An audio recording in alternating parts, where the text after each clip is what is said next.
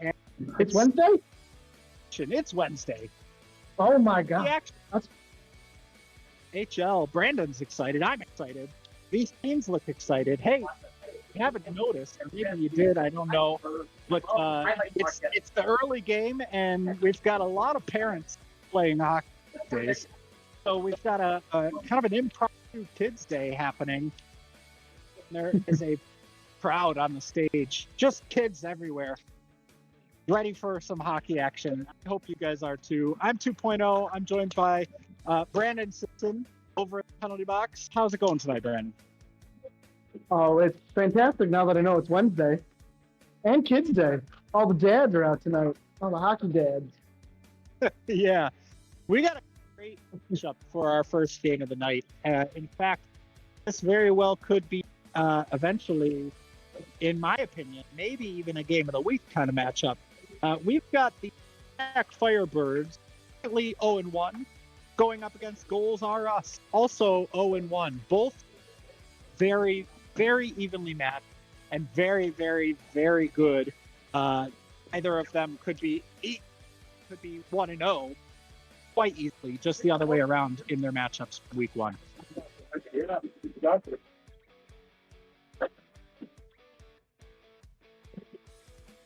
Yes, oh, we've got. Nope. Go ahead. What's up, Brandon? No, I said I was trying to look up the teams that we're playing. So, and I was looking through the rosters, and yeah, it'll be a fun matchup tonight. Yeah. So some game notes, some interesting game notes for this one here. Last Al Manza this season notched not only his first RFHL goal, but also his first RFHL assist. We also have Paul Fridman, who's playing in goal for the first time in his RFHL career, and he got not only his first win last week, but also his very first period of play as a goalie, got his first shutout period, which is here in the RFHL. So Paul Fridman announcing his presence, newly anointed goalie member, very quickly last. I want to correct you though for a second. You said he got his first win. I thought he was 0-1.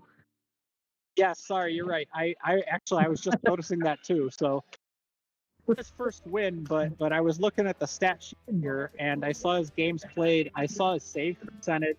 And I saw his shutout period, and I thought to myself, that heck of a game did not be a win. So I gaslight myself into thinking he won last week with an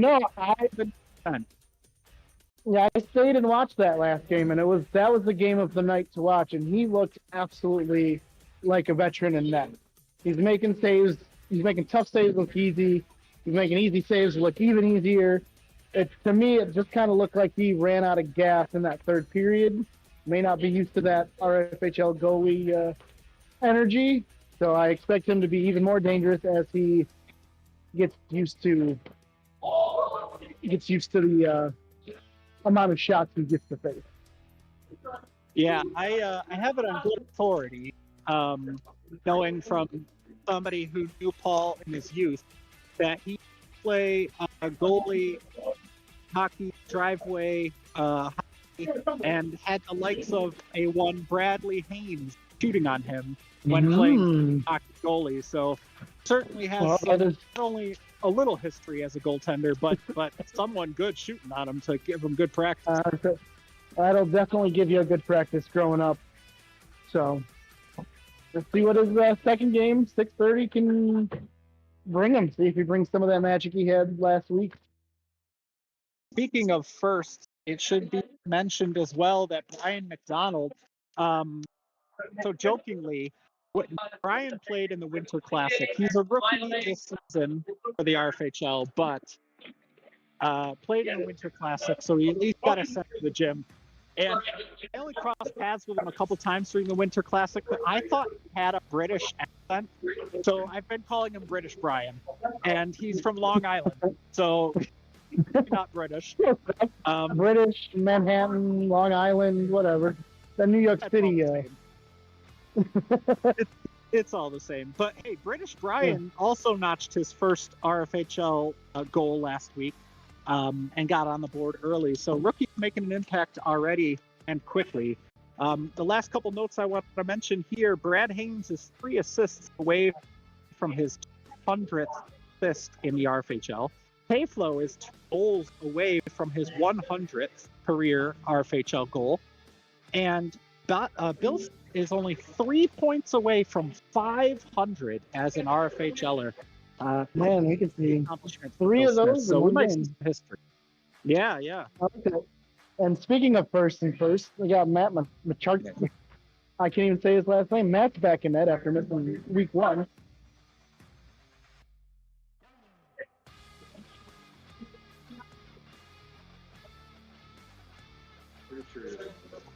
Looks like we're going to get underway here. Starting lineup are us. We've got Bradley Haynes, Shane, the Alicorn Risinger, and Cody Sapp going up against K-Flow, Fish Brian, and regular Brian, or Svelte Brian. Pass goes all the way across to Cody Sapp.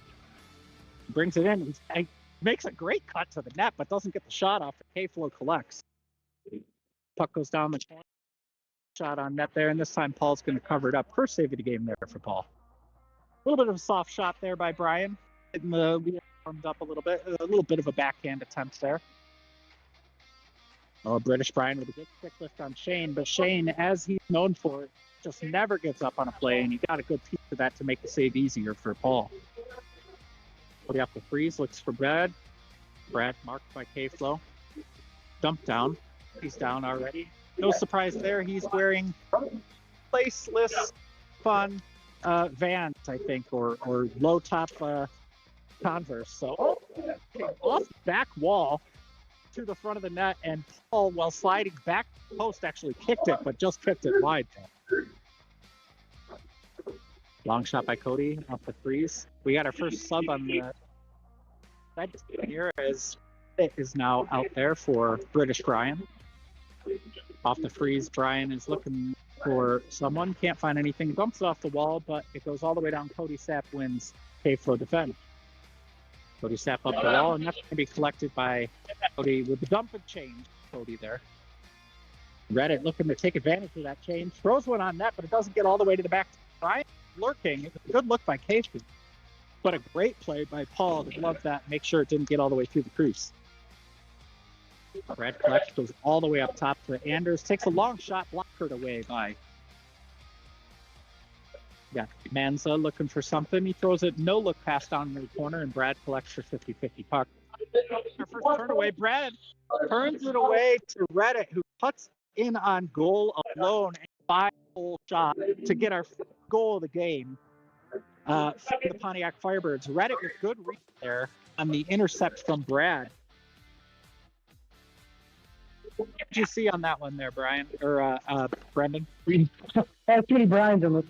No, Brad was just, he was just in the right spot at the right time, and, just a bad giveaway out the middle. Us always don't like that, but he just brought it home. He brought it home.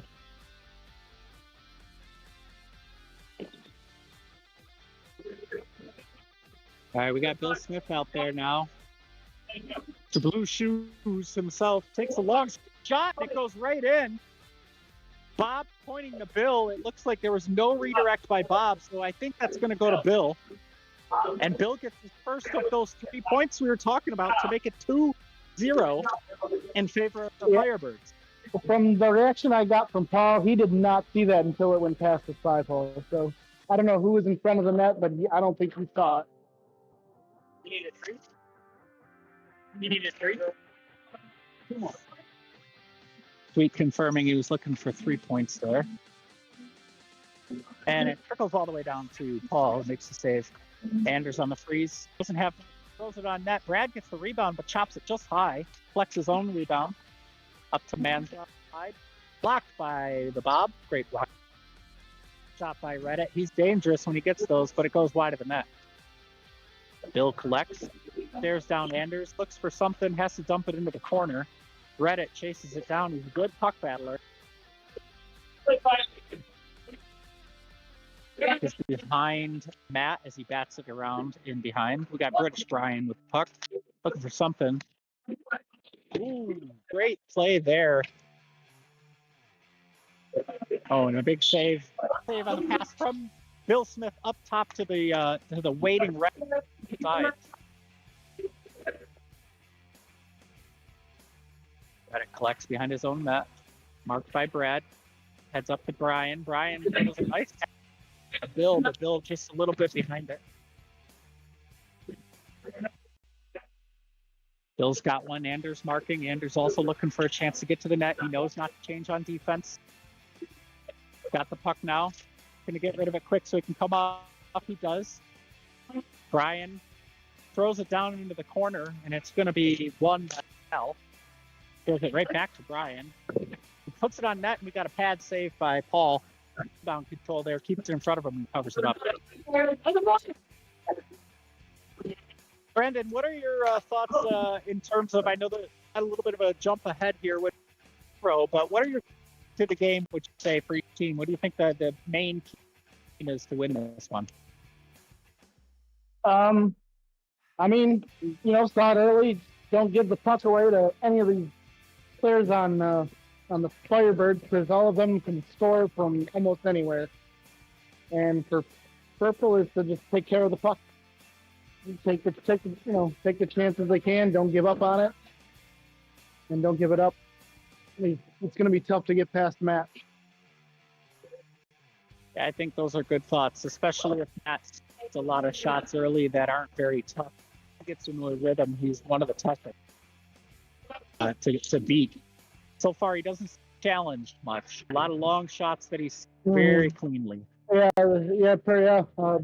Goals are us needs to get in more and get some scoring chances from the key. Thought he got away with one there, but it was a little above the waist. And we got our first whistle for a high stick. K-Flow starting things back up. Goes it all the way down. We got Brian matched up against Shane. Shane goes up the wall to Brad, who collects. Oh, and another turn away by Brad, and a 5-hole by Brian. And another goal. D'Angelo gets his first of the game. And we got a 0 jump by the Firebirds. And there I said, you can't give the puck away to the Firebirds. They each and every one of them can score from any point on the court. That was very specifically one of your keys, and we've already seen 2 of them turned over right kind of in the middle. Uncharacteristic of Brad, to be honest. Very. He's usually very good with the puck. Bill Smith collects, he shoots, blocked by Shane. Great block there to hustle back and get over. Throws kind of a looping pass into Anders. It wasn't settling for either of them. Yeah, it kind of hopped over.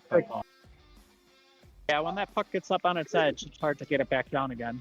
Cody gets blocked by Reddit. Reddit looks for a streaking Bill. Good lift from behind by Shane. As always, Shane is hustling all the pucks, making great plays. He's never giving up on his mark. It's one of the reasons I drafted him last season. Puck rolls right out to Anders, completely unmarked. He shoots one right into the logo on Matt, blank, and put it right into his chest. Yeah, those are the chances they're going to need if they want to climb in back into this one. But yep, Shane is absolutely one of the probably underappreciated players in the league. He's always where he needs to be, and he's always hustling. Reasons why I drafted him, and everybody kind of looked at me like, "Are you really going to fight fate when you pick a guy who's already won 3 in a row?" But I said, he's the perfect complement and criminally underdrafted most seasons, I think. I don't know off the top of my head what round he was, but I definitely always think it's lower than it should be. Oh, Anders wins a good one. Shane, who was waiting back door, but he missed the pass. Bill on the counterattack here. He goes all the way across to Bob. Bob misses. Bob throws it out front to Reddit. Goes off his foot into the corner. Reddit collects, marked by Anders. Anders with the initial block, and then chop up the wall. Shane's got it now, going and streaking in. Good back check there by Reddit to get a stick on that last second. And Shane even still got a good chunk of that puck with a good shot on Matt. So We're up there by Paul. Oh, shot right away by goals. And then it looked like Shane threw a kind of a no-look backhander that went just wide, but he might have had a chance at that. Bill collects and looks for reset behind his own net to Bob. Bob whiffs on the pass. It's thrown back in towards Bill. Bill goes up the wall, this time to Reddit, marked by Brad. Here's your matchup that we were thinking about. Wondering how it was going to be the ones for each team. Reddit, Brad, they match so well. Brad with a relentless motor, Reddit with relentless puck battling.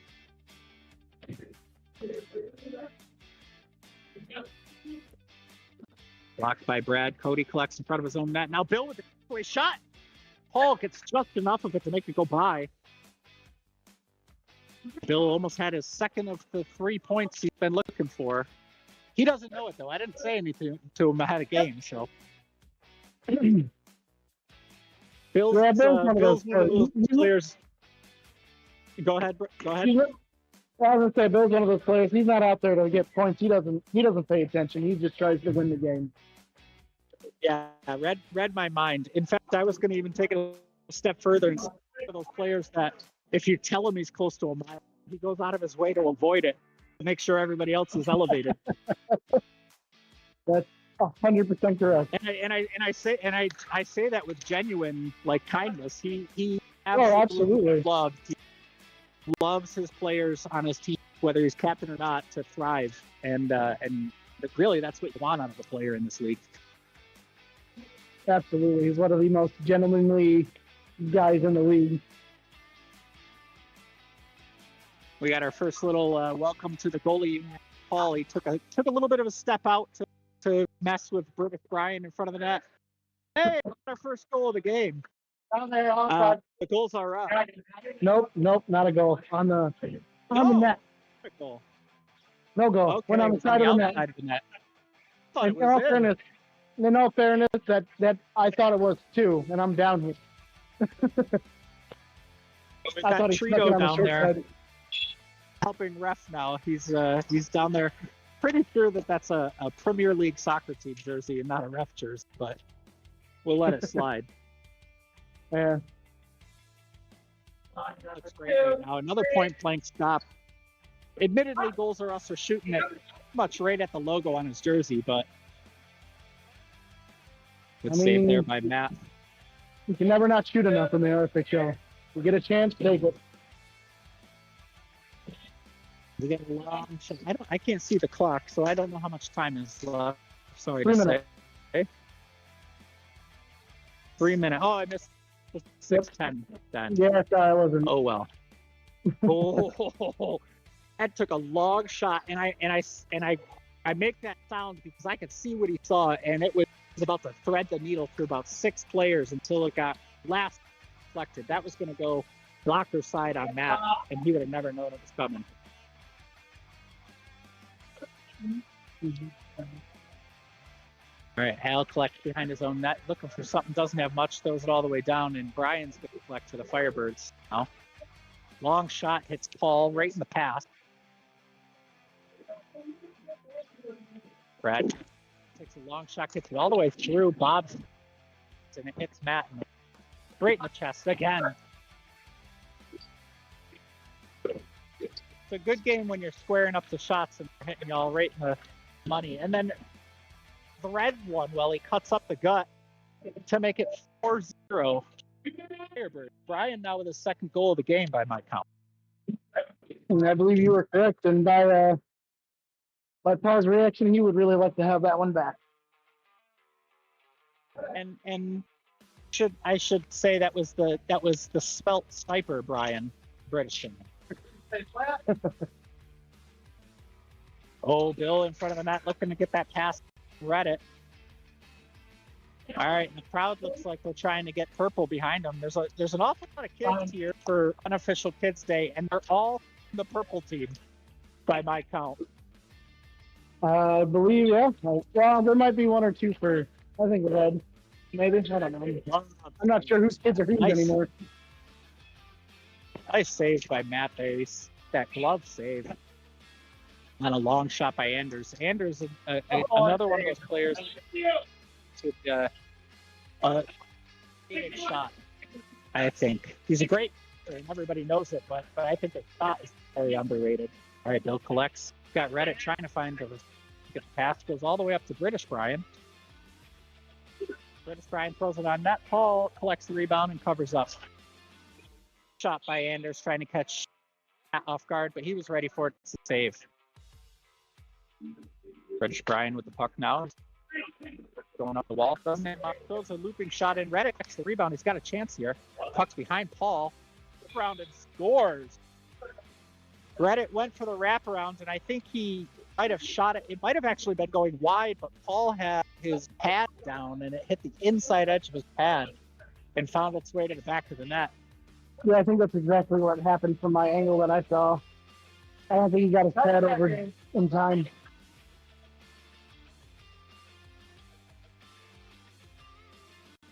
It's tough once it gets behind your net there as a goalie, especially if you're not used to getting down very quickly. But I got a feeling Paul's going to shake this one off. He's getting a good talking to from Anders. Anders will help settle him down here. Meantime, I think I'm going to try. Did he go down? I think I was going to try to get a little bit of an interview here.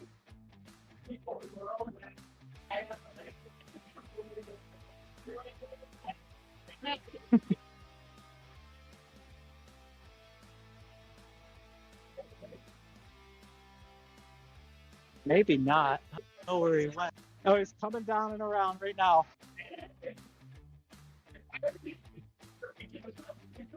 He's coming down, finding his way. Hey, Quinn. Quinn, you want to come this way? We'll do a little sneak attack. All right, come on out here, buddy. All right, so I'm going to give you the headset here. I'm going to ask you a couple questions, okay? There's Avery up there, but look right up at the camera, okay? Ready? Hang on a second. Go. Look at me. Look at me. There we go. Yeah, you look up there real quick. I'll ask you a couple quick questions. Ready? Oh, how do you think your dad's playing so far? Don't know. He's had a couple good shots. Have you seen him get a couple good shots off? And how do you think their game's going to... Don't know. Is it a good game so far? Yeah. Well, I hope he scores one for you. Cheer for Brandon. He's over there. Nope. I think we have a future color commentator. Maybe play-by-play coming in. I wondered how it's going. He's over there. So, hey, give me a high five there, buddy. Make sure you cheer your dad nice and loud, okay? This lets me know. Oh, it's a little Alice. Wait. It's like a tough skin. Good question.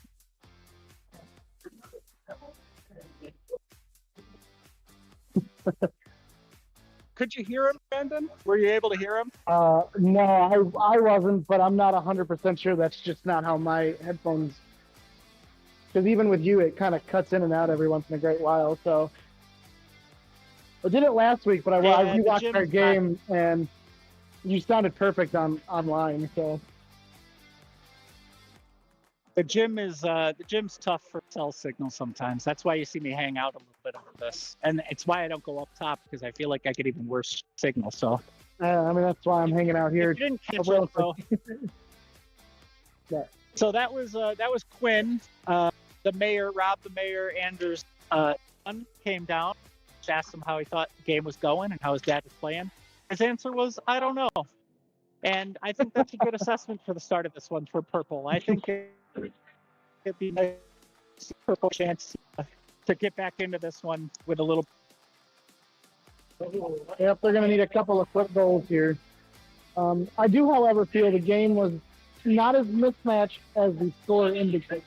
I think Purple definitely had their chances and not as making the saves when he needs to.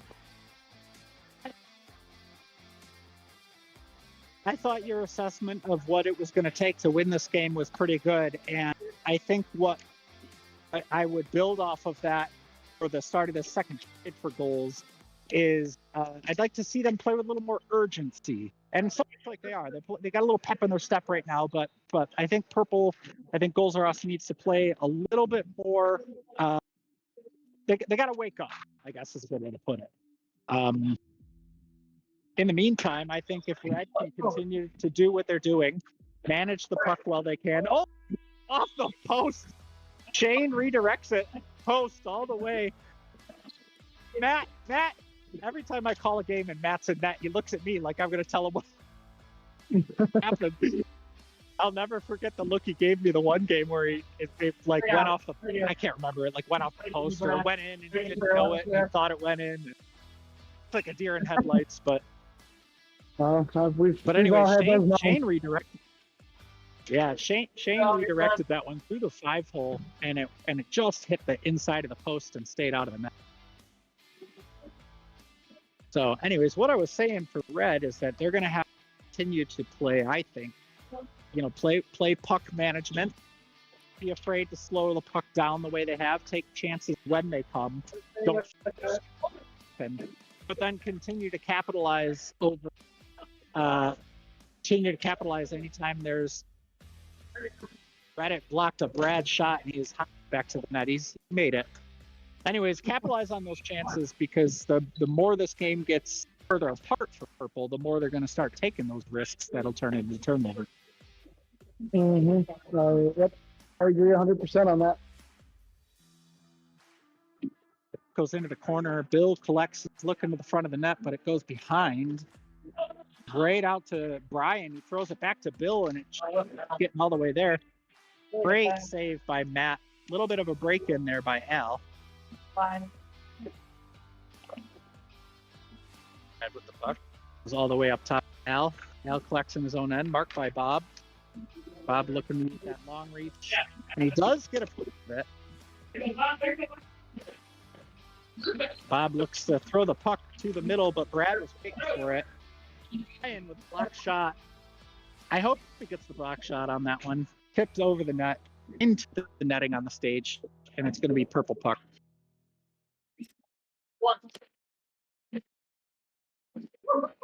Oh, big move there by Al, sticking in, then throws it into the stratosphere. I had to look on the way by, so I made sure he heard the call. He made it. That wasn't deflected. Oh my! Orbit.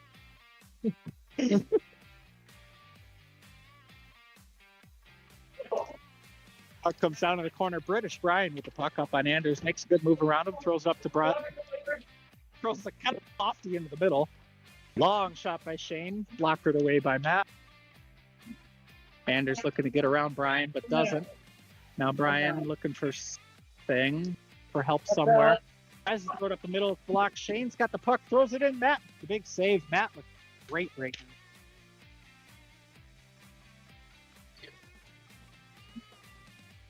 now. Blocked Bob's shot by Anders leads to a save. Cover up by Cody, makes the block. Long shot by British Bob, and Cody blocked it down. Now Bob collects. Bob to third of the game on the low and away shot. I hope the Bob gets an assist on that one. He threw it over, sure. and Brian collects.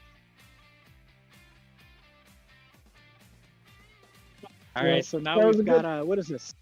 6-0. So, just snuck in the far corner. It was a great shot. Absolutely great shot. Was it nice? He kept it on the ground, seeing eye shot to that far post, low and away. It was a great look. Meanwhile, we got British Brian looking to get around Al. Throws it up to Brian, throws it up, and Anders intercepts. Anders, my gosh! He threw it off the post, it hit Matt in the back, it went wide. That was a great call by Sweet. It did not cross the line. Unofficially, I can't make that call, but it never went across. That hit the crossbar in the back and went side somehow. Okay, because from my angle, it just looks like a shot that he dipped and it just somehow didn't go. So I did not see it go off the post. That's very lucky or unlucky, depending on who you're talking to.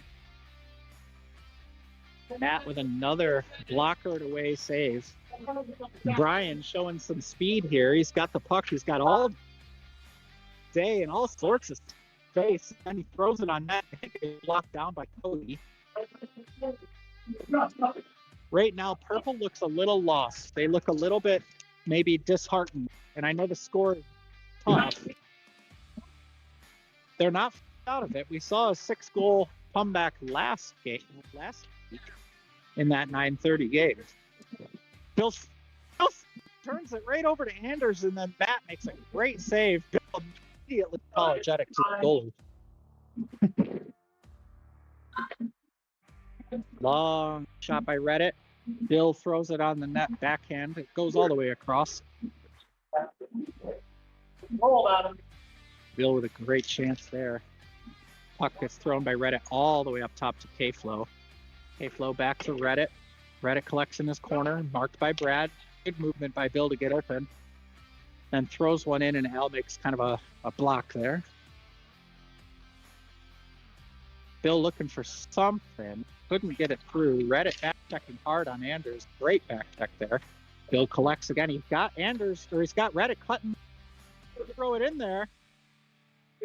Oh, and Reddit can't make the full turnaround. Brad with a good back check to stop that play from finishing up. I thought we were going to get a Bill assist. You were close. Let's forget his second point of the night.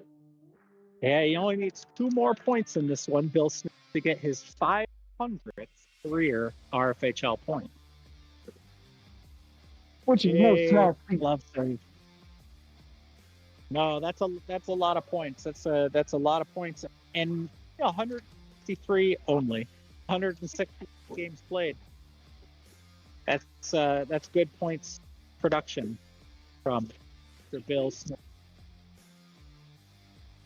Meanwhile, got the puck throws kind of in the middle there by K-Flow. It bounces around a little bit. Eventually, back Bill. Bill with the shot. John wide. Did have that top blocker side. K-Flow does a dump and change here. He was looking for a chance to get off the court.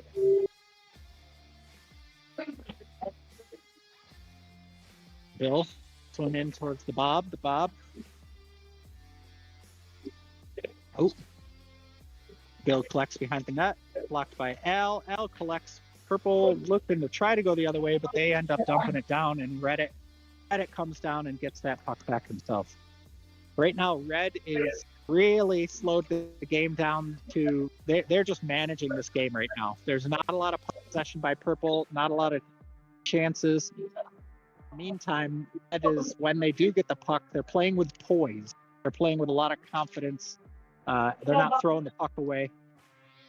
Great pass by the Bob. An awesome pass by the Bob in the middle to Reddit. Reddit puts it home, bottom left corner.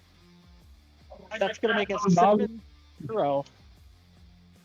Bob has been looking for that pass all night. He's been throwing it in the middle of the crease, waiting for one of his teammates to finally put it home. And I let you down again. We're at 5:20 left in the period.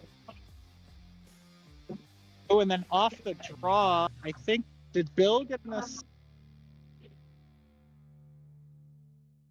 I do not know. I made the mistake of taking 2 seconds to look at the clock.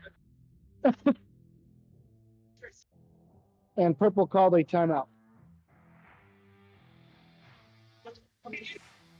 I hope Mike's not picking up the... No, you're good. You're going to get Bill an apple there? Okay. All right, so officially Bill is getting the assist for the face-off win there, and that puts him 1 point away. So a goal and assist for Bill now. 1 point to his 500th RFHL point. And that's about three points. That's 3 points a game for him. Sorry, I did quick math. What was your question? I was just asking, what are you seeing down there from the conversation, it looks like, was this a timeout by Purple? Yes, it was a timeout by Purple. I think they wanted to try to slow things down, maybe try to redo their style of how they want to play. So we'll see if they're going to come out. As you said, they're going to need some intensity. Yeah, So whereas we'll last week Paul had a coming out party, welcome to the RFHL as a goalie, here I am, Paul moment. Now the RFHL is giving it right back and saying, you know, hey, Paul, let's show you how this could go sometime. Meanwhile, Matt is seeing everything great. I mean, I've had those moments too. I think it was last season, first game of the year. I think I only gave up 3, and then the next week I gave, I think, 15 or 14 or something. So RFHL is not fun. Reddit with a breakaway on Paul, and I'm surprised he didn't make any. Which actually makes me wonder. I've noticed a lot of people don't usually make a significant move on breakaways, and I feel like I use the whole damn court at a breakaway, so it makes me wonder. Is and we're that the only one I can stop on a breakaway, and that's the scary. I think it was 2 seasons ago. I think where you were 0-3, then you got one by me. Oh, yeah. It was. I think you had like 2 or 3 in a row where I didn't. I finally broke through. I think it was the Firestorm season. Cody throws a long shot into his own player. You are definitely one of the few that uses the entire plate to try to. Red collects in front of his net. He finds Anders. Anders in alone. It's I think a poke check in there. I believe it was a little bit. We got ourselves a little breakaway. K-Flow breaking in and saved by Paul. He got a big piece of it and then turned behind him. You got him intercepted by Reddit. Shot on the court. That's going to make it 9 for the Firebird. 9-0. Yes, thank you. I can't see the clocks. We want to have the 6:10 call each period. By all means, take it away, sir. Well, I guess I'm going to have to. I can't see the scoreboard from this angle at all. So yeah, so I'm just keeping track of the goals score and hoping I get it right. I wonder if he has it not as slanted as he did. I thought you saw it pretty well last week. Anders make a little breaking shot that saved very quickly, and I saw Anders put his head up. Frustration is certainly starting to show with Purple here, not being able to break through and find that goal. Long shot by Anders, hits Matt, shakes it off. Sweet check, so Matt makes sure he's all right. Play continue.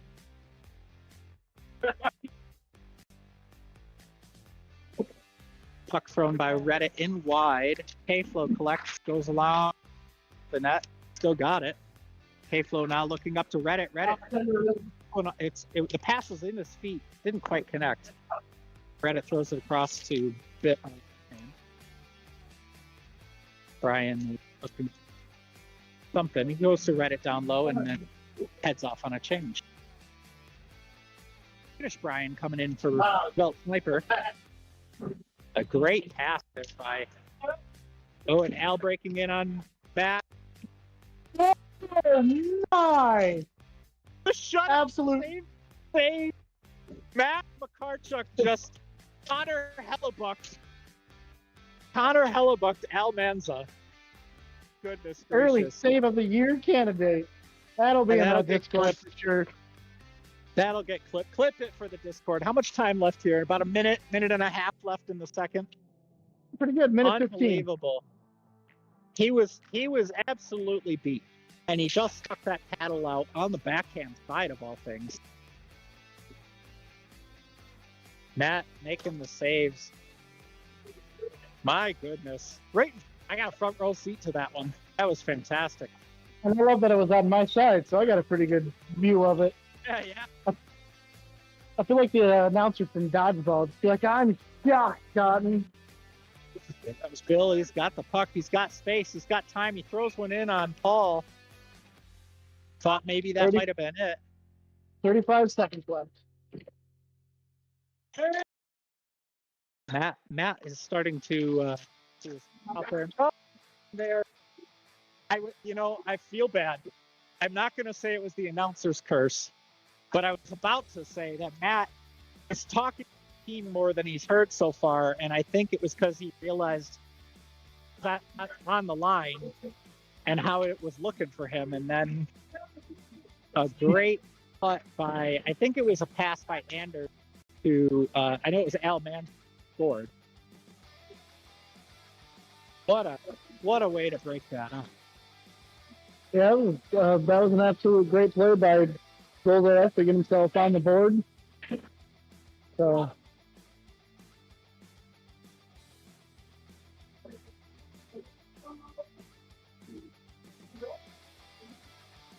Okay, so for this next period here, I've got the Bob's son, Caleb, and ask him a couple questions here. Caleb, and I'm going to put the headset on you, and then you can look right up at that camera there, okay? So let me get this set up for you just right, okay? Can you hear me, Caleb? Yeah. Good. How do you feel about the game so far? Good. And he will pass the to get the goal. Good. Inside the box. Analysis. Think about your dad's play so far. Really wow. And definitely. But I yes. For one. Maybe one? Yeah, who's this? We got Joanna. You want to do a quick talk? Mind? Joanna, a quick question. Okay, Joanna, look right up there. And then tell me, so how do you think your dad's playing? Really good. I like the cake, by the way. That's my team color. So, what do you think your dad has to do to score a goal? What do you think your dad has to do to score a goal? I think he needs to do like a little quick shot. A little quick shot? I like that. Yeah. All right, thank you so much. I'm going to give me a high five. You guys have a good night. Okay, go enjoy. Did you hear all that? All right. That was definitely a lot better than yep. So I like his I like the last one's idea of a trick shot. Kids, I know, right? Kids night at the RFHL. I gotta go tell. I gotta tell Bob. So not to interrupt your team chat, but both your kids say you need to score a goal, and Joanna says you need to do it with a trick shot. So I see a 360 no scope in this one. So.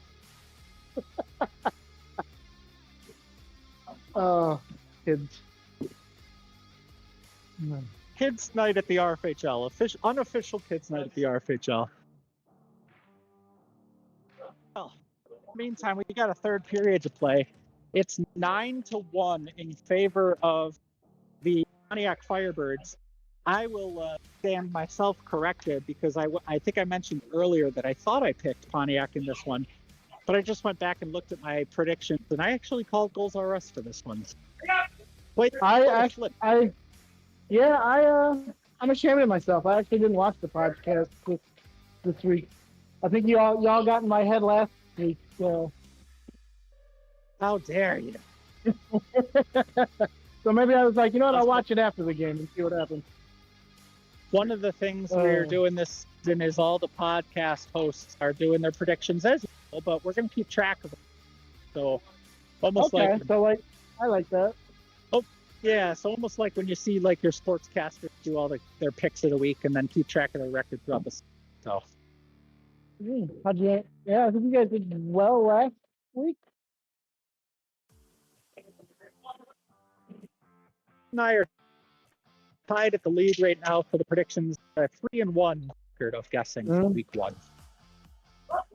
Meanwhile, Brian looking for Brian all the way across, blocked by Brad, but D'Angelo left. Right now, the Firebirds look very for a team that's ahead by 8 goals. There, hope to see out of purpose. I was kind of hoping to see maybe some kind of maybe a fire be lit up over purple, but Long it's shot by Brad, not but looking. nothing doing.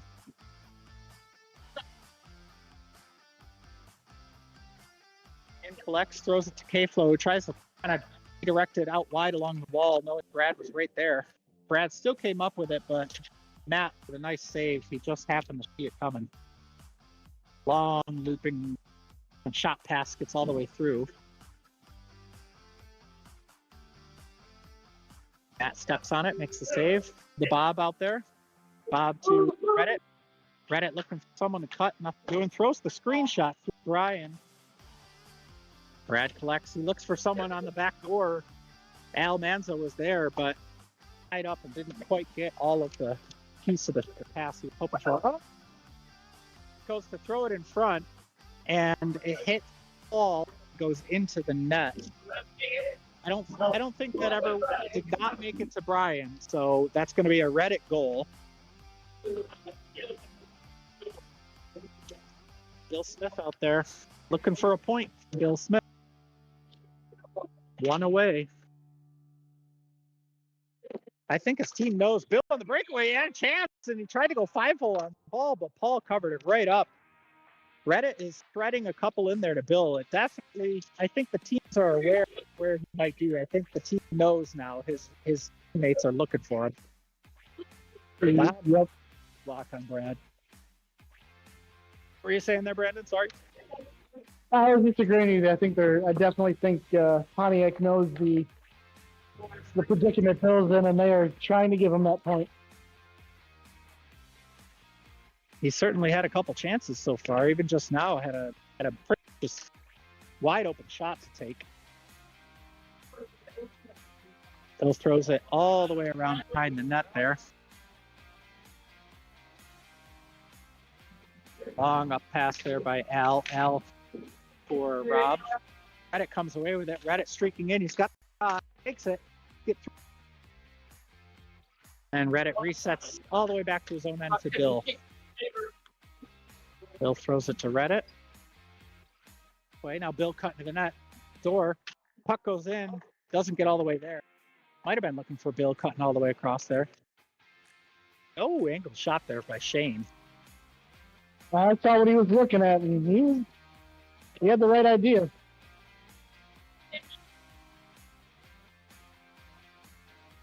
Oh, we got Bill with a chance here, but the puck rolls up and he doesn't get a clean chance. Reddit definitely saw him kind of heading down on the far wall now. He just watches two of his teammates change, ties things up in the corner so he can try to stall and wait for some help. Ends up turning and taking the shot himself, but Matt was up to the task. Bill off the freeze. Oh, shot in just wide. Brian collects. Brian looking in front. Oh, a bit by Al, made it go short side to Paul. Paul was just able to get back to his own post there. I know Matt covers up. Bill with the freeze. There's a looping puck in there to Reddit. Reddit with the puck. Brian to Bill. Bill all day. Back door to put. Oh, my goodness me. Big by Paul. Okay, so Firebirds know. They got to know. They're talking to the street now, and they are absolutely purposefully threading things to Bill as often as they can. They don't know? They're they know. With distinction. They know. Brandon says they know. They have to. But he's getting every chance. Bill try to throw one across the red, but it gets blocked right now. And flex across to Cody. Cody up the wall to and great there, but now past the window. Loose puck for a second. Good extra chance there by. If Reddit collected that, he had Bill back door.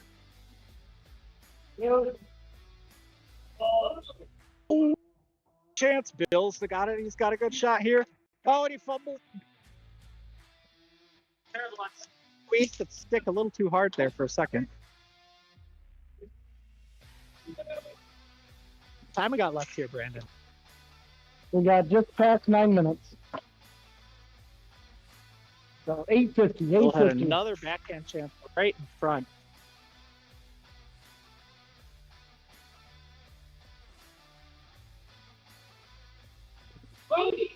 Good there by Brian to Reddit. Takes a shot. Paul with a great. Whoop. There's a Bill vapor collects, trail on that looking sucker. for help. Got a chance to turn and face the net. Does. Kind of a shot, then throws it in there, but it's blocked down. Brad on the breakaway. Brad put the leg of Matt. And Bill is going off for his change. Not this shift, Bill. So close, so many times. Threads one through the 5-hole, but it hits the post. Oh, and now Anders going back the other way. It's 2-on-1. He's got Al. Al across. Al tries to make the move. I don't know if he got a piece of it there, but Matt definitely stayed with him enough to make Al throw it up high. Definitely got a piece of it. Not sure if it was his helmet or his chest pad, but he definitely got enough of it. That was so close to going in. It was a great call by Sweet. It never fully crossed the line. Paul got a good piece of it, but it just wasn't enough. Pitchfork throws a tough angle shot in there, collected by Brad. Now Brad's got it behind his own. Goes up the wall to Shane. Shane tries to go across the middle, but no one there. Although Al fights for it, takes it off the bob. Al to Brad. Brad in the middle, back to his net. Back across to Al. Didn't see it quite coming, I don't think. Went through his feet. Bob, good defense here. Disrupting.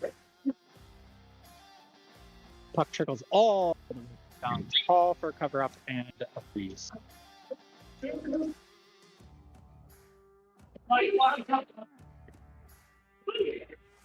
little bit indecisive there on a pass that made it all the way to the bob by Paul. He was a little indecisive about going out and poking, but he did eventually do it, and he did eventually get enough of it. I think a half second longer, and that might have gone the other way. And I know it's been a frustrating one for Paul, and I hope that he understands that kinds of games happen. Red came out with something to prove, and they did. And I don't really like to talk, bad about anybody, but his team really, I feel, has not helped him much tonight. I think for sure, Red goals are looked like they. Hold on. 6:10 remaining in the third period. Beautiful. Thank you. Okay. You, sir. I think goals are us. They look like the wind came out of their sails really early. They've hit the post probably not exactly, probably 7 or 8 times this game. In fact, I think I hear Anders on the bench just saying post, post, post, post, and he's not wrong. But I think there were a couple early giveaways that really just took the wind out of their sails. Go ahead, Brent. Well, I was going to say, yeah, they've hit the post. I think I've counted 6 times. And those first 2 of the first 3 goals were off giveaways from, Brad, which is, like you said, uncharacteristic of him. And that kind of set the tone, even though after the first, they seemed to match up pretty well, despite the score being, I think it was 4-0. But they didn't come out with any urgency.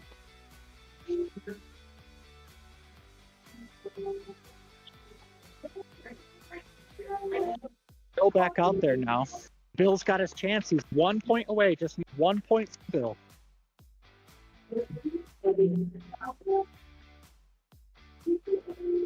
You can always know Bill out there because of his exclamation point helmet for something, but he didn't really have many people no options to pass there.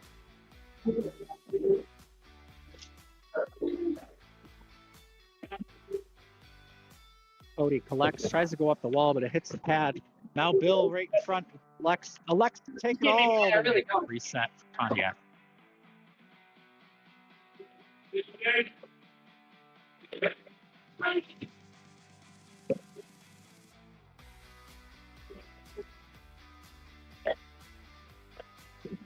Down, Shane still fighting. All the way down, but Bill collects. Now Bill's coming in. He's got a 2-on-1. Takes the shot and a great snag by the glove of Paul. A really It's nice almost- glove save there. It's almost as if Paul doesn't want to give him a 500. That's, I think, the third time he's stopped either a pass or a shot. Paul definitely heard us talking about it. I know Paul knows. I don't know if he's track of Bill's points, but he knows. He knows Bill had a chance because he said something about not letting him have 3. So there's Bill German shooting. Shot goes just wide of the net. That might have been an assist for Bill, depending on the stat.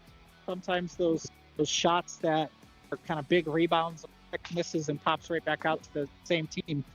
In my opinion, those are assists, but they're hard to see us. So it's also easy for a stat keeper to miss them. Right. As an NHL, anyone that doesn't change possession can require assist if it's off a player as a block or a save off a goalie. But as you said, with RFHL, it's a little harder to kind of remember.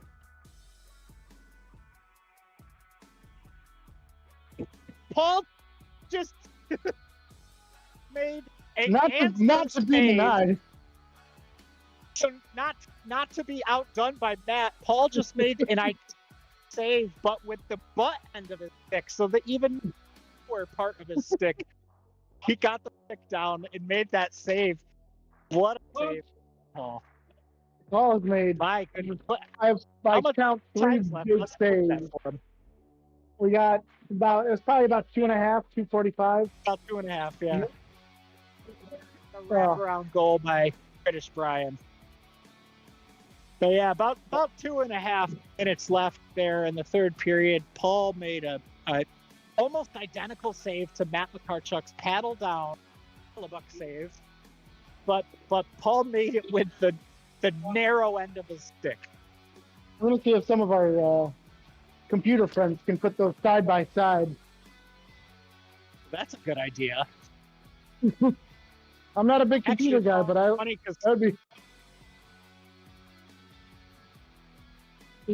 It's funny because Matt McCarchuk's usually are kind of been doing the video editing. Oh, and we got another one here by Reddit. Right in tight, and I tucked it back and through. Right now, I think Goals R Us are just hoping to get out of this. They just want the clock to get out of here. Yeah, it seems like they're kind of. Oh, all right, we got 1:05 with Bill on the court. Now Bill out there with a minute. Here's the thing, though. Bill's the kind of player who probably won't shoot.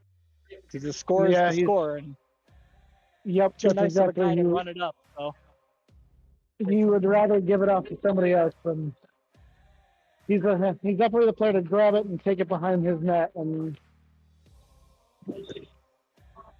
darn, I was hoping he was going to get it. There's still a chance, but I was hoping he was going to get it. I was too. He averaged 3 points a game, and you need 3 points. Come on, man. Yep. Well, he's got the bob in front there. Bill, 500. I just said it loud enough to hear. Okay. He's going to try.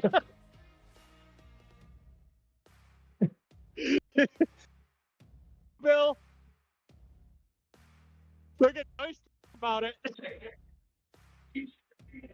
He's got a big old smile on his face. Oh my God, that's so See, if that was me at Paul, dude, I told him to shoot it. I had no idea. I said, you're too nice of a guy to score anyway, so we're not going to see it. And then I said that loud enough just to see if you change your mind.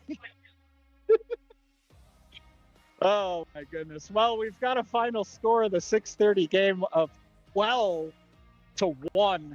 Pontiac Firebirds coming out fire. And speaking of on fire, Matt, they 1 goal against game. That has rarely happened to the RFHL. It happened last season. I think it's only ever happened like 6 times. Paul finishing super strong in net, making his fair share of saves as well. What else you got to say about this one before we sign off for 30 games? Well, I think Purple should just keep their heads up and come out next week with a hopefully a better game plan, and they just look defeated right from that third or fourth goal. They just need to keep their heads up. I hope that Paul shakes that one off too, because he's actually subbing in this next game, so he's playing back-to-back. So we'll see how this goes. But, hey, sometimes that helps. Yeah, sometimes you settle in. Sometimes you take a little pressure off yourself when it's not even your own team. Who knows? But exactly. As for the 6:30 game 2.0, thank you, Brandon, for joining me on the call again. And I hope everyone enjoys this 6:30 game.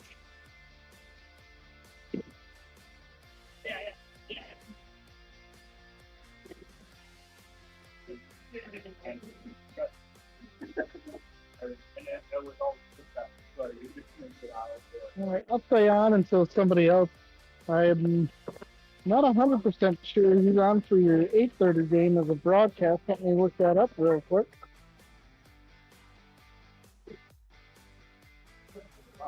We should be getting Brian and Bill, who both had just played this game, so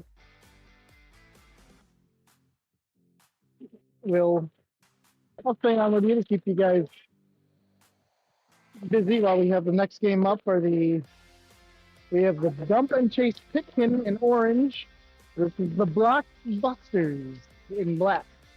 Or is anybody with all that? The Block Bleasters. I think that might have been the Amanda show. I'm not too sure. I don't have the stats and records on me, but I'm not mistaken. I believe they both won last week.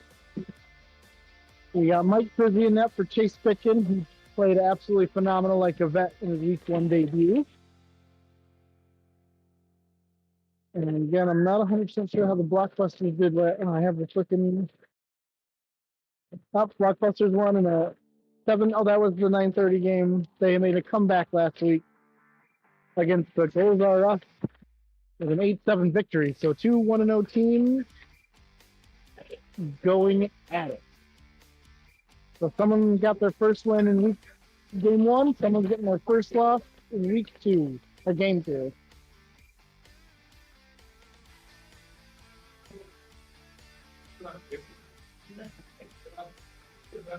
I don't know what smells delicious, but I smell something delicious. So hopefully Paul can make a comeback, and there'll be there's usually a lot less pressure on from sub for I believe Kazmark is missing from the Blockbusters, and that is why Paul is Paul is subbing. So again, we're waiting on Bill and Brian to join me.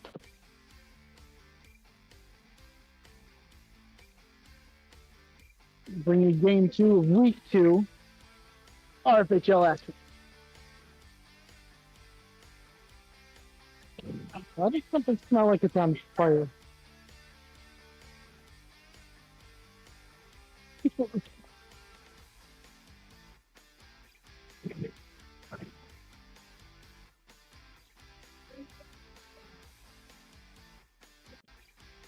Again, week 2, for those who just joined us, week 2, second game of the RFHL Chase and Dump. Oh, I'm sorry. Yeah, Dump and Chase Pitkin versus the Blockbusters. Defunct Businesses is the theme of the year. I think technically Blockbuster has 1 store open in Oregon. And I remember just before I started my job at Wegmans when I was a young lad, Jason Pitkin was one of the bigger stores in Rochester.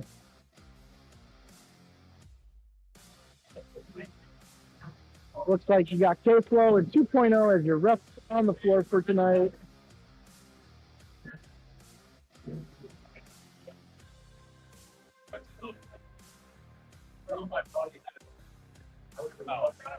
Not too sure. And we got our groups Groups huddling up.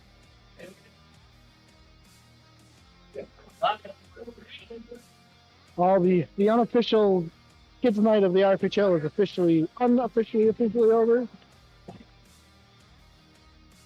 And here we go. We're about to drop the puck here.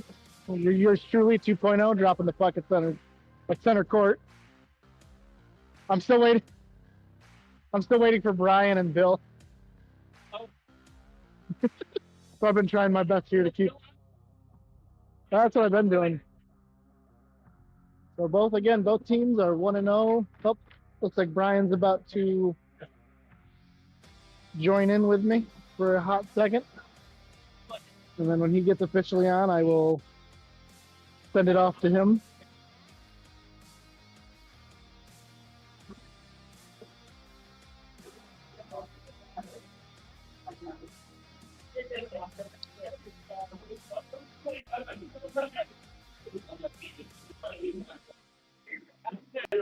All right, I'm gonna get off the court. It's good enough.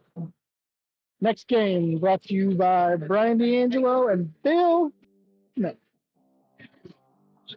And when they show up, I'll hand it over to Brian.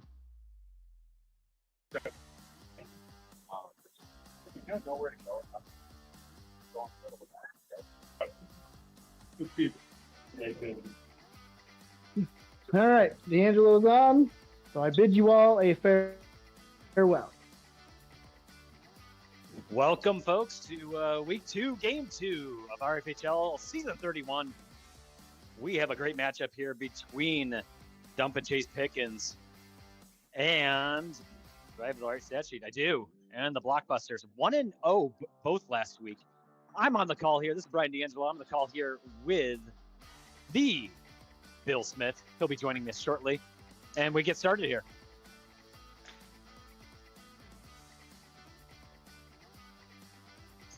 Jake with the puck, taking it behind his own net. Paul subbing in net for Kazmark. Frizzy, rookie, in the net on the opposing side. Shane back. Oh, and we get a little net action here that knocks Frizzy over. Jake with the puck for Black. Shifting around in quick pursuit by Keller.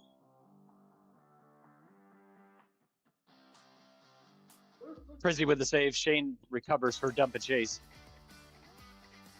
Looking for his rookie, and that's the second time the net gets dislodged.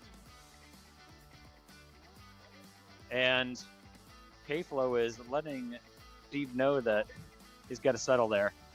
Little rowdy here in the first. As we wait for the whistle here. Shane with the puck.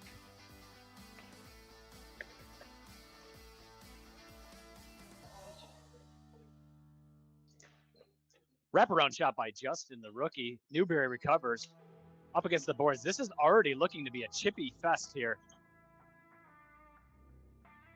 Justin recovers. Battles with another rookie out there. That looks like it must be, is that Dalton or Rockefeller? That is Adam Dalton, folks. Still getting used to the new faces in the league. We have 6 new faces. And I think I hear the Bill Smith just joined us on the call. Bill, is that you?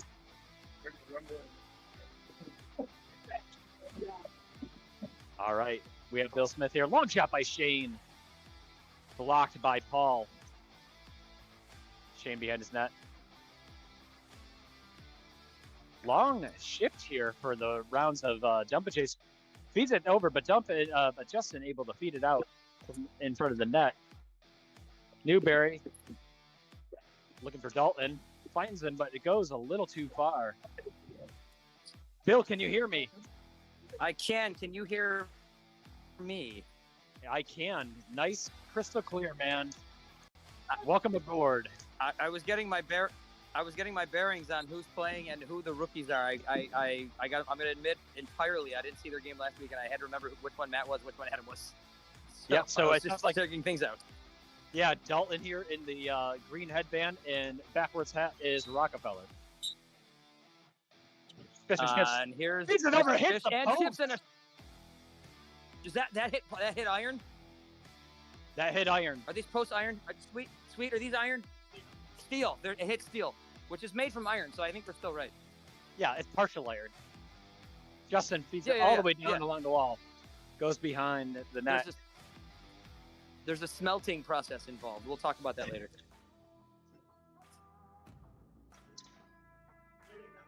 Oh, and we have a... Oh, is this going to be the first penalty of the season? It is. I'm seeing a point. And this is Justin. Is this the first rookie penalty of the year? I think this may be the first rookie penalty of the year here, folks.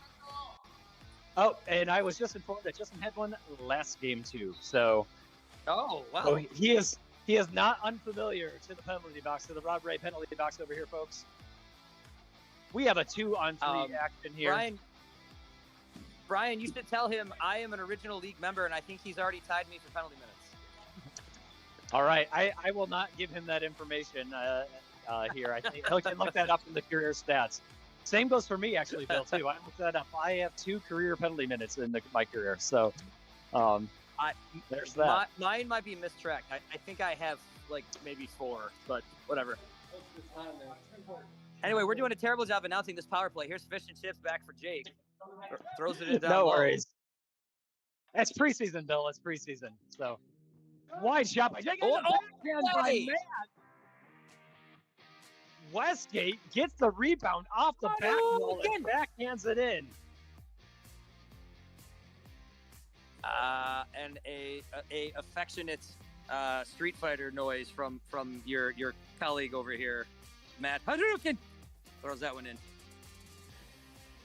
Oh man, and we have a first goal of the game here by Westgate Matt as Blockbuster goes up on dump and chase. Good 6 save by Prisby. Justin with the puck, battling, but Fish and Chips defense. Good stick by Foes. Like that pass from Jake. Jake sees the floor so well. He really does. Oh, steal in the middle by Justin. Justin has been all over this floor. He looks like he is getting his bearings when it comes to the bounces within the gym here. Getting a little chippy in front of Paul there. I am not gonna lie. I'm very confuzzled by this curtain that I'm dealing with over in this corner. This is behind the curtain analysis here. Long shot by Curry, goes up on the stage, trickles down as Justin battles with Noobs. Noobs hits Jake. Steal stick by. Out here from Foes. But that's a second stick that Foes has put out here that is been beautiful. Fish and Chips, Shane battle behind the net, and the shot. Nice save by Paul. Beautiful save. Great shot by Shane, and the rebound there by Justin as Jake recovers. Well, that's a nice stop over there by Mike. Yeah. Feed to Jake. A lot of good passing so far here on the Blockbuster end. I was about to mention that the puck movement from this black team right now is just fantastic. And great steal there by Newberry as Peach had a great 2-on-1 opportunity there and just couldn't come up with it. Once again, 2-on-none as Blockbuster gets caught in transition. Rockefeller with a good steal away to be able to recover. 2 rookies out there with Jake. As Keller banks it and gets a bad catch off the wall. And Dalton comes up with it.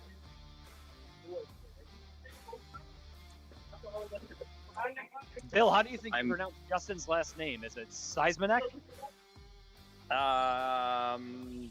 Zimonek? Seismonek. Zimaniak. Money K. Long shot by Jake gets deflected in the middle as Shane looks to rip it down high. There's a little high stick action over there. And Now, Matt, the goal scorer, checking back in. Yeah, now the one thing we haven't called out here is who's missing here? Who's what? Who's missing on Peach here? Because we have not had post sighting. We have no. We well, there's one, but not the captain of this team. No. There was yes, not John, not the Defos that I was referring to. That is very true. So it looks like Peach is down there, number one here. So let's see if that plays a factor. We've been talking all preseason, or at least we've been talking in Fireside and other areas, how much of a threat the Foes-Shane combo is. So let's see if Shane can orchestrate this second game of the season on his own here as the stand-in first rounder. Long shot by Prison, eats it up in the breadbasket. You got to think they are looking at the fact that they're working against a guy who is playing in his second game of the night, so eyes got to be a little wide. But Paul, very up to the task so far. Yeah, we were talking too. He seemed to really get his bearing. Oh, and that almost snuck in. There was a small opening that Westgate almost found there. Yeah, I mean, we were saying how Paul really came into his own in the third period of that first game, and he really shut us down in many ways, especially the low shots. So he seems to be carrying that into the second game and get with that momentum. Long shot deflected by Fish. I think people might look at the score tomorrow or tonight or whatever, and it's going to be unfair to Paul because that 12-1, he played really well, despite what that score looks like. Yeah, and good save there by Priz as he flops on it as Westgate was right on the doorstep. Yeah, I mean, Post had 11 points last game, 612 career points for someone that's only been playing for, I don't know how many seasons, maybe 8 or so. So he's got 86 games played, so 8 sounds about right. Maybe 9. Yeah, maybe 9. So yeah, it would be 9 seasons there. Feeds in the corner to Noobs. Noobs battling with Foes. Foes again, just playing great defense. And they're telling him to play the puck here as this game is getting a little Fukushima-esque here. Oh, I want to stop by Paul.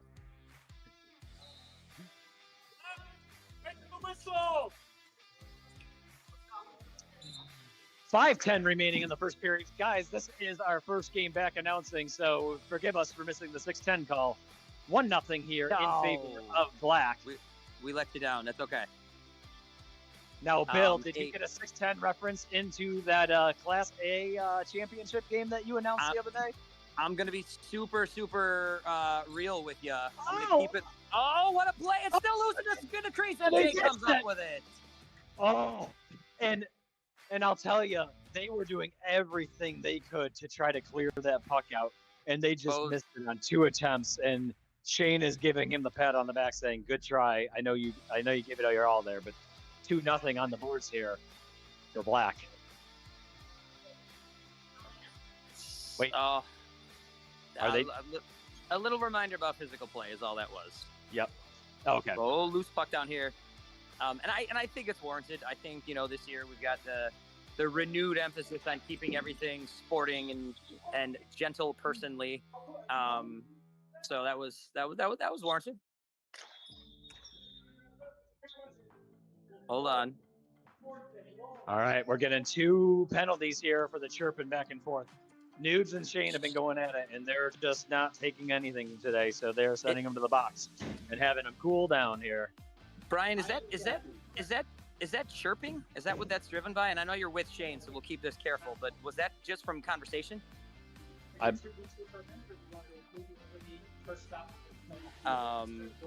Brian is kind of right in the action to anybody keeping an eye on this or watching this tomorrow. K-Flow is having a chat with Captain Shane, so things are just being discussed at the other end. Referee 2.0 in there as well. We've got what has been a real fun game to watch to this point, and it's getting a little hot. Now cooler heads will prevail. That's how we do things around here. And I'm filling air as best as I can as a guy that every now and then is paid to do this. I'm not saying I do it well. So the little bit I picked up there, because it's always tough with these headsets, especially because of the conversation. I think there was some words shared. Shane asked a question back. That question may have been interpreted by the referees in a non-question manner. And the refs essentially are saying, like, no, we're just shutting it down. You heard Sweet in the first game. They're not tolerating much this season. and so they're just giving some cool off time. So no, doing it now before it escalates further. So that's all. So the 2-on-2 for a minute will be an interesting experiment. Yep. Yes, there was some debate of a longer 3-on-3, I think, but they opted for the 2-on-2. I depending on your level of hockey and league, you could have either. I watch a lot. I watch a lot of high school coincidental minors. They just play 5-on-5. I like what we're doing here. I think that's good. In a minute in, you're gonna get guys off the bench or out of the penalty box and. Oh, a great leg save there by Priz. It dropped around and he flopped on the ground to block it. Brian, from where I am, save. Brian, from where I am, did that get behind him? Did he drop down onto that? It wasn't truly it was behind him by 6 inches. And we're back to 3-on-3 here as the conversations end. And hopefully the little ice bath they got here in the penalty box reigns supreme.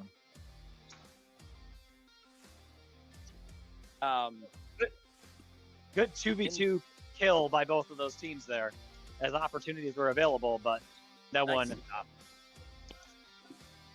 great whistle not in. So that dropped away. I don't know if you could see it where you're standing. That dropped it looked like the whistle. It did drop. It looked like it was stuck in the top of his pads. I thought that was a proper whistle blow there by K-Flow. It just happened to trickle out at the end. But I'll tell you, Jake had a very low percentage shot there, but there was a window, and he saw it, and he just missed it by inches. And Jake will dial that in as the season goes on. Nice paw save down here by Paul. Paul looks very sharp, very smooth for a guy playing the second game of the night. News for the turnover, and Dalton with a great shin block as Brizzy disrupts the flow of Jake as Chase and Pickens kicks. Just a lot of action here in the middle here. Beautiful kick block by Noobs as he's able to regain possession. Brian, what is the time currently? We have 1:36 remaining in the first period. Thank you, Bill. As Jake is wide open and Shane operating as an extension of his goaltender there in the crease.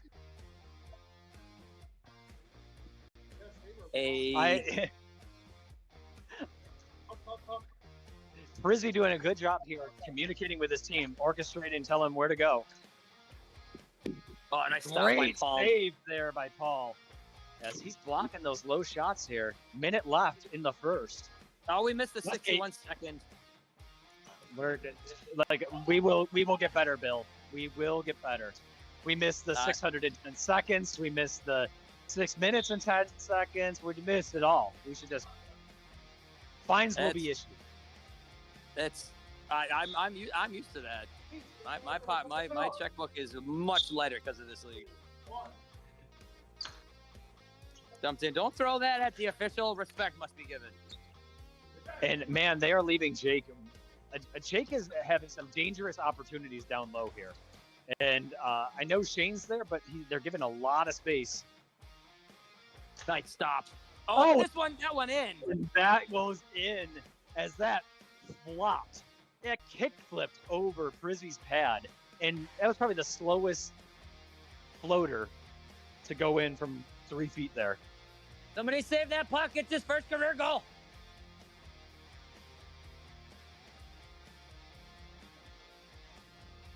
So Matt Rockefeller picks up his first career RFHL goal. That one. Well, I'd save that puck. So let's talk about the unsung hero of this period, and that is Mr. Paul Fridman there. Oh, yes. I hope he watches this back later tomorrow, and I hope that right there has got to feel good. Again, the numbers in our game of an hour ago look way worse than he played. He played great, but a shutout period on the heels of that's got to be great. Absolutely, and he's dealing with two teams that are down a player. So I would say in what happened in the first game with Goals Are Us, we absolutely capitalized on them being down a player. We kind of ran them hard there, and they just tired out. And so Paul was a little bit at that mercy of our just constant press. He's getting that a little bit in this game too, with having Well, actually, no. He's got a full staff in front of him this game. The dump and chase is, right? Yeah, dump and chase is the one. Dump and chase is at full strength there. Yes. Yes, Well, exactly. sorry, no, they're not. Dump and chase is without foes. Blockbuster is at full strength. So I'm trying to make a bad comparison there. What I'm saying here is there were some struggles in the first game that he recovered in the third period, and he's absolutely carrying that on into this game. Absolutely stellar period out of Paul, playing out of his mind. Some great saves there, really seeing the puck, and he's got his team in this with a 3-0 lead here. He's great scoring up. He's also playing well. He's playing well to fill in the gap that you and I just left out. The fact that his team is down a player, and that's Kaz, the goalie. He's in, so exactly. Kaz is out for that team. Foes is out over here. So when this matchup happens again in. Will it be doing some quick math? 7 weeks? 8 weeks? 8? It would be. It'll be week 9. It'll be week 9, right? Isn't that how it? Week 7, 8, 9. Yeah. So week 9, this game will happen again. This game could look very, very different with foes out there firing at Cats. Absolutely. So curious what the team benches were communicating and what the refs communicated. Any additional information to them during that? So the refs, what was communicated from the refs via the break there was, calm down. So and there's laughs. I know, right there mid court. I think it's lighthearted. So I think heads are in the right place, right on top of shoulders where they belong. Yep, absolutely. But as you were saying, with Paul subbing in for Kaz has an 88 save percentage, 86 over his career. That's nothing to snub your nose at there. Kaz has been a phenomenal goaltender. So to fill in, great block there by Fish. To fill in for Kaz here and to do the job he's doing, kudos. So, all right, we'll stop praising Paul here as he gets underway in the second. Dalton beating it up. No more praise for Paul. No more. Keller along the boards gets kicked back to Keller in the corner as Fish presses. That was a heck of a bounce pass. That's great geometry there. Good block there by John as Shane is rotating. Kicks it all the way down in the corner as he's got 2 on him. Goes with a no-look pass, but that does not work in his favor as it goes all the way back down to Keller. And try to resettle here. This connection tonight has been.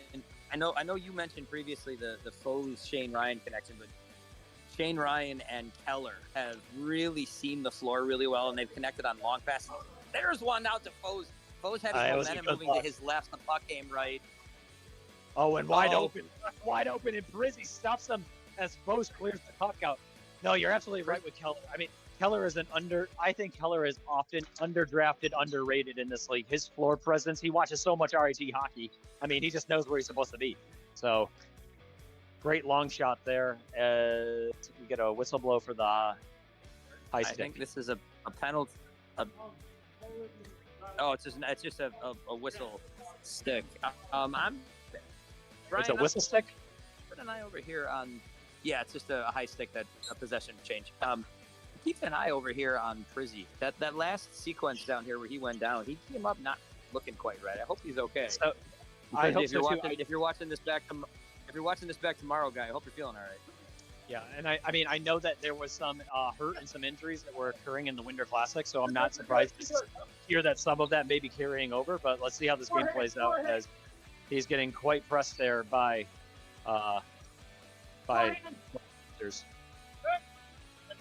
Moved real good on that last butterfly, so maybe nothing in doing over here.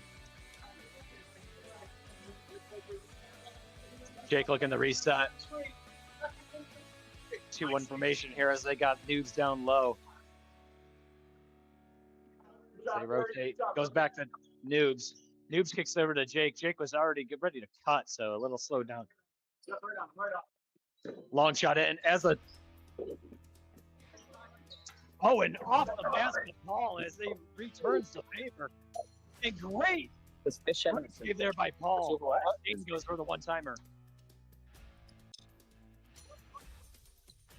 Take the Shane. I was doing a stat check, Brian. I had to step away.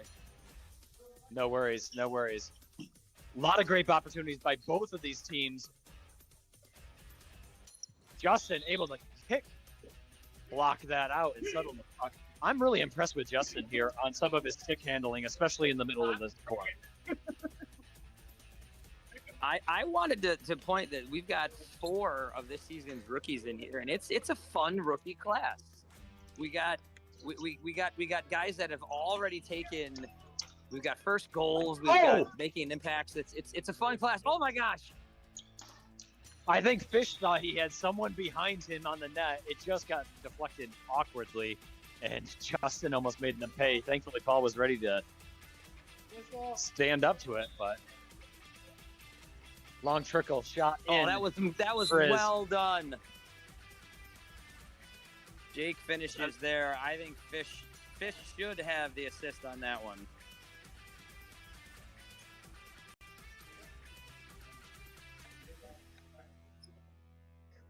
As it is 4-0, folks. I hope I've had the score bug up to date. I think I've been hitting the check mark on the screen, but forgive me if not. As they are battling in the corner here, back and forth, Justin whipping around here as we have 610 seconds, folks, remaining in the second period here. 4-0. I like that call. Oh, that puck had eyes. Noob's looking to feed it off to, and Rockefeller with a great look out front and just can't get it fully cleanly through the traffic. Keller all alone. The puck movement from both teams has just been outstanding. Look at this. Nice stop by Prizzy down here. And I'd argue too that the rookies are seeing the floor really well here. Keller with the backhand, Paul deflects wide. Jake looking the rip. Finds Dalton, but just gets caught up on the feet as Shane returns the favor. And Paul there to stand proud. Keller shoots wide. And did that shot from Justin come in? Did Paul get a piece of that, or did that go off someone in front? I couldn't see from here. There was a couple shots there. One went wide, one he got a piece of. Oh, and no goal there. Wired off the steel or aluminum or whatever we said these pucks are made of. Shane was looking for the cutter. Long shot goes wide as the freeze is called by Paul. A deserved rest for everybody out there. That was a frenetic sequence right there. Riding along the left-hand side here. Oh, and Jake almost had 5-hole there, but Riz was able to see that through the traffic. Another long shot, but gets deflected by Curry. Oh, no! As Noobs gets the rebound and backhands that in. What'd you see there, Bill? I was on the tip of my tongue, just the next analysis. The last couple of sort of like waves at this end, Frizzy has looked so sharp, and that's on the heels of worrying if he was feeling all right. He's played so smooth since then, and then this one he just doesn't see. It was just unlucky. I mean, Newberry took advantage of an opportunity. Going to give him credit as well, but that was unfortunate down here for the rookie keeper. Nice interception by Curry. Oh, and he loses the handle. Feeds the point to Noobs. Deflects wide. Yeah, Riz is doing a great job here. Both goaltenders are playing really well. I know 5-0 doesn't make it seem like that here, but he's Blockbuster is really peppering him. And I think, are we getting a penalty here on Jake? We are absolutely getting a penalty here on Jake. Jake, to the ultimate sportsman that Jake is, he called it himself. He was already working his way over to the penalty box before the whistle blew. So, that is a dirty player, but Ric Flair is still inside me. Did you catch that there, Bill? I did, and I think he embodies win if you can, lose if you must, but always cheats. All right. He will be back on the floor with 6:12. 6. Yeah, I think no 6:22. I think he'll be back on. And So we'll power see play if, here. Brian, this is exactly what Orange probably needs to claw their way back into this. Yeah, exactly. Good deflection there by Fridman as it feeds to the point. Keller with the puck down low to Foes. Foes looking for the low angle shot, but nothing there. Keller looking to reload. Good block by Noobs. Foes got a lot of wood on both of those shots, but they were from so down tight. Paul read them well. Ooh, you know what? This will go. The stat sheet may not show this at all, but Paul not freezing that puck, that killed probably 2 or 3 more seconds than if he had stopped it. Absolutely. And Jake is back in. We're at full strength here as Jake gets the puck right off of the bench. Looks in the reload. Keller with the stick on it. That's a great kill by Black. That's a great kill by Black. 6:10 remaining in the second period here. 6:10. Ooh, nice pass. Nice stop by Prizzy. Just got a foot on it. Oh, it gets a bounce off the wall. Those little nubs. Little nubs sticking out. Is there, Brian, this goes behind. Is there anything more annoying in this gym than when you throw it to this wall and you hit one of those little nubs? Absolutely There's nothing. Nothing more annoying. I would say sometimes the metal grates can be annoying too. But but you know what? Each team has to deal with it, so it's not an unfair advantage as Frisbee does his best softball impression and snags that one out of the air. Was hoping for the Brett style flourish. He hasn't learned that one yet. Jake uncontested 5-hole, and it's a 6-0 game. Is that a hat trick there is that officially a hat trick for Jake? That is a hat. That is a hat. I have the goals listed here. That is a hat trick for Jake. He is leading the way here. There are few players that you want to see coming hot up his left wing, the goalie's right, loose and alone, and Jake with his forehand to the inside. That's dangerous as heck. So Bill, from your expert opinion, what does the creamsicle team here have to do to get back into this? I think it's this kind of cliche when you're in a hole like this. Try to score ugly, throw pucks at Paul, get pucks to the net, try to make him work. He's playing his second game. Get him up and down, get him tired. I mean, there's a lot of clock time left. If you can claw away, if you can try to hold defensively and start clawing, making Paul work, you can maybe start to chip. That type of thing won't help though. No, absolutely. And I mean, right now, Frizzy's looking pretty tired up there.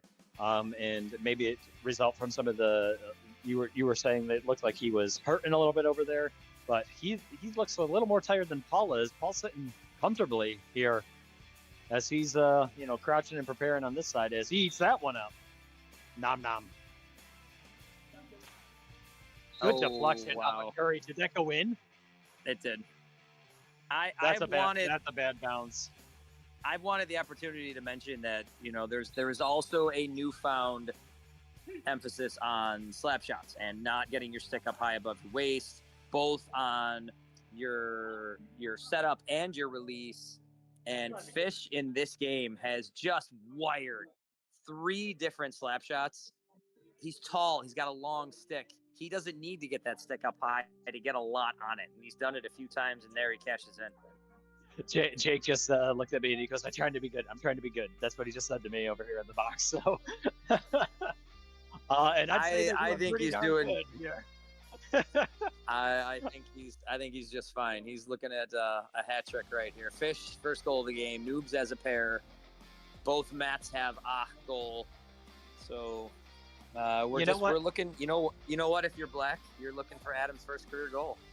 Yeah, and they've got a comfortable lead, and he's the other one off the score sheet. Give Gilsonen some credit here too. His game has evolved over the last few seasons as that outside shot is just so wicked. He's lost a ton of weight too. He is so much more mobile on the floor, and just has a lot more energy out there. So kudos to him. His game has just really stepped up over the last 2 seasons, I'd say.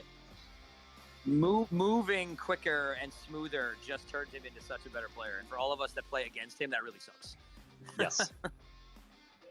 8-0 here. 3:30 remaining in the second period. The Blockbusters in black up 8-0 here on Dump and Chase Pickens as we get one off the ceiling as that deflects off Keller. And black puck down on my end. Hey, can you let me know when it's 3:05? I can let you know when it's 3:05. It is 3:05. Half of 610 is better than nothing. I'm not sure who gets credit for that. Is that Rockefeller?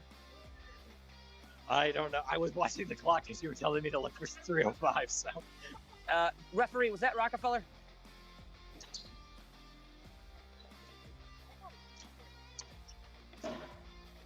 long Jake shot goes wide as Noobs wraps it around the net. I'll ask the stage.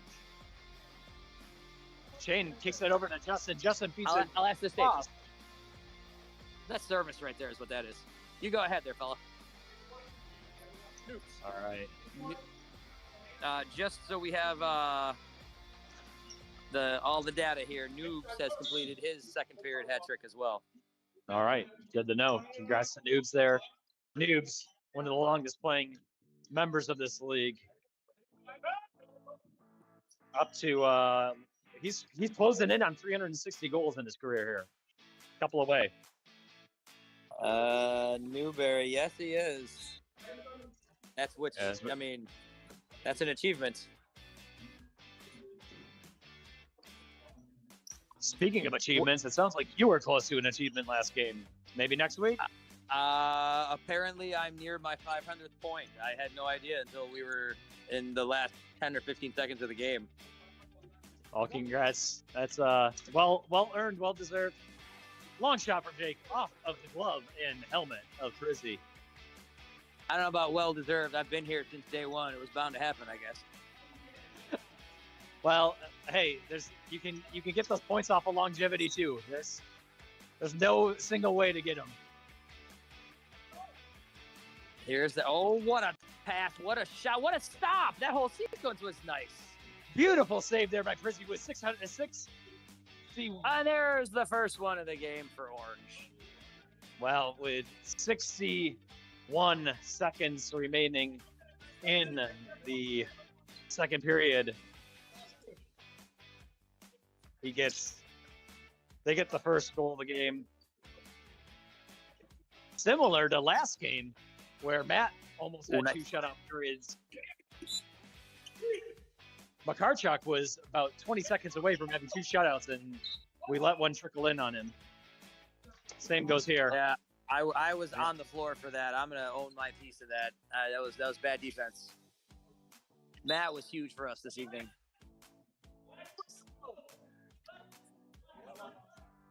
Black puck with 20 seconds left here. Almost had that. That was close. Frizzy mechanically real good with the paddle there. Good stuff. And it looks like we're just holding the puck as a little sportsmanship here as we enter into the third period. 9-1 in favor of the Blockbusters in black. Dump and Chase Pickens down John Foes. Obviously, this is not the team they are. And being down John Foes is a huge, huge loss to this roster here. We've seen crazier things. 8 goals. We were down 8. They were down 8 goals in the game we had. It was 9-1, wasn't it, going into the third period for us? That sounds right. Was it 9? It might have been 8. 9-1 for in the game prior to this. When we went in the third period. Probably both wrong. You must have it there, Brian.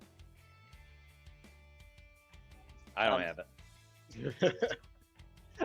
I don't know how many scored in the third, so. Well, anyways, irregardless, eerily similar here. games to the 6:30 game. Bill, what do you think? What can Dump and Chase do to get back into this? I still think the move is you gotta get Paul moving. You gotta get him to expend some energy. And I know that's easier said than done, but they gotta get pucks there. They gotta go side to side. They have at many points Shane to Keller. We've seen it a couple different times. Move the puck really, really well. If you can get some energy expelled from Paul, get a couple shots on net, you can probably get a couple. I'm not going to say probably get a couple early. It's not like that's a guarantee. But if you get a couple early, you might be able to get him off his game a little bit. Get him exhaust the kid. He's been kid. He just turned 30. Happy birthday, sir. But I mean that's what you got to do with And I keep coming back to. I hate to belabor this point, but I'm going to keep coming back to the fact that he's playing his second game. Goalies, that's hard. That's hard. So a lot of credit to this guy. But if I was Orange, that's how I'm doing this, or Peach, or whatever we're calling that. I will echo what you just said. Goaltenders playing 2 games in a row is hard. Goalie union, you heard that right. I said goalies playing 2 games in a row is difficult. So I'm giving the kudos. As we get started here in the third period. I realize I respect the goalie union. I am not at all a member. I have never worn the tools of the trade, but I'm in an affiliate union, the Floor Player Society. We need to form FPS. Yes, we do. I think it doesn't have the same panache. There's far more of us. Yeah, but we could get a good logo too. I know some people.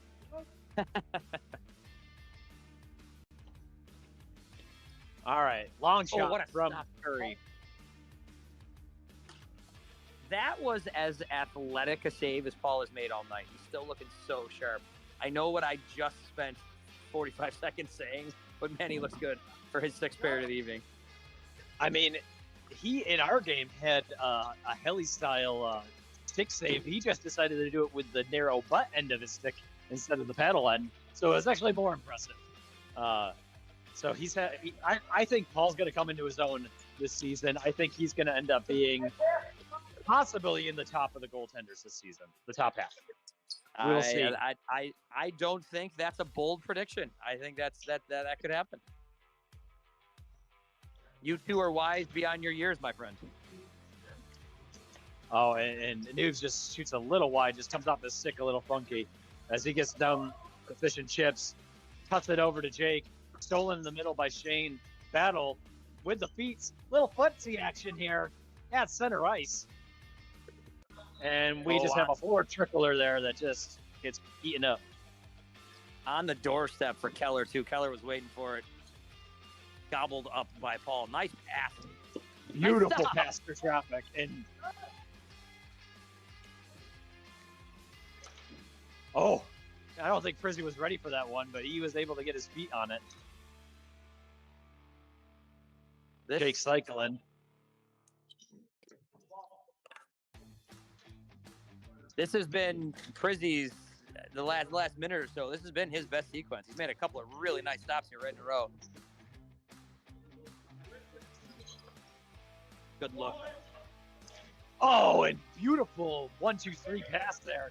Justin to Keller immediately shifts it over to Shane, and Shane just goes high, and he capitalizes there. And they get their second one on the board. Shane had a beautiful opportunity there, just sailed it over the net, and he just made up for it with that beautiful one-time goal. That is taking advantage of an opportunity. Puck came out, Paul was moving, got himself set just quick enough, but Shane rifles it. And there's some shoving. We don't want to see this. So the rookie will pick up his 3rd penalty. Correct. A little battling and shoving along the boards. As Blockbuster goes on the 3-on-2 here. 11:58 remaining in the 3rd period, so 10:58 they call to go back in. Oh, Foes, poor Foes. Poor Foes' foot or shin or whatever happened there. Nice stop. Two beautiful butterflies there by Brizzy. Another Good block by Shane. Shane. Aggressive here on the puck chase here for the penalty kill, as Shane is just eating it up in the corner. As we're gonna get a little bit of action. 2-on-1. Uh-oh. Oh, and great stick save by Priz. As Post loses his stick.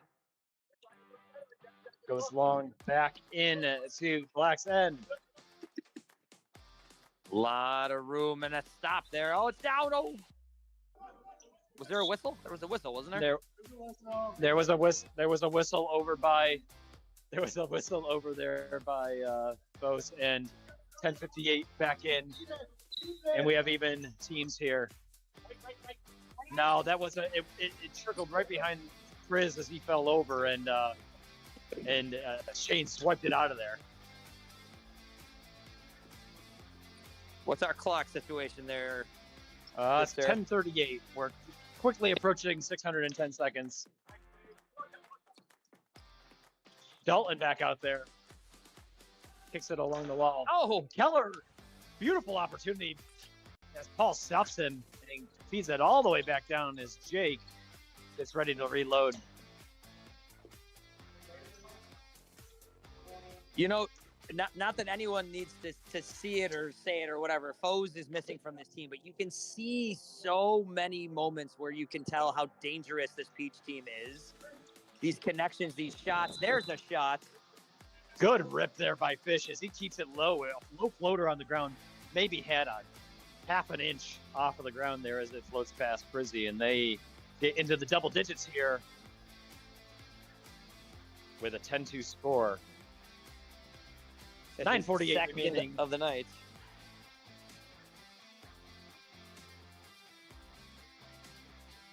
Well, I'm not sure what is the situation over there, guy.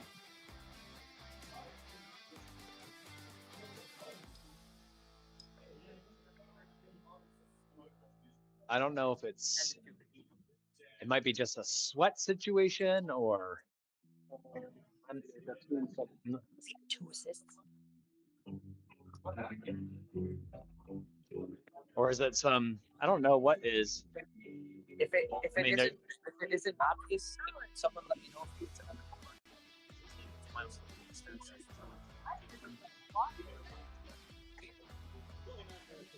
I was doing a little stat checking on the stage there, Brian. I kind of missed. We got a water situation? What? Wow, what happened up there?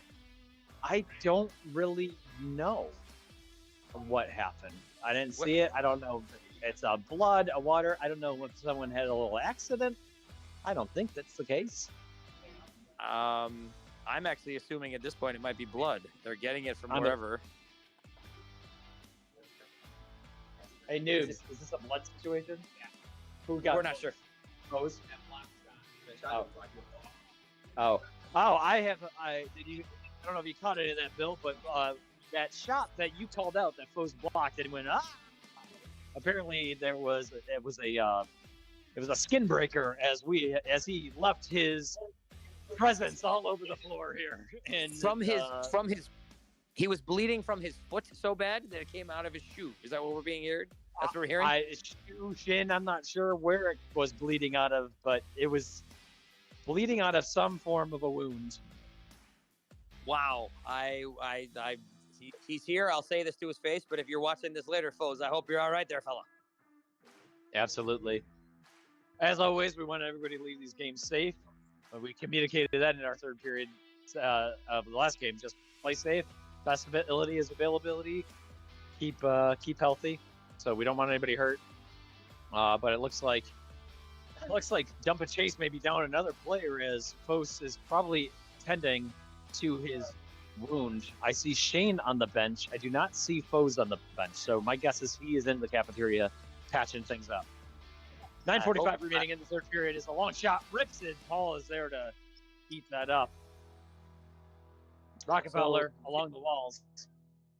Just so you're aware, Brian, we are on milestone watch. Fish and Chips, his next assist. Ooh. Hadouken!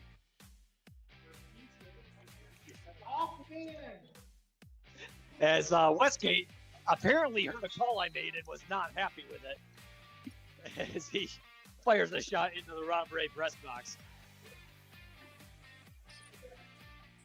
So you said we are on milestone watch. What are we on the milestone watch for? Fish and Chips, his next assist will be his career 100th. He needed 3 to do that. He's got 2 on the night. Amazing. Careers, yep, 97. You're right. Absolutely. We'll see if we can make history here in the third period. Back and forth action. Little Plinko back and forth. Justin with a great steal as he kicks it out to the point. Keller with a long shot. Paul with a great kick save. Back to Keller. Noobs. Paul is back here barking orders, moving the offense around, just playing so well. And again, calling attention to the fact that it's the second game of the night. I mean, he's playing outstanding. Yeah, well, Paul being the perennial defenseman of the year over here, it's a natural transition into that and being able to see great kick save there by Priz as up against Jake. Jake bringing it back, looking to reload. That was an impressive You got to step up on that shot. Absolutely. That last shot, the one in tight, that was impressive. Jake had a lot of time. I will say that Dump and Chase has been giving the low right side to Jake all game. He has been down low, and I keep actually getting confused thinking that he is handling the puck in his own end, and then he turns around and shoots on Priz, and I keep forgetting, oh yeah, that's not his goaltender. So once again, that was the case. Jake reloading down here and just cycles all the way around. Keller's shot goes flying over at Anders on the stage. Gets caught on the net. We have a wait for the whistle. Wait for the whistle. There's a rookie that doesn't know to wait for the whistle. We've all had that before. Now, Brian, you and I are nonpartisan. We don't have any skin in the game. We don't have any favorites, nothing here. But like, I'd like to see Adam get his first goal. I would love to see it. Absolutely. Another great save. Jake had another opportunity here, just was hanging on the post of the net. Oh, and great stuff by Paul as he's trying to get himself back up.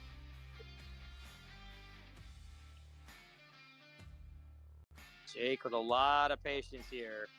Yeah, turnover with the blind pass. Great guy, stay with your guy. Watch him coming over. Hey. Oh, what a look from Shane. Kind of a no look from Shane. Uh-oh. Oh my goodness, and beautiful deflection off of Justin's stick. Justin saved that goal. He redirected it just a milli-inch.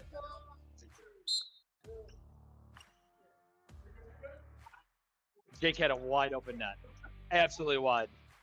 That's getting back on D right there. 6:10 remaining, I believe. 6:10 remaining. Great calls. And once again, Jake has the right down low shot. A lot of numbers are happening there.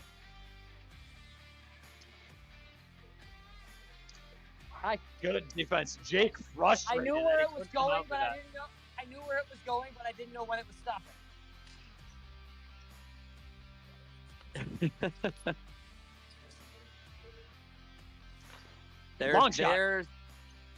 There's that low slap shot that just has so much on it. That shot I was telling you about before. Yeah, again, good defense by Shane there. Really getting in front of a lot of those block shots. Jake goes with the backhand, just goes wide. Shane the Keller. And Jake steals it. Backing up.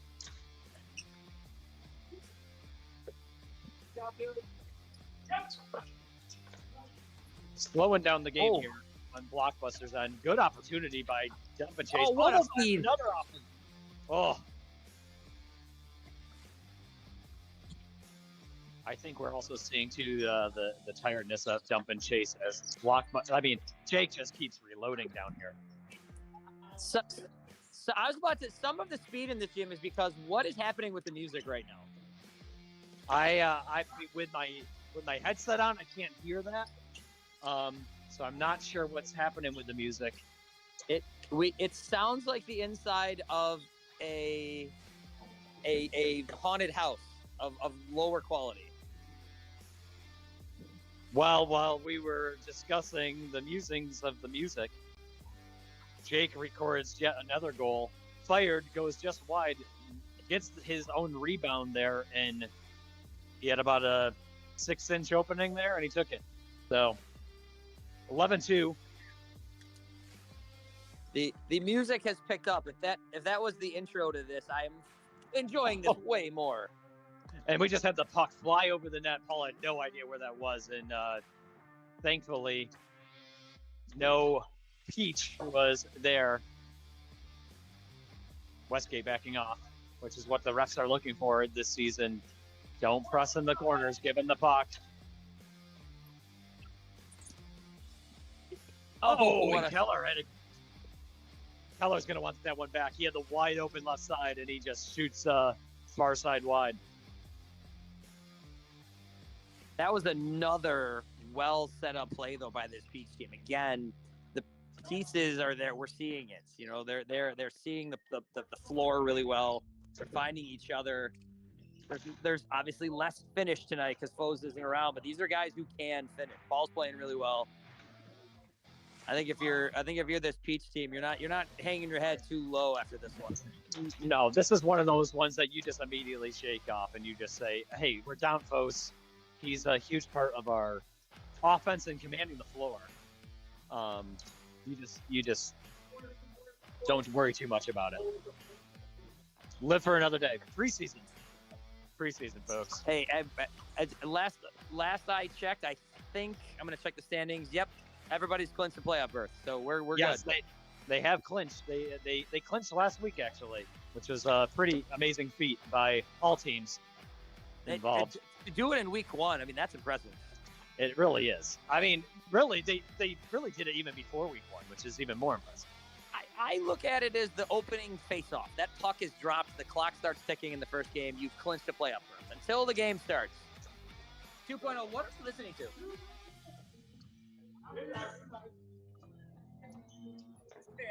The chaos is the right word. I'm the goalpost. Oh, and Shane almost connected on that one.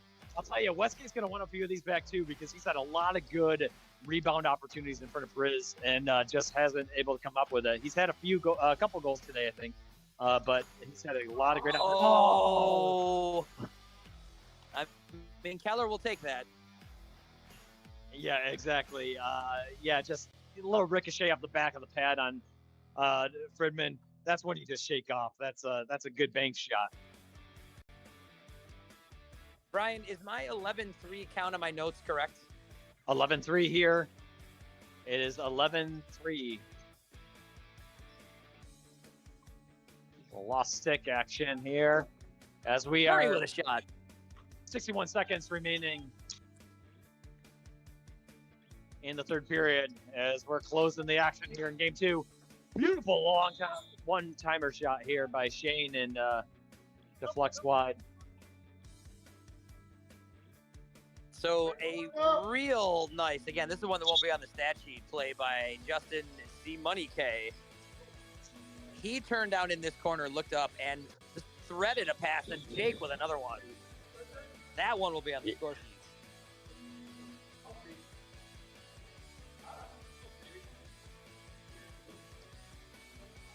24 seconds remaining as I think we're just going to get some wind out of the clock. Everyone's just ready to be done with this one. And Justin threads one in. Justin said, "It ain't over till it's over."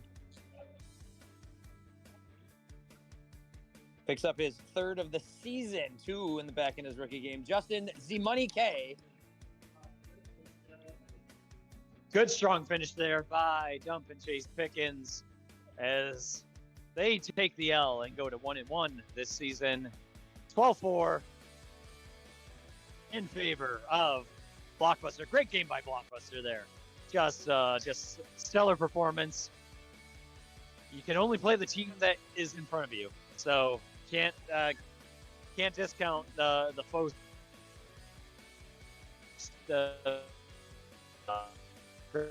great Monsters. Well, I think we are destined to see a game star next to Jake's name tomorrow. But it was a fun one to watch there, Bri. Absolutely. Do we know if Fish and Chips got his final assist, or can we get a stat check? He would have needed to assist on either Jake or Justin's goal, and I'm not sure. I will check the stage. Well, he couldn't. He would have assisted on Justin's goal. So Did he get that third assist? Nope, he did not. He remains one short, so we'll be looking at that one next week. all right, it looks like we got a couple milestones locked and loaded for next week here. As we get ready for some action here, Green Team with what is this? Bugaboo Creek Freaks?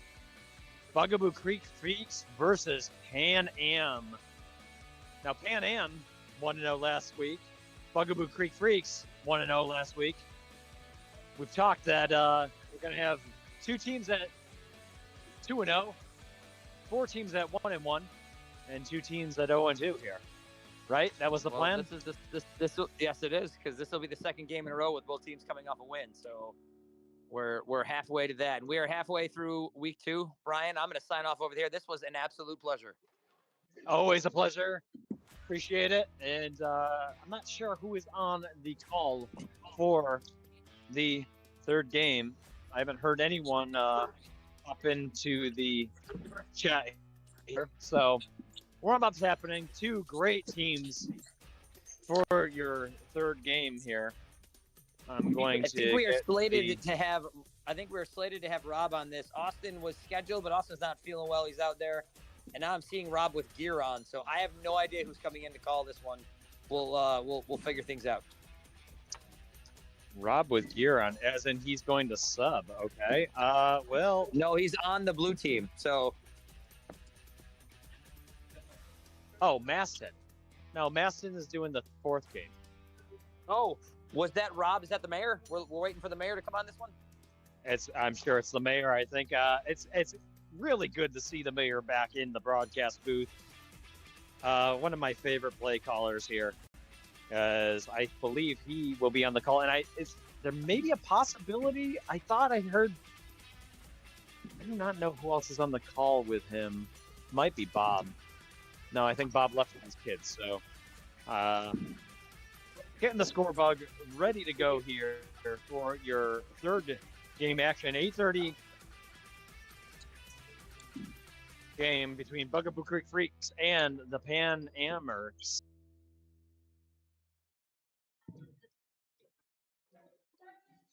Doing a quick check of the Discord.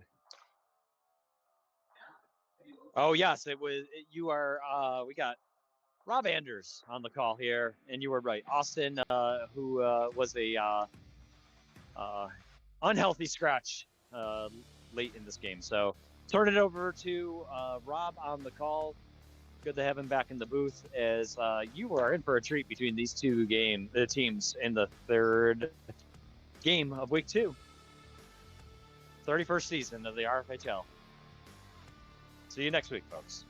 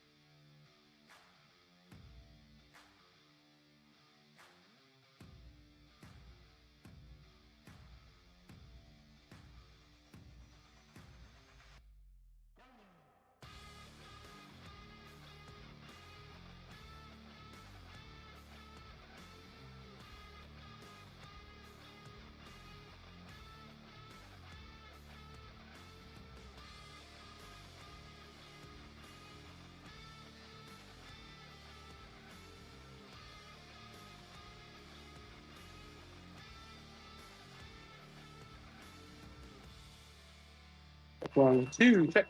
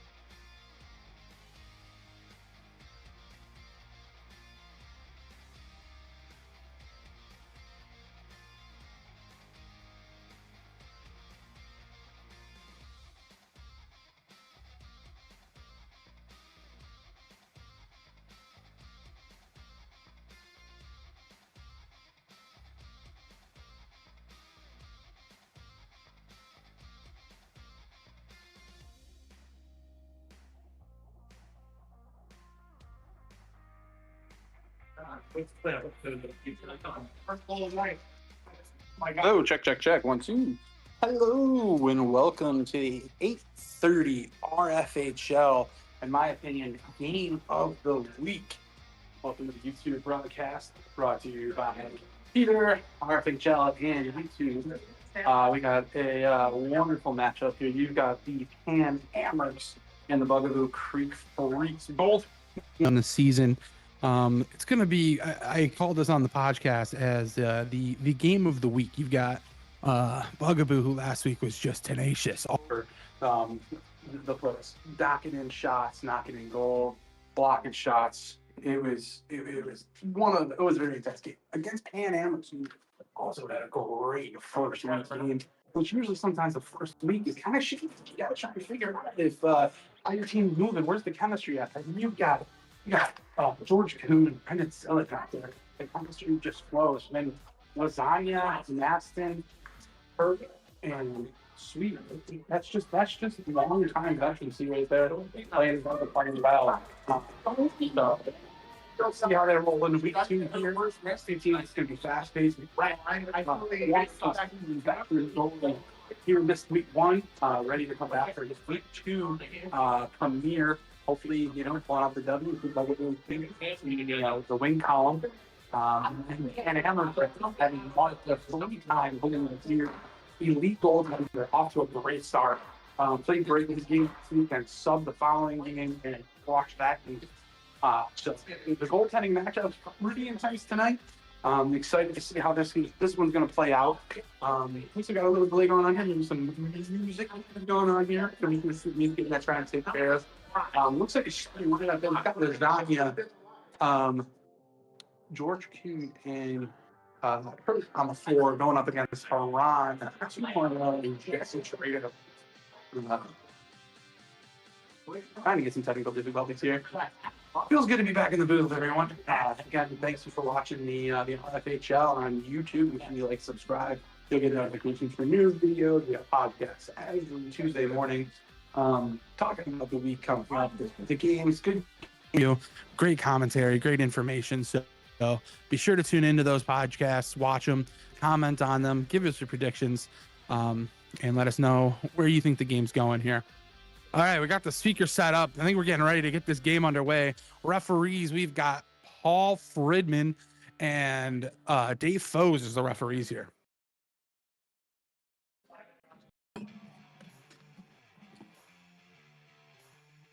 I am alone on the podcast, on the broadcast tonight. My play-by-play or my color commentary, Austin was supposed to be here. Wasn't feeling too well, so Austin, rest up. I hope you're feeling better, bud. Come back next week and get in this booth with somebody and crush it out. VP of operations right there for the Pontiac Firebirds. And here we go. We're gonna get the puck drop here for the 8:30 game. 2.0 crashing it quick and scores. The clock didn't even start running yet. They haven't even started the clock, and there's already a goal on the board. 2.0 with a great crash to the net. Mark just wasn't ready for a quick one. And Dave Foes admittedly saying, I hit the wrong button. There's still not the clock. Still, yep. There you go. It doesn't. Yeah, we don't stop the clock here, Dave. Trado in front. Shot of Mark. Save. Mark with a cover here. Kurt with possession. Over to Lasagna. Great smart play from Kurt. Lasagna up the wall. Taken by Trado. Lasagna gets the puck back over in front of the net. Trado with a great defensive play. Puck goes behind the net. George to Lasagna shot. Brett save. 2.0 with the puck. Goes deep. Puts in the corner. Lasagna's all over it. Slowing the game down. Looking for it. Trying to quarterback here. Up to George here. George looking for Kurt crashing the net. That option closed. Lasagna trying to possess the puck. Trado all over him. 2.0 with the puck down deep. Over to Trado. Trado covered by Lasagna hard. Quick change here by Bugaboo Creek. Bob coming on the floor. Trado thrown into the opposite corner. Kuhn dumping it deep. Puck's behind the net. Haran slowing it down as well. Teams just taking their time, looking for their opportunities here. Goes deep because the Bob shot on Mark's topped. Covered. Lasagna with the puck. The countdown takes a quick shot. Haran with a quick little block here. Haran trying to possess the puck. Brendan's all over him. Haran still with the puck. Going to the net. Takes a off-angle shot there. Just goes wide. It's in the corner. Haran and Kurt playing good sportsmanship over there. No one going too hard. Unlike our 7:30 game, we had a high amount of penalties in that 7:30 game.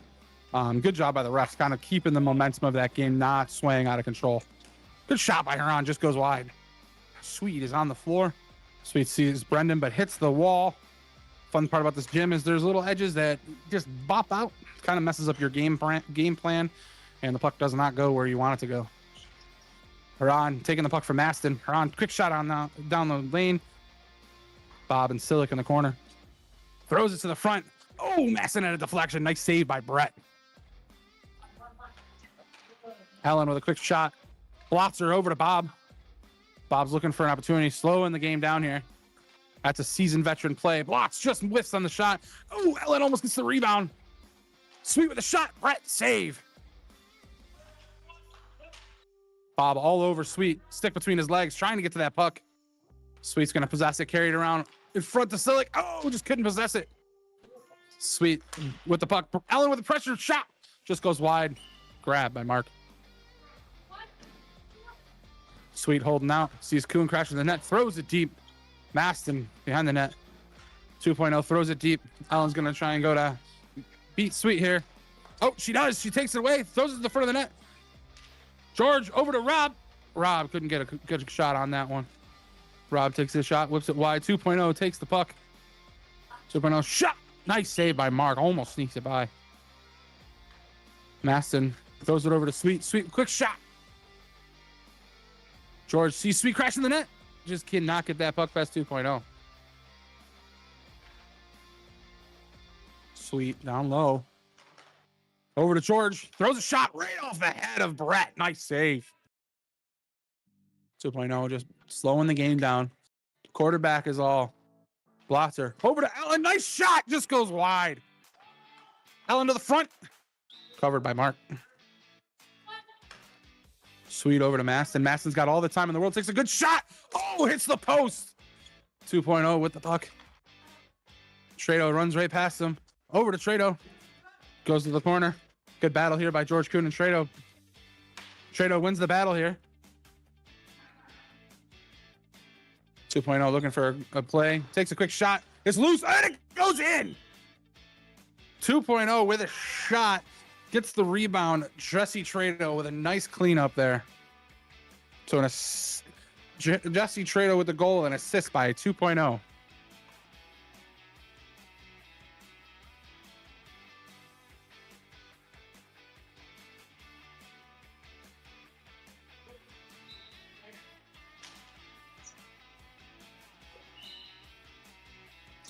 All right, the puck has been dropped. Trado over to 2.0. Oh, my fault, ladies and gentlemen. I gotta hit the score bug. Forgot we had a goal less than 5 seconds into the game. Bugaboo Creek Freaks are up 2-0 in this game.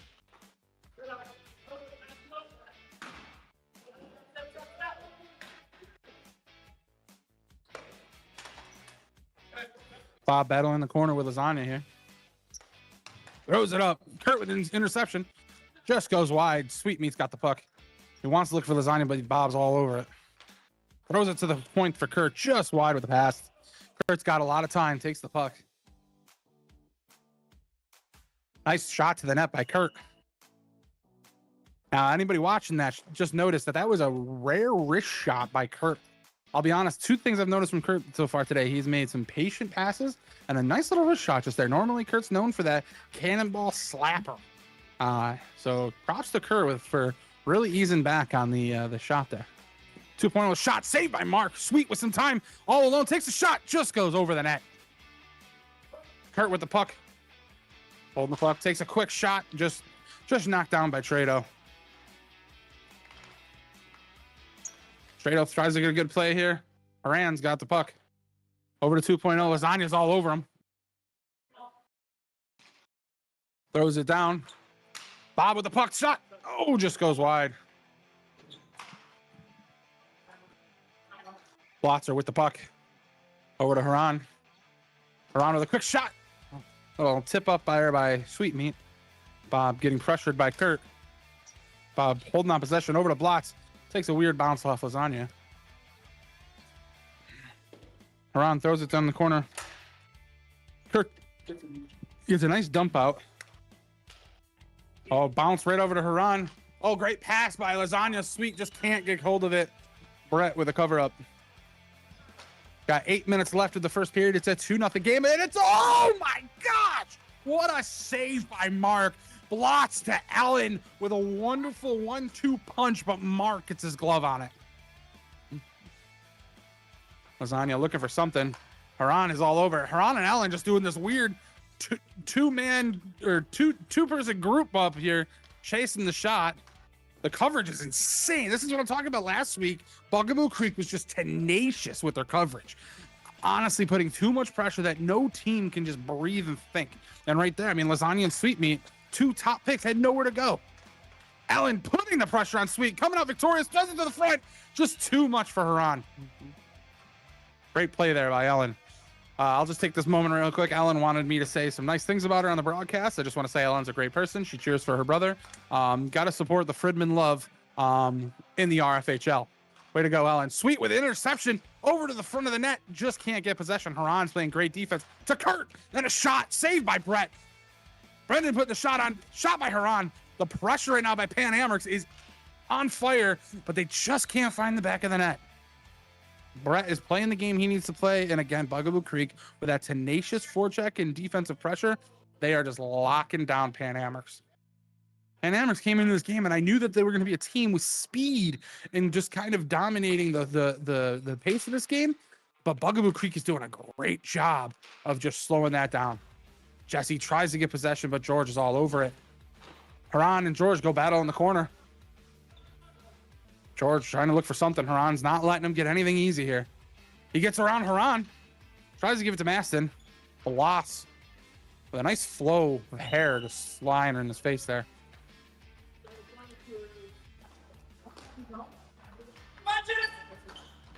Brendan and Jesse battling on the wall here. Brendan's looking for something. Throws it over to Maston. Blotzer gets around Maston. Tries to get it over to Jesse, but a great play there by Brendan. Brendan, who was just on the podcast this week. Thanks for being on the pod. You were a great addition, Brendan. I'm glad to have you in the RFHL. Played the Winter Classic with him, and he's just, as I mentioned on the podcast, if you did not watch the podcast, he's almost like a George Kuhn Jr. He's got great awareness on the floor, knows where to put the puck, makes great passes, and almost just puts it in the net, but Brett with a great save. 2.0 with a lot of time. Takes a quick shot. Saved by Mark. Jesse with a rebound again. This combination is dangerous. Jesse at 2.0. 2.0 with a nice shot on net. Jesse cleaning it up. So we've got Jesse Trado with an assist by 2.0. 2.0 right now with a 3-point game. Last week had I think an 8-point game, proving his space as a number 1 draft pick. I know there was a lot of conversation in the draft where we're like, wow, 2.0 went in the first, which normally he's a 2nd round or a 3rd round pick. Not that anybody questioned that his ability to be that 1st round pick, but it was almost like a shock that he went in the 1st round.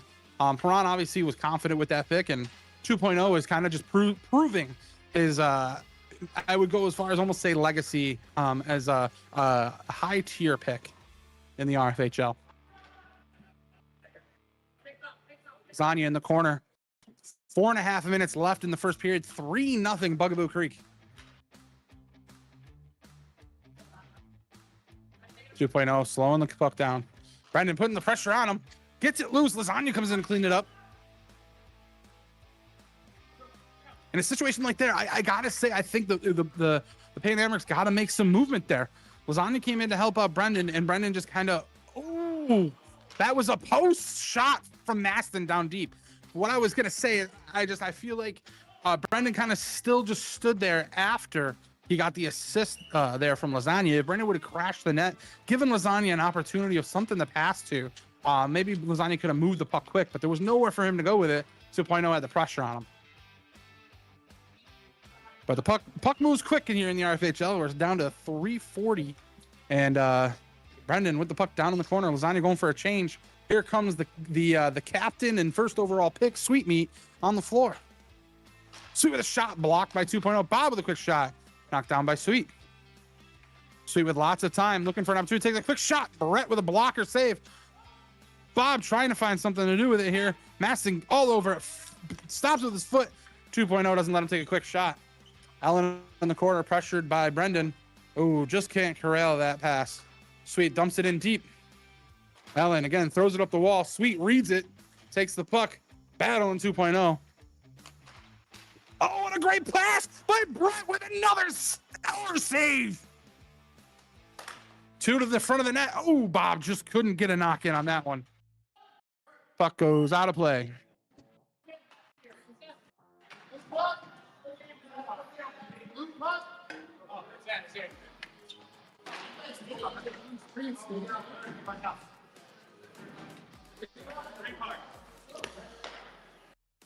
All right, I am updating the score bug again. I am sorry, I am alone here tonight. Just got to remember to get that score bug updated when I can. It is 3-0 with 2 minutes, just about 2 minutes left in the first period. Jesse with a weird slip up there, stepped on Kurt's stick. Jesse shot, just goes over the net. To the front of the net, Jesse quick shot, saved by Mark. Sweet with time. Haran just respecting the play here by Sweet, looking to see where he's going to go with it. Down deep to George. George holding the puck. Haran with the puck now. Kurt possessing the puck. Great play by Kurt there. Sees George, but can't get it over to him, but he does. George looking for something here. Throws it between Haran's legs. Sweet trying to bury it, but Brett is all over it. Brett is playing on his head. Welcome back. Good battle by Sweet and Trado in the corner. Kurt getting it down deep. Haran tries to run with it, but just couldn't possess it. Minute 27 left in the first period. Sweet all over Haran. Over to the front of the net by Blotzer. Jesse just couldn't get a stick on it. Jesse possessing the puck here. Sweet not letting anything come easy. Watching the puck. Jesse goes to throw at the wall, but there's only blue on the wall here. George throws it over, but Haran's got a great play. Jesse's got an opportunity. What a back check by Sweet. Sweet, he looks a little bit exhausted out there. Takes a quick shot. Saved by Brett. Another save by Brett.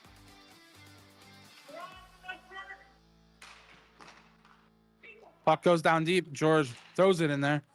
Throws to the front of the net. Doesn't go in. 2.0. Calling to his team. Let's sub. 40 seconds left in the first period. Trying to keep the legs fresh here. Quick shot by 2. Just misses wide. 30 seconds left in the first period. It's 3-0 Bugaboo Creek. Bob knocks it down low. Kurt, possession, throws it to the net. Just goes wide. Sweet goes down 2.0. Sweet and 2.0 in the corner. Looking for something. Throws it back to Kurt. Kurt possesses it. Takes a quick shot. Blocked by Haran. Nobody knows where it is. Haran, tries to get possession, but Kurt with a great defensive play. Bob with the puck. 10 seconds. Over to 2. He just says possess it. 5 seconds. Just holding it. Takes a shot. Blocked by Sweet. Takes another shot. Over the net.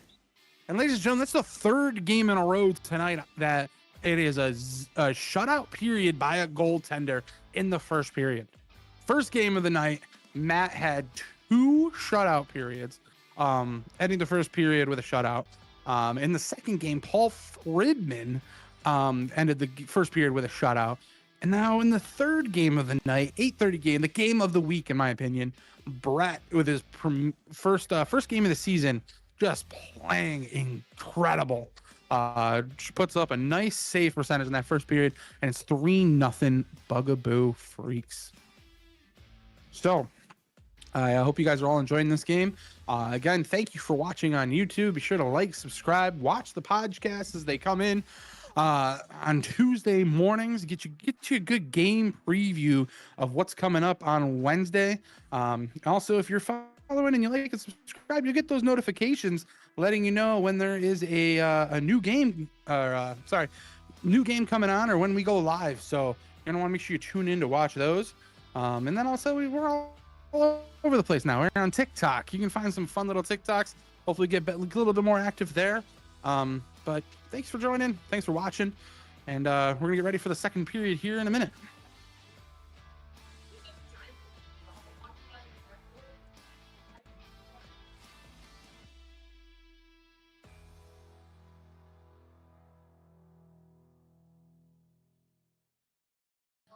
So if you didn't hear that, that was the buzzer for the intermission wrapping up here. We're going to get ready to start this second period.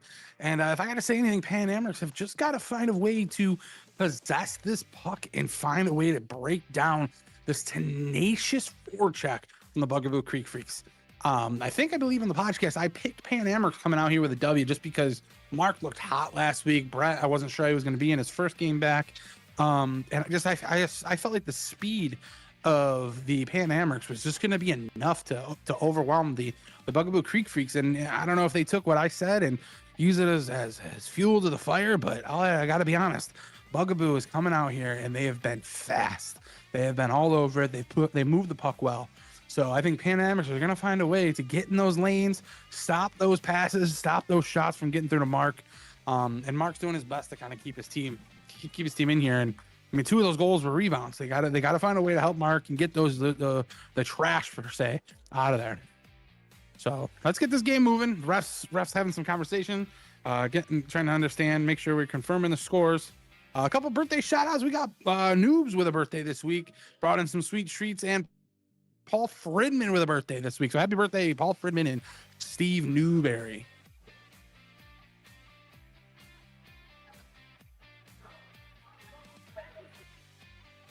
Trying to get the refs to get the show on the road here.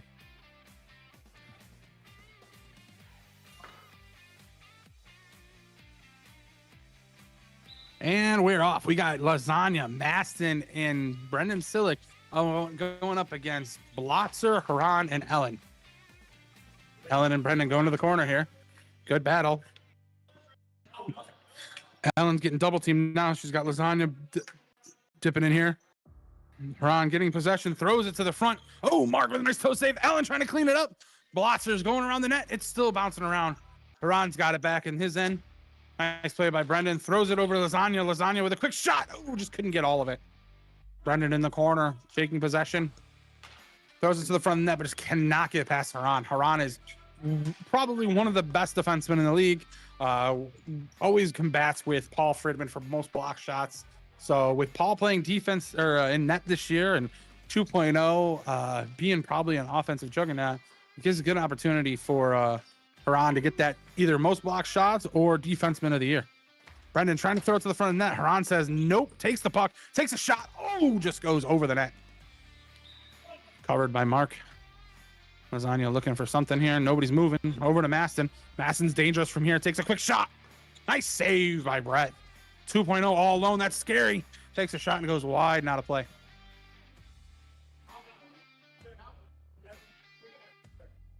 Owning the fact that he had a nice wide shot there and didn't hit the goalie. All him.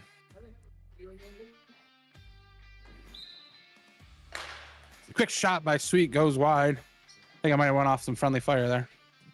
Sweet going down to get the puck in the corner. Looking for somebody.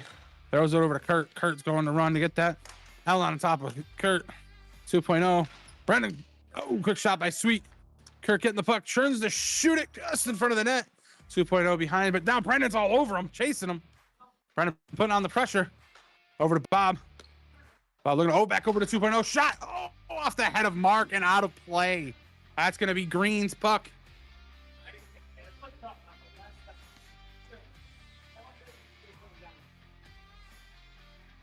And we got a puck back here. 2.0 to start. We wait on the whistle here. And the whistle happens, so our play is going now. Oh, nice play by Brendan Sillick. Sweet to pressure 2.0. This is the matchup right here. Jesse Trado with the puck. Takes a quick shot. Nice foot save by our Mark. Over to Sweet. Sweet with the puck. Over to Brendan. Now Sweet's crashing the net. Covered. Goes behind the net. Oh, just can't possess it. Sweet's got the puck still. 2.0 watching him. Oh, nice little pass between the legs to Brendan, but nowhere to go with it. 2.0 with the puck. Brendan's chasing him down, but 2.0 now he's got space. He takes a shot. Oh, what a save by Mark right in the glove. Says, no way, Jose. Kurt with a little flipper. Kurt with, that's 2 wrist shots for Kurt. Somebody kid Italia. If you're watching this game, take out a notepad. It's got to be close to the record amount of wrist shots I've ever seen Kurt take in his life. Bob with the puck, looking for something available here. Kurt says, I'm going to put pressure on you. You're not getting nothing easy. Great pressure by Kurt. The defense is great. Bob back to 2.0, looking for something. Takes a quick shot. Oh, just off the foot. Oh, Bob just can't hit the bouncing puck. Had an open net. Just couldn't get all of it. Bugaboo's making some good movement here. Exhausting Pan Americs. 2.0 with a quick shot. Sweet stick goes flying. Brendan had all the time in the world. I don't know what was going on there. They were just letting him shoot. Brendan still with the puck. Throws it over to the front of the net. Nowhere to go. Bob with the puck. Kurt giving a little butt cushion there. Bob over to 2.0. 2.0 is Sweet. Great pass to Haran. Great shot. Save by Mark. What a glove save. Bob looking for something. He sees Blotz coming off the boards. Blotz's shot just goes wide. Brendan throws it deep. He's got Sweet. Throws it to the front of the net. Blocked by Blotz. Sweet still got the puck in his feet. Can't get anything. Takes a quick shot. Saved by Brett. Haran's getting pressured hard by Rob Maston. George with the puck. Takes a quick shot. Nice block by Haran. Shot. Just wide. Sweet getting pressured by Ellen. Great pass by George to Sweet. That's the chemistry I'm talking about. That it's going to capitalize. You just got to find the opportunity here.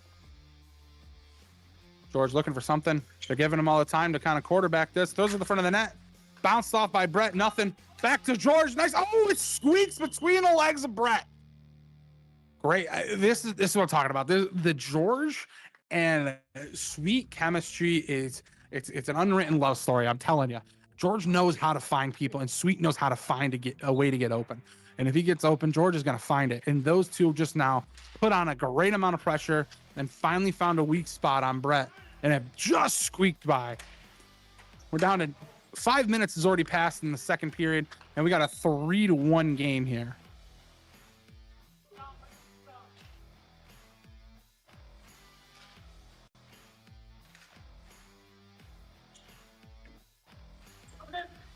Sweet in the corner, tries to throw it into Rob, crash into the net here. Rob getting pressured by Ellen, throws to the front of the net, nobody's there. Blotz has got this. Blotz, he's got Haran crashing in the net. Great play by George. Border, almost a slide, but a great get on the knees and play. In between Blotz's feet, they just battle him in the corner. Ellen against Maston again to Sweet. Sweet, the quick shot over the net. Haran with time, takes a quick shot. Nice glove save by Mark.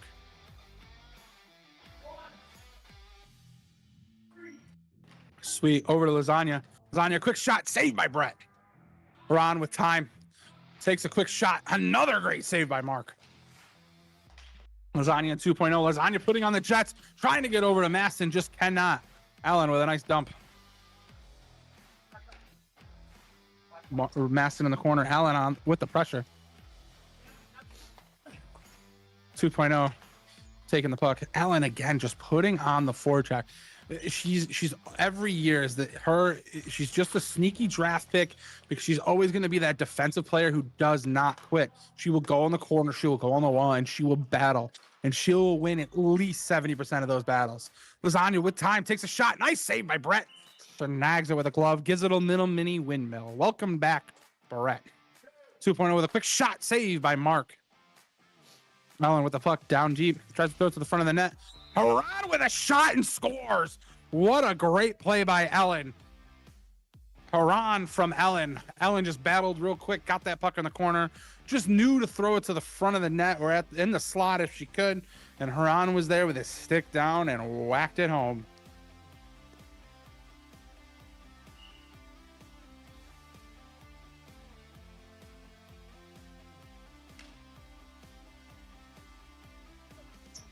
Got 7.5 minutes left in the second period. It is 4-1. The Bugaboo Creek Freaks 2.0 with a shot just goes wide. What a feed from Bob to 2.0.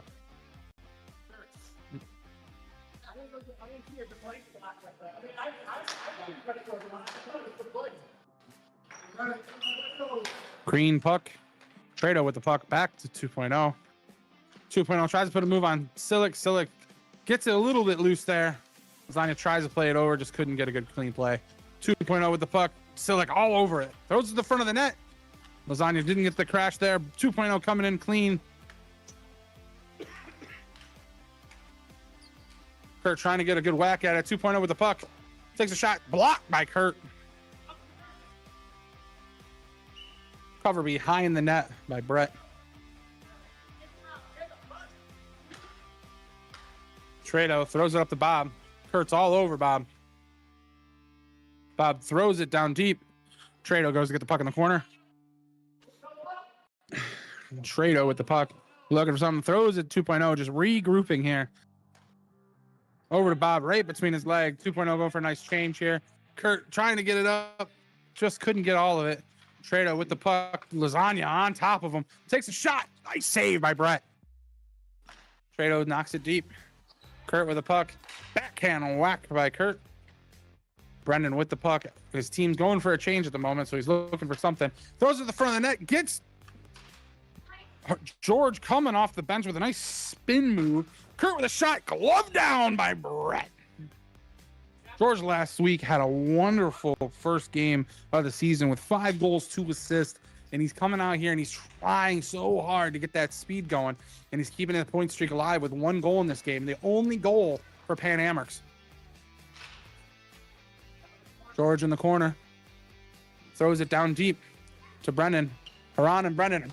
Brendan throws a check on Dave and then gets bodied by Haran. Brendan is getting beat up out there. Watch out, everybody. Nice pass over to George. Rob with the puck. Looking for an opportunity. Brendan's crashing the net. To the front. Nobody there. Bob taking the puck and shooting around. Putting on the Jets. Bob throws it to the front of the net. Blocked by Brendan. Blocks with a shot. Saved by Mark. Master with a quick shot. Goes up and high. Brendan throwing it over to George. Just goes wide. Over to Allen from Haran. Sweet's all over it. Allen keeping the pressure here. Not letting Sweet just run away with the puck. Blots on Maston here.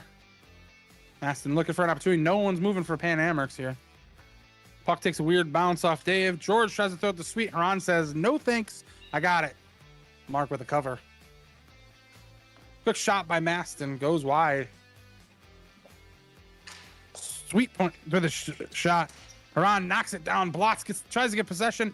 Puck just rolls. Mark with a cover there. Yeah, I smell the campfire too. Yeah.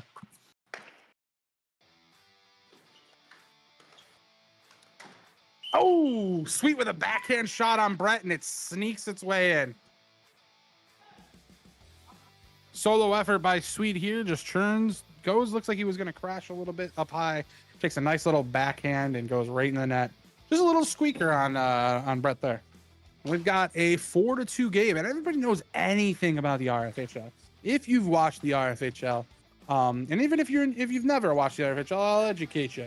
A 2-goal lead means absolutely nothing in the RFHL. Anybody can score 2 goals in 10 seconds, and this game can completely change. So a 4-2 game still leaves Pan Amherst wholly in this game. Lasagna with tons of space. Oh, takes a flub pass. Takes a quick shot by Haran. Just nice save here by Mark.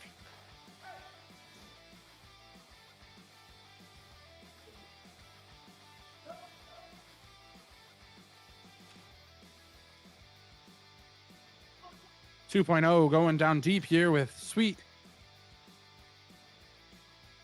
Allen in front of that, blocked by Lasagna. Kurt with a quick shot, saved by Brett. 2.0 with lots of time.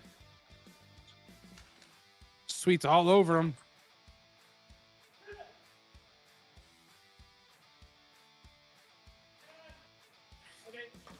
Sweet gets the puck back. Looking for something here. Ron is all over it. Not letting them get anything. Lasagna, the quick shot. Nice save by Brett. And he can't hold on to it. It's loose. Kurt's got the puck. He tries to wrap it, but loses the puck going around for the wraparound. All righty. 2.0 with the puck.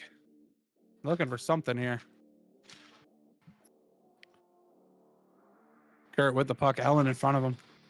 Intercepted by 2.0. 2.0 with a quick shot. Just goes wide. Puck is on the ground. It's still playable here. Oh, takes the funky bounce. 2.0 with the puck. Tries to turn and shoot. Just can't get control. Silic all over it. Silic with the puck. Can't get a quick shot. Takes a shot. Off the post. No goal.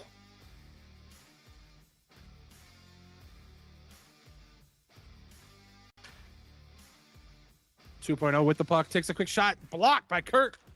Oh, and a save by Mark. What a save. 2.0 looking to get back on the score sheet here.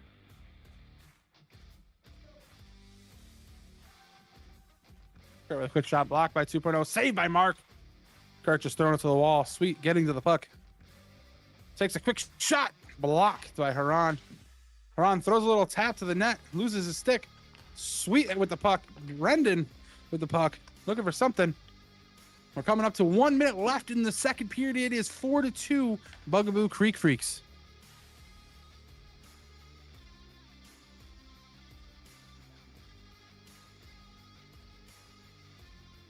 Sweet with the puck. Looking for an opportunity here. Throws it deep. Silic with the puck. Allen all over it. Can't get it through. Sweet's got Kurt. Off pass. Shot blocked by Haran. Haran still with the puck. Lots of time. Takes a quick shot. Saved by Mark.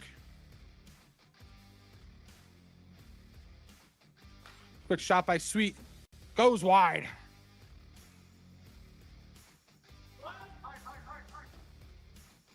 Quick shot. Saved by Mark. 15 seconds left in the second period. Puck goes over. Lands on the back of the net. 10 seconds left in... 10 seconds left. 5. Oh, 2.0 takes a shot right to the leg when he should have been waiting for a whistle there.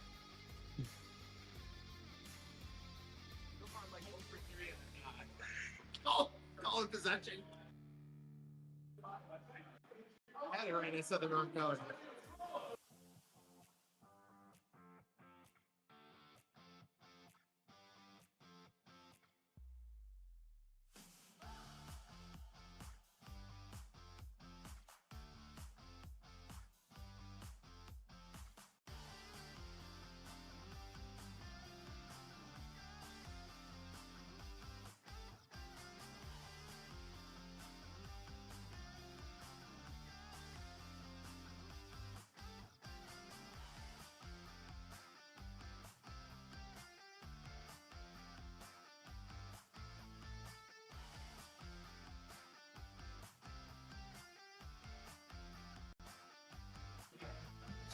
All right, ladies and gentlemen, that's going to be the end of the second period.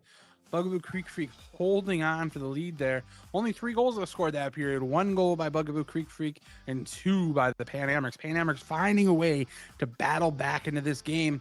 But right now, Bugaboo's still kind of controlling the pace. But Mark, again, playing great to keep his team battling in this game, only allowing the 1 goal in that period. We got a 4-2 momentum shift here. Bugaboo gets a goal near the end of that second period, and I think Bugaboo right now they're not tired. They want to keep this pace moving. They want to keep the possession moving. So Pan Americs have to find a way to possess the puck, keep the puck in their possession, move it around, tire out the Bugaboo Creek Freaks a little bit more if they can, because Bugaboo Creek Freaks is just going to hold on to that puck. They're going to slow things down, and they're going to keep this game moving the pace that they want to keep the game moving. So as we go into the third period, a crucial third period in the game of the week here, it looks like Pan Americs are sending out Lasagna, George, and Maston to start off this third, while the Bugaboo Creek Freaks look like I got Jesse sliding out here, John Haran, and Bob Eanes coming out here. Big third. Only one of these teams are going to continue their undefeated streak going into the third week of the RFHL. In the second game tonight, the Dump and Chase Pickin came up short. They got shut down by Paul Fridman subbing for subbing by Paul Fridman, who subbed for Kazmark. Sorry about that. I'm just having a hard time talking here. So we do have one undefeated team still running right now. But the third period is underway here. And Haran has the puck over to Bob. What a play! What a play. And this is what I'm talking about. The way the Bugaboo Creek Freaks possess and move the puck is just dirty. Last week, they were just crazy, moving the puck, finding each other when they could find each other at the point. And that right there was a wonderful pass to Bob from Haran. So we've got a 5-2 game here. Bugaboo Creek Freaks continuing the lead. Again, scoring quick and early in the third period, just like they started the first. Haran knocks it down below. Maston with the puck, getting chased by Bob. Maston takes a quick shot, blocked by Bob. Almost gets a great bounce in his favor. Maston still with the puck. Mark covers the puck. Slow whistle. I don't think Dave could really see where that puck was. Brett with a huge windmill. Brett with a wonderful save. Might have knocked his shoulder out with that one. Oh, Jesse with a shot off the freeze just squeaks past Mark. And we've got it seems like Bugaboo, unless things can slow down, might start running away with this. Not at all what was expected, at least from my point of view. I expected a very tight game, but there's still a lot of hockey. This is the RFHL. Anybody could do anything right now and just completely shift this game. Blotz takes a quick block. Kurt with a quick shot. Another wrist shot from Kurt Brownell. Again, I feel like he's setting a record. That's 3 wrist shots from Kurt tonight. Blotz with the puck. Over to 2.0. Great breakup by Lasagna. 2.0 with the puck. Or Sweet with the puck, I bad. 2.0 now with the puck. Quick shot just goes wide. Lasagna running. Blotz putting on the Jets. Lasagna heard it past him. Haran with a nice block. Kurt with the puck. Another flip wrist by Kurt. It was just a pass down the boards, he said. But, again, it wasn't the typical Kurt slap and rock. There's the blasting backhand we're looking for. Brendan with the puck. 2.0 all over him. Haran with the puck. Goes deep. Silic gets the puck. 2.0 chasing it down, keeping the pressure, possessing the puck. Shot just goes wide. Oh, almost a trip there by Blotzer. Sweet with the puck. Nice save by Brett. To the front of the net. Oh, almost a funky bounce off Allen. Allen up to Blotz. Blotz tries to get to the front of the net. Kurt's all over it, but he gets it away. Goes in the corner. 2.0 possessing the puck here. Brendan trying to give him no lanes here. Allen moving around. Allen to the front of the net. 2.0 the shot goes over the net. Sweet getting double teamed here. Kurt, another wrister by Kurt.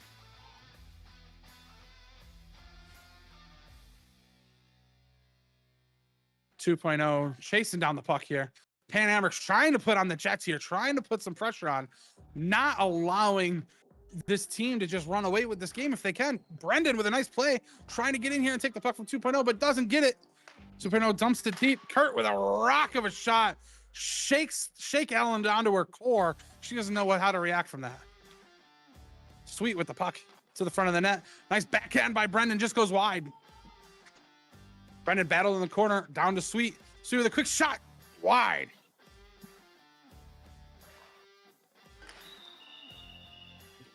2.0 took looks like an incidental trip or a misstep. That's not good. I'm hoping he's okay. Again, this is the first overall pick for John Haran here and the Bugaboo Creek Freaks, and he's been playing lights out. lights out, grabbing points every time he's on the floor. He's scary.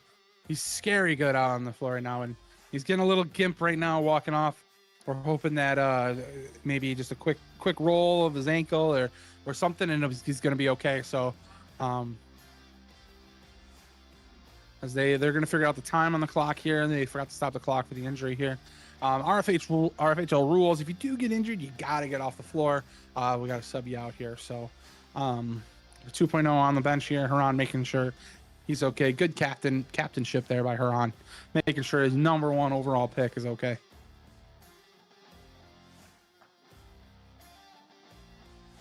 We've got 11 minutes left in the third period. We got a 6-2 Bugaboo Creek Freak game here. All right. Paul drops the puck. Good hustle by Haran and George into the corner there. George takes a quick shot. I'll be honest, I'm getting a little confused out here trying to figure out, oh my gosh, what a save by Brett. Trying to figure out who's George and who's Sweet.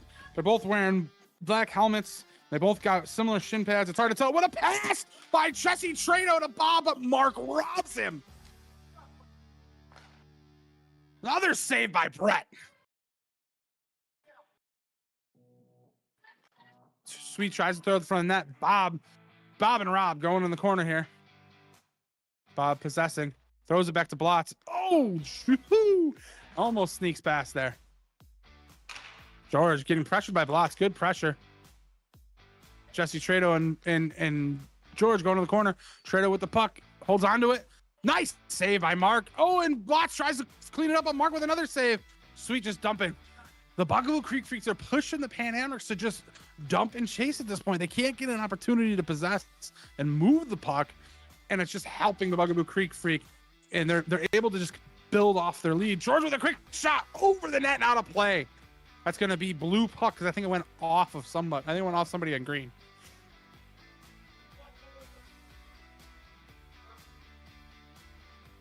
.9:30 left in the third period. 6-2 Bugaboo Creek Freak. Pan Amers still have not been able to find the back of the net in this period. 2.0 with a great play. He's back from his injury. Takes a quick shot. Mark doesn't even flinch. Great save by Mark. Sweet with the puck. Dumps it into George. George tried to the front of the net. Just couldn't get it through. Sweet to George. Oh, what a nice play there by Haran and Brett. George trying to throw it across. Goes up high. Playable puck. Sweet with the puck. Knows where to look for George. Doesn't throw it where he wants to. Haran with the puck with time to breathe.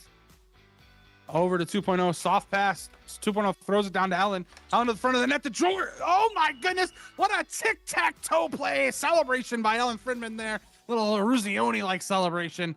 Little tic-tac-toe dump and chase by 2.0 to Ellen. Ellen with a wonderful feed to the front of the net for Haran. We've got a 7-2 Bugaboo Creek Freak play game.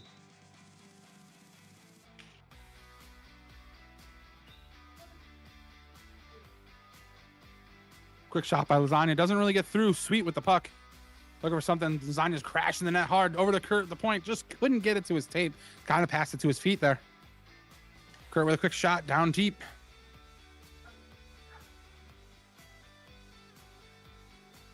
Lasagna with the puck. Passes it over to Kurt. Nice. Right to the tape. A shot by Kurt. Blocked by Haran. Haran with time. Takes a quick shot. Right over Mark. Haran with another backhand. Lasagna with the puck. Over to Sweet. Haran with a block. Out to Lasagna at the point. Can't get the shot through. Kurt tries to throw it over to Sweet. Sweet with the puck. Ellen pressuring him.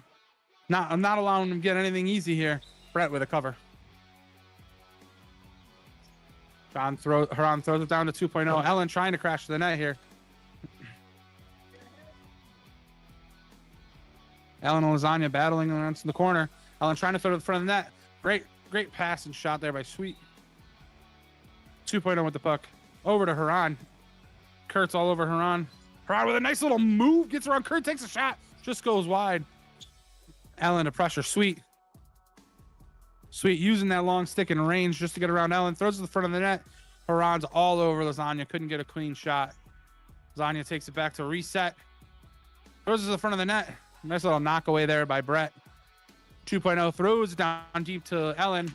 Over to Haran again, and another play! Tic-tac-toe 2.0 to Ellen to Haran. That line was deadly. That one shift alone was 2 goals, and they were all tic-tac-toe. What a shift for Ellen 2.0 and Haran.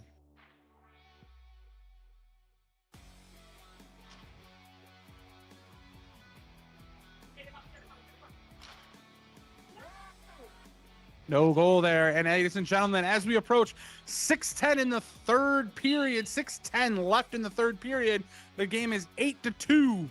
Bugaboo Creek Freak leading the game. Brendan Sillick with the puck. Bob with pressure, tried and throw it over.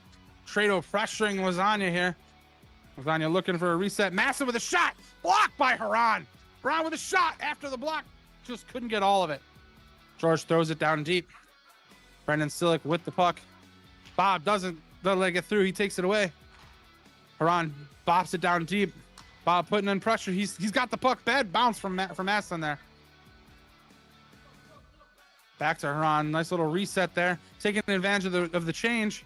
Back over to Trado. Trado with a great move to Kurt. Almost makes Kurt tumble. God damn it. I almost took a puck to the face, knocked it in, kept the puck in player. In the corner, George with the puck. Sillick with a shot, just goes wide. Sillick putting on the Jets, putting Tresser and Trado. Kurt with the puck. Kurt with his typical slammer, knocked down by Brendan. Almost a great play. Bob with a shot, sneaks it past Mark.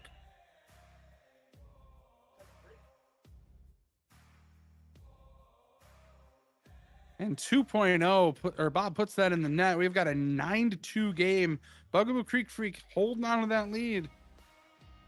Again, we do say it time and time again. This is the RFHL. Anything can happen. I mean, we got 4.5 minutes left. 9-2 lead seems like a lot. I mean, it's 7 goals. But, I mean, the only reason I say that this is going to be a tough hill to climb for Pan Amherst is Bugaboo Creek Freak has possessed this game for the majority of the game. And on top of that, Barrett is just playing amazing. He's only let in 2 goals, and they were in the second period. But the Pan Amherst have still yet to find the back of the net in this third period. So see how the rest of this game plays out, and if Pan Amherst can somehow mount a comeback. Brendan trying to throw it down deep, gets it over to Sweet. Sweet over to Kurt. Kurt just couldn't get to it. Kurt with a shot, throws it, then it just goes wide. Sweet getting possession. Blots are all over him. Sweet trying to fake him out, get around him. Ellen now pressuring Sweet. To the front of the net, just goes wide. Kurt putting pressure on Blots. Blots gets it deep. 2.0 with the puck. Again, this combination of 2.0 and Ellen has been deadly tonight. So let's see if they can somehow fork out another one here. 2.0 looking for something. He's got Ellen wide open, throws it to her. Ellen's looking for something, throws it back to the front of the net. Mark grabs it. They knew exactly what to do. They knew where they were going to feed that puck. 2.0 to Ellen, 2.0 to the front of the net, and Ellen was going to try and clean that up. Kurt with a quick shot. Tries to throw a wrister, just couldn't get all of it. 2.0 with a puck. Possesses it, knocks it down by Sweet. Sweet rocking that one right off the side of the leg.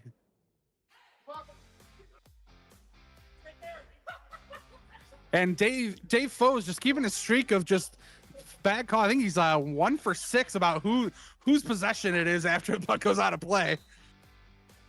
That one clearly went off Sweet's leg. He's hurting, and Foe still says it's blue puck. Well, I already said it once. I had to Yeah, I had to double down. Once you said it once, you had to double down. Kurt with a quick shot, saved by Brett. Lasagna just couldn't get there. 2.5 minutes left in the period. 9-2 Bugaboo Creek Freak over the Pan Amherst. Lasagna trying to get the possession. Blotz takes the puck. Blotz and Kurt battle. Kurt knocks it down deep. Allen with the puck back to Blotz. Blotz with lots of time. Throws it over to 2.0. 2.0 throws in deep, and Blotz is chasing him. Stick battle there by Kurt and Blotz. Kurt flips it up. Sweet tries to flip it to the front of the net and just can't get it. 2.0 with the puck. Dunks it in deep to Ellen. Ellen throws it to the front. 2.0 grabs it, throws it down. The puck's still bouncing around. Sweet beats Bob to the puck. Rob with the puck's on the side of the net. Allen knocks it away from him. Over to Lasagna. Block. Oh, it took 3 different deflections before it got right off the crossbar. Goes wide. Lasagna has the puck. Slowing it down. Looking for something. Got a minute and a half left here in the third period. Pan Amherst with a 7-goal lead. Quick shot. Brett with a save. Sweet was denied of a goal. Nice shot on Mark. Mark saves the puck. Lasagna with a quick shot. Buries it. It is now 9-3. The Pan Amherst have found a way to get on the board.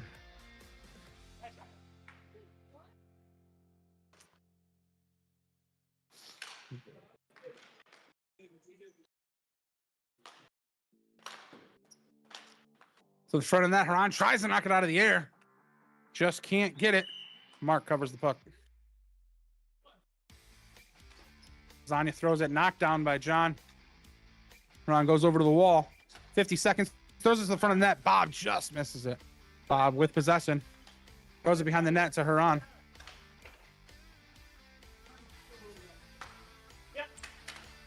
Sweet still trying to chip up his team here. Let him know, hey, we got to play hard. This might be over, but we still got to keep our heads up, play hard to the end of the game. Bob over to Jesse Trado. Trado with a quick shot. Knocked down by Sweet. 20 seconds left.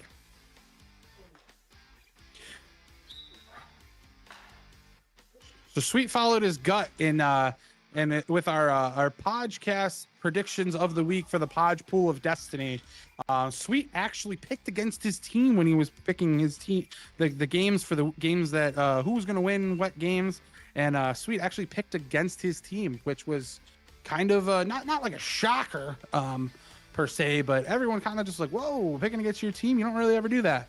But Sweet knew what he was going up against. Brett is a stellar goaltender, only let in 3 goals tonight, played out of his mind. And then Bugaboo Creek Freak is just tenacious. And after watching the handshake line here, Pan Amherst doing their typical thanks for playing against us, thanks for flying with Pan Am, handing out little treats for who they're playing against. Good captaincy, good fun. That's what the RFHL is all about. But this was my game of the week choice. The first game of the night that wasn't an absolute blowout. First game of the night where goalies didn't have multiple shutout periods. Multiple shutout periods tonight alone. I think we've had, I want to say 4 or 5 shutout period shutout periods throughout this evening. So what a wonderful game defensively and goaltending by everybody at hand. But right now we're going to be moving into the RFHL After Dark 9:30 game. Let me update the score here. We had a 9-3 win by the Bugaboo Creek Freaks, which the opposite of what I picked, but it's still, again, I think this game, it lived up to what it was going to be. It was a very fast-paced. The game with the team with the better forecheck really put the pressure on and really showed what it's all about. And I mean, props to the Bugaboo Creek Freaks. They are a scary team to play against this season.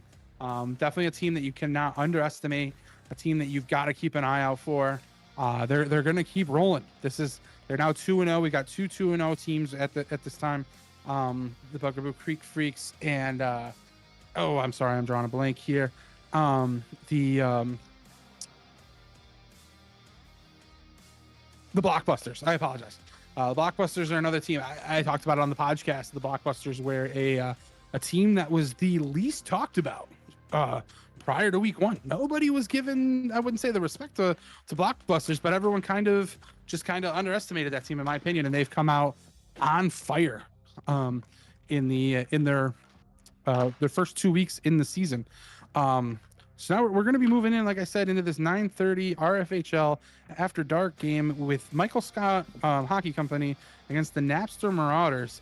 Both teams with L's last week, so somebody's walking away with a win this week. And it looks like the way that's played out, we've only got 2 undefeated RFHL teams after week 2. Which team's going to hold that the longest? Which team's going to try and contest the Darth Vader, or the Master Vaders, I should say, the Master Vaders 13-0 season of perfection. We'll see if that continues. I don't know if it will, but yeah, that's going to be a wrap though for the mayor here.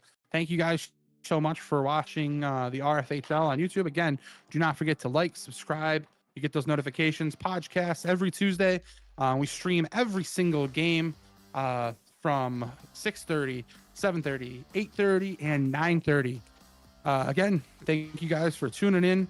I think you got Rob Maston coming up on the broadcast here. Joining him will be, let's take a look for you here. You got Rob Maston. Rob Maston holding down. I think the Bob was going to be joining Rob Maston, but he had to go home. Almost got hit by another puck tonight. Yeah, the Bob was having some issues with his car, I guess. I don't really know, but still love the Bob, even though his team completely smashed me tonight. But I'm rambling on here, and I think I'm just killing time for Rob Maston to get situated and settled. So, thank you guys again watching the podcast, watching the broadcast. Tune in. RFHL After Dark coming up. Everyone have a great night.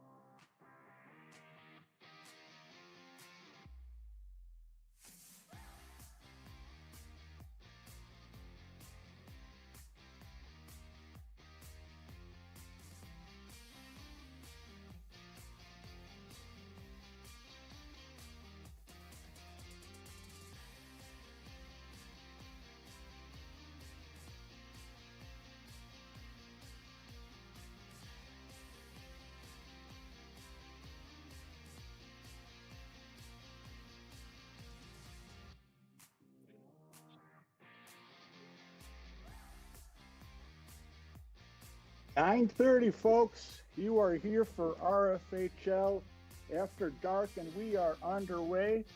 Joined by myself, Rob Maston. We have the Michael Scott Hockey Company versus the Napster Marauders.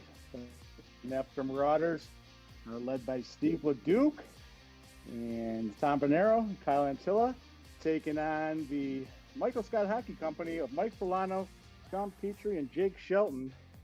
A lot of other stars you'll see on the court as the game goes today. And we are underway. 14 and a half left to go here in the first period. Petrie with a shot, and that is stopped nicely by Brandon Sisson, who had the corner covered perfectly right there.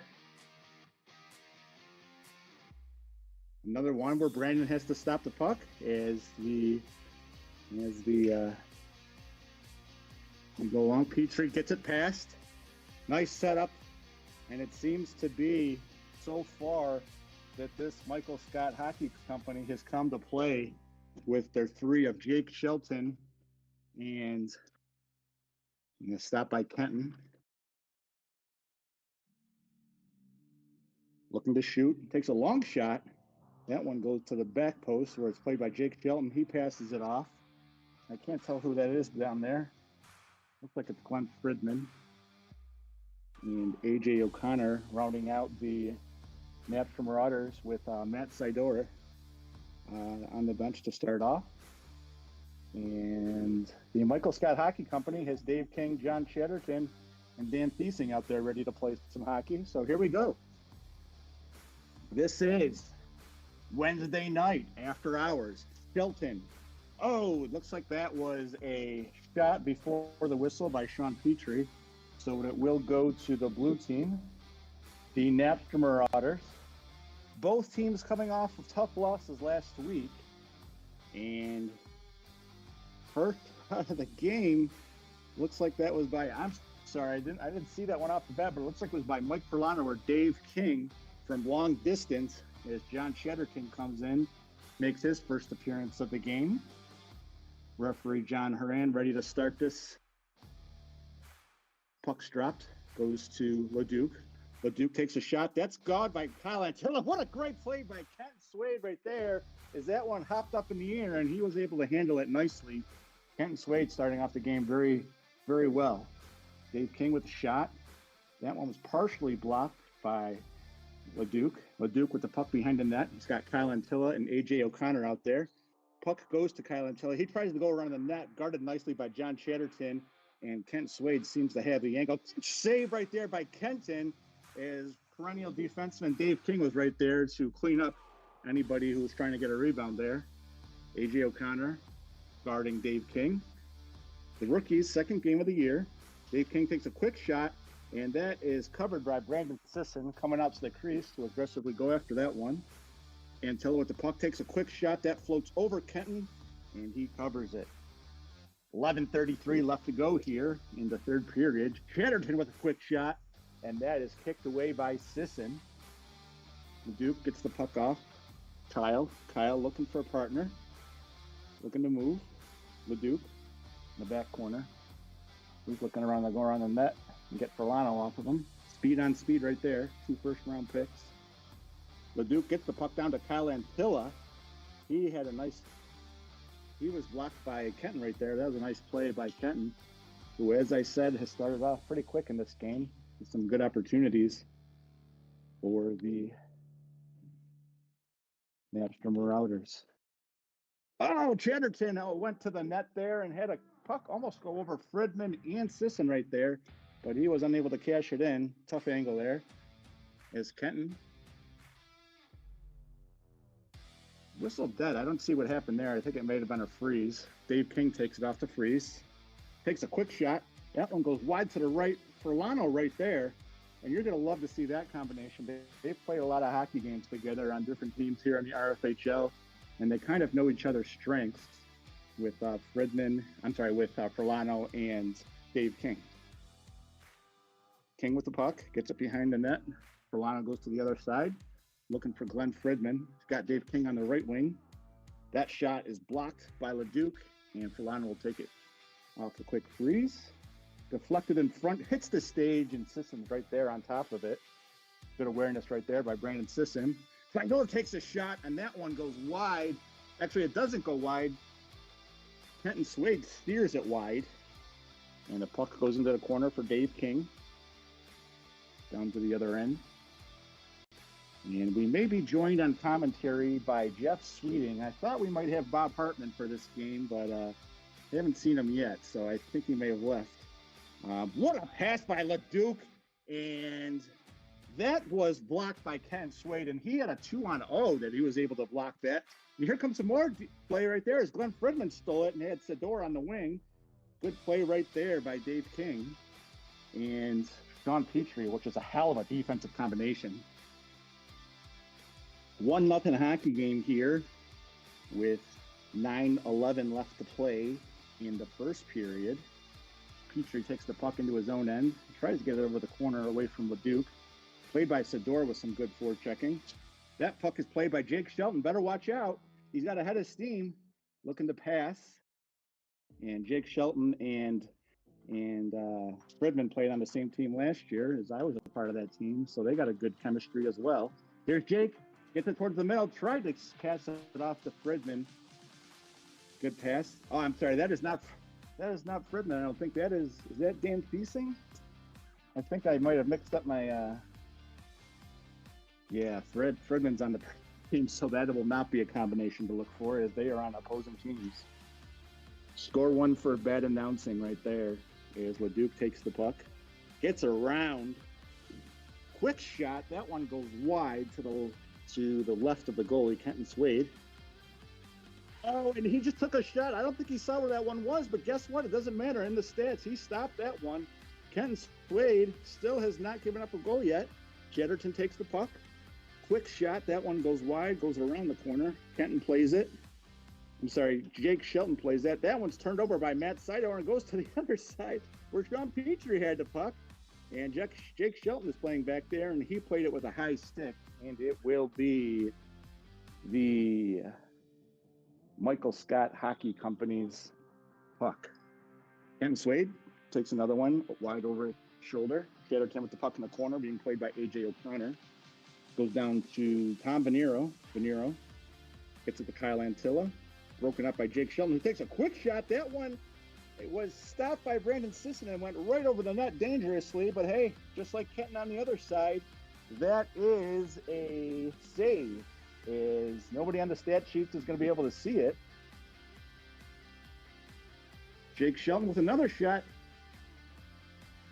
No goal, as Jake had the puck. He tried to go 5-hole, and that was a great save by Brandon Sisson. He happened to have the goal judge right behind the net in Jesse Trado, who's wearing his referee stripes, so I'm not sure if he's partially reffing this game or not. I'll have to ask him after the game.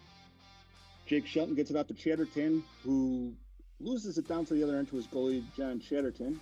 Chatterton takes a shot. That's blocked by Kyle Antilla. Jake Shelton to Petrie. Quick shot. And that one goes wide. Played to the other side by A.J. O'Connor, who gets the puck to Kyle Antilla. And Kenton Swade played the puck, but it went to his own net, and that is a freeze down to the other end. And it will be played by the Napster Marauders in blue. Puck goes down to the Michael Scott Company's Sean Petrie. Petrie looking for a pass partner. Gets it to John Chatterton. That one went out. Now here comes Jake Shelton. Watch out. Chatterton with the puck. Another great save by Brandon Sisson, who gets it through the 5-hole. Oh boy, he could have used some defense right there as Brandon made the initial save, and he could have used a couple of guys down there to rush that puck out of there. And it is 2-0 Michael Scott Hockey Company.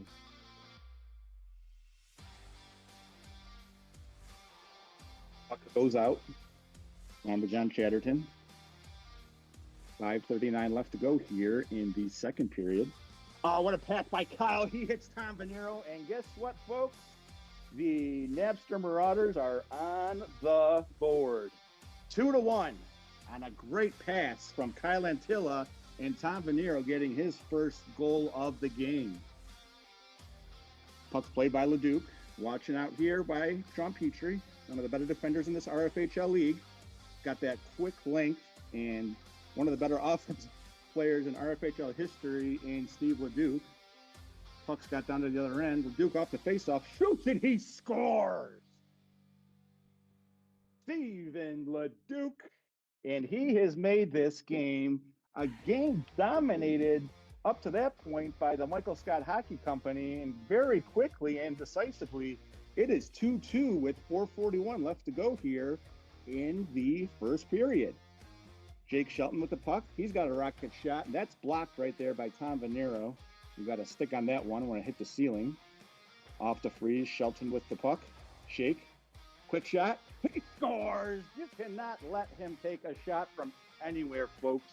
And Jake Shelton has given Michael Scott Hockey Company back their their 1-goal lead, and it is a score of 3-2. 4 minutes left to go. Furlano takes the puck, and he was stripped, and I don't think John Horan saw that one. That was a tough play right there, and Venero takes the puck behind the net for the Napster Marauders. He tried to get the puck up front, doesn't get it out front. He got it to Glenn Fridman. Glenn took a backhand, and it hit the far post, and he almost tied the game right there. Tom Venero with the puck. That combination of Leduc, Fridman, and Venero are out there right now, so watch out for that one. But the gray team counters with a freaking monster of a lineup themselves, with Jake Shelton forechecking, Mike Furlano forechecking, and Dave King's calm presence on the back end right there for the Michael Scott Hockey Company, as they enjoy a 3-2 lead. And speaking of forechecking, Matt Sydor is back out there, takes the place of Tom Venero. So there's going to be a little bit more of a forensic pace to this game with the amount of strength and speed that is out there right now. 3 minutes left to go here in the first period. Glenn Fridman takes the puck, going at his former teammate Jake Shelton. Jake takes the puck away from him. Nice pass by Jake, as it was good forechecking. Sydor saved by Ken Swade, and he was right there on the doorstep. And we're getting a little physical here as Leduc takes the puck. All friendly physicality so far. Leduc is going to take the puck down to his end. Gets it off to Sydor. He takes a quick shot. That's turned aside by Kent Swade nicely. And Sydor got the puck right back into the middle and fed Fridman, but Jake Shelton was right there to break that one up. The action is happening so quickly, folks, that I feel like I'm a few plays behind. It's actually a good thing maybe that I don't have a color commentator, as the action is fast and ferocious here at Derek Katora. Fridman with the puck on the doorstep. Leduc takes the puck away from Dave King. Not easy to do. And Leduc drags it. He takes a shot. That's turned by Kenton. And he got the puck out of the zone. And that was a hell of a play right there by goalie Kenton Swade, who's having himself a hell of a first period here against a very, very good Napster Marauders hockey team. Puck goes over to the other end. Played by Glenn, who has between them. Checked nicely there by Thiesing. Trying to get the puck down. Furlano, here comes John Chatterton like a bat out of hell. He takes the puck back into his own end, looking to slow things down. He has the puck in the corner, being played nicely by Matt Sydor. That puck goes into the other corner, in my blind spot, so to say, as John Chatterton has the puck. And that's a nice block right there by Matt Sydor. And they dap each other up right there as Chatterton lets Sydor know that, hey, that was a hell of a play. Puck goes up into the air. Chatterton with the puck behind the net, takes a shot. That's turned aside by Brandon Sisson. Leduc looking to make one shot before the end of this period, as we are now under 1 minute left to go in this first period of this hockey game. Talantilla plays the puck down, and that's a long shot by Chatterton, and it's stopped nicely by Brandon Sisson. Leduc with a shot turned aside by Mr. Kenton Swade. Fridman with the puck in the corner, being played by John Chatterton. The puck towards the middle. What a pass that was by Glenn Fridman, but Kyle Antilla was not able to connect on that, as he was played on a nice defensive pairing with Mike Furlano. And now Leduc's going to take the puck all the way down. He tries to go through his legs, and not too many people in the league can do that move right there, folks. He almost had something that nobody in this league can do with that rush. Although Furlano says, hold my milk, as he gets past two people and he takes a quick shot. And it looks like we are going to run out of time here in this first period. And folks, you've got to see yourselves a heck of a hockey game here in the nightcap RFHL After Dark here at Defunct here in Greece, New York, as the teams will switch sides for the second period. We have ourselves a 3-2 hockey game, as the Michael Scott Hockey Company has themselves a 3-2 lead. As I mentioned at the beginning of the broadcast, Stephen Leduc playing his second game of the year with 46 goals last year. He put through 5 last week. And on the other side, you have Mike Furlano with 720 goals in his RFHL career. Last week, he put in a hat trick himself, which is par for the course with Mike Furlano. And as we get to start the second period, good games up here in the RFHL tonight. We just came off of a blowout in the 8:30 game. Great game by Ryan 2.0 Mulhern and his John Haran-led team. And I do apologize, but I wasn't here for the 6:30 and 7:30 games, but I know that John Post missed his game, and they lost in the 7:30 game. And I'm still getting up to date on RFHL team names every year. For the first 5 games, you'll notice that I tend to mess those up pretty frequently. So I'll start anew right now. Michael Scott Hockey Company in gray with a 3-2 lead here in the second period about to begin. Good hockey played right there. Very physical, but very physical hockey, but respectful. Good pressure by both teams. Goalies played really well there, as they both turned aside some really good long shots and a couple of up-close opportunities with Furlano and Leduc and Venero and Tilla banging at those rebounds. So, really good game.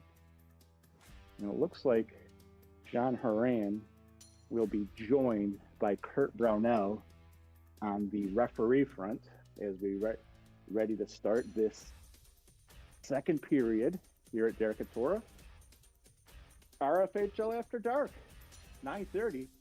Here we go with the second period. As Brandon Sisson takes a quick shot off the faceoff and makes a save. Gets another one off of a very dangerous Jake Shelton. And here we go in the second period. Shot goes aside to the other corner, away from Sisson. Sidor plays the puck in the corner. Sidor takes the puck.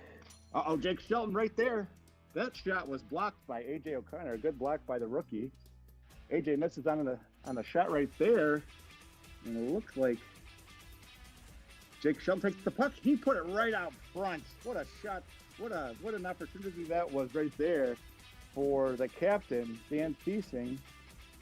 But he was unable to connect on that one. Sidor played by Thiesing. That puck goes up in the air. Venero and Petrie slide at midcourt with the puck going up in the air. Now we got Venero and Shelton. Venero takes the puck. Good head of steam towards the net, and Kenton Swade is right there. And he's able to stop that one. Shelton from the corner. Oh, what a good play right there. Is Sidor saved a goal. Dan Thiesing was right there on the doorstep, and he was able to make that save.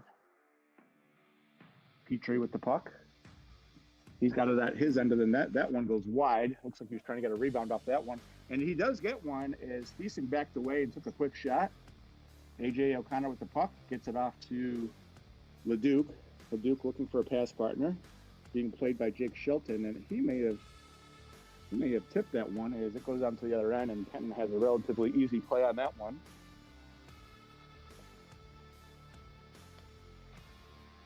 Shot. Play by Furlano.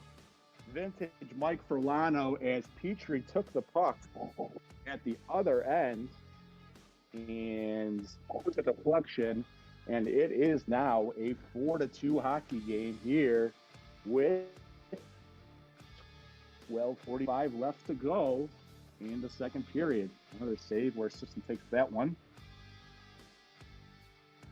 Leduc takes a shot, puts it right up the middle. I think he's looking to hit Venero there for a rebound, but that one doesn't go through. Another quick shot by Furlano was blocked by Leduc.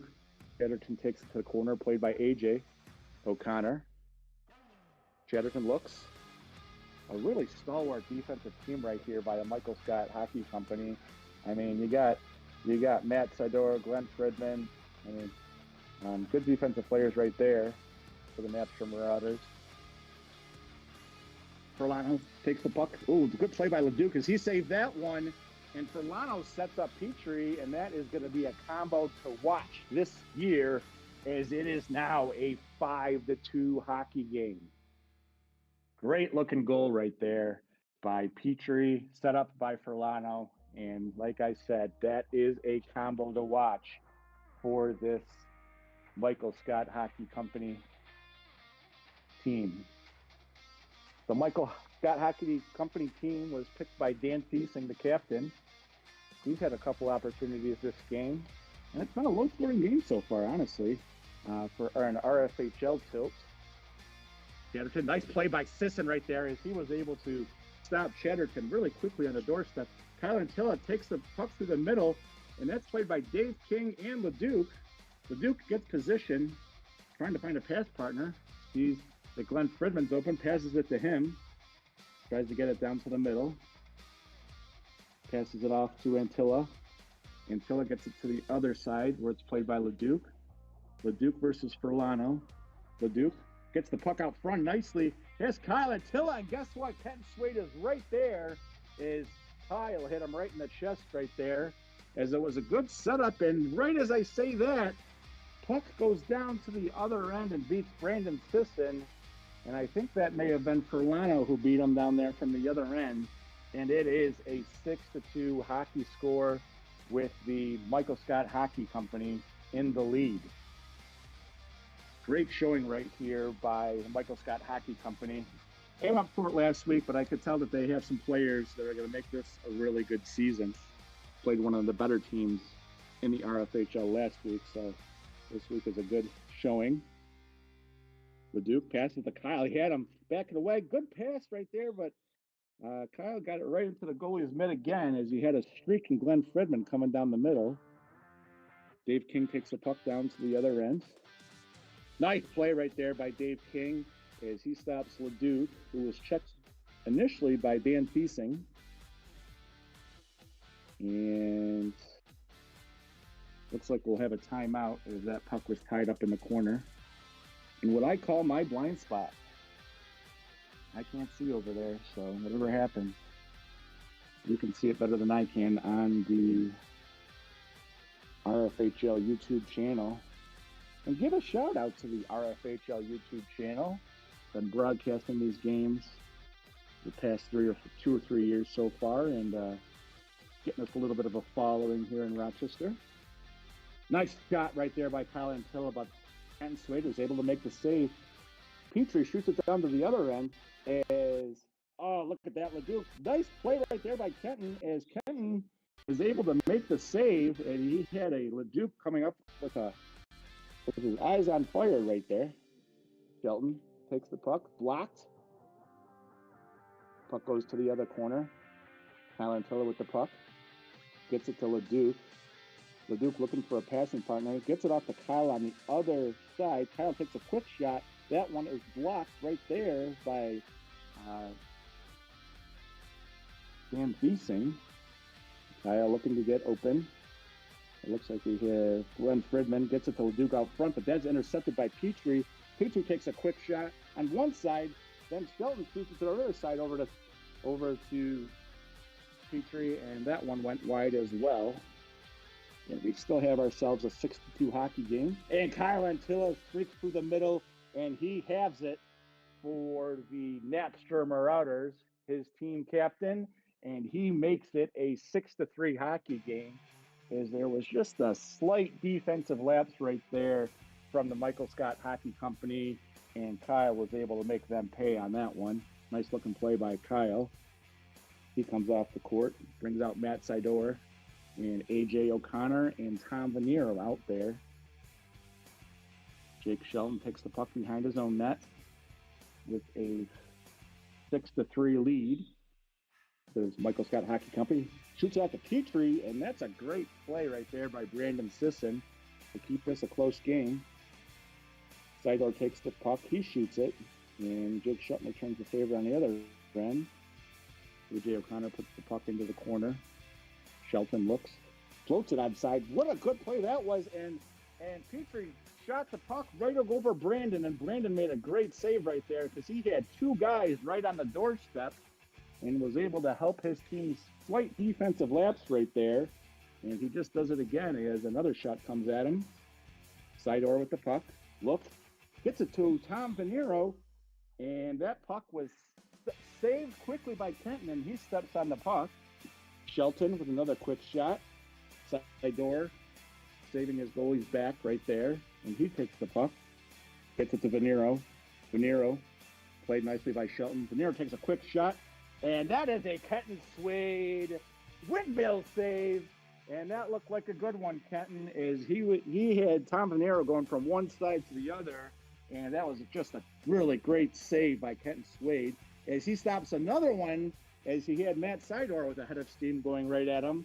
So two big saves right there for Kenton Swade, and it is a 6-3 lead that he still holds with this Michael Scott Hockey Company. I would be remiss if I didn't talk about Brandon's jersey too. Man, that thing looks sharp. As he says, "Thanks, Mr. Maston," and he makes a save and steps on it. Venero with another shot. That's blocked by Chatterton. Two RFHL OGs coming at each other.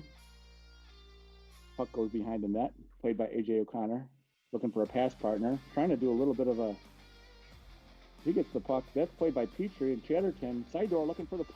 And Chatterton lost his. He's still able to get his foot out there, and he blocks the Sidor shot. That looked pretty fantastic, folks. Oh, and that is that a goal? It is. Matt Sidor, after that frustrating block by John Chatterton, has the puck come to his stick in the slot, the far slot, and he scores. And Matt Sidor gets what I think may be his first goal of the year, as he was held scoreless last week. And it is now a 6-4 lead for Michael Scott Hockey Company, and a 2-goal lead in the RFHL. It ain't going to cut it, folks. So stick around, because we have ourselves a hell of a hockey game. Nice pass right there by LeDuc to Tom Venero. Got Kyle Antilla out there. They've got the one line out there, folks. Oh, and Kyle put it towards the net, and it hit Tom Venero. It was not a kicking motion. I didn't see if it hit Tom Venero's shin or what, but Venero was able to put the puck into the net, and we'll see who gets credit for that goal. It is now a 6-5 hockey game, folks.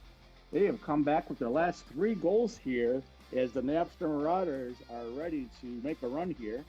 Antilla takes a shot. That's blocked by Dan Thiesing. And Brandon Sisson reaches out and grabs that. And Kyle takes a shot. That's blocked right there by Dan Thiesing. He's looking to get a guy. Shot goes to the corner where LeDuc is being played by Furlano. LeDuc gets it out to Venero, and that one went wide as well. Kyle Antilla tried to get the puck on a wraparound, but Kenton Swade was right there. Oh, and that one was shot from the other end by Furlano. That one hit the post and went under Brandon. And right after that, we have another shot. And it is now a 6-6 hockey game. That was shot under one of my blind spots. And guess what, folks? We have ourselves a tie hockey game with 3:22 left to go here in the second period. Kyle Antilla and Mike Furlano.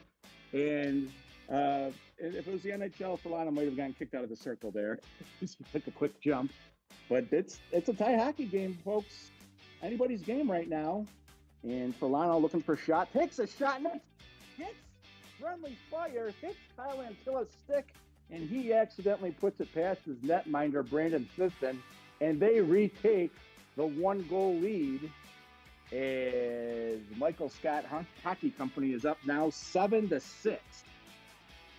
And Kyle a little bit frustrated, but he can't be too frustrated. It's only a 1-goal lead, and they did score the last 3 goals before that, so nothing to hang your head about. We still got a lot of time to play hockey here, folks.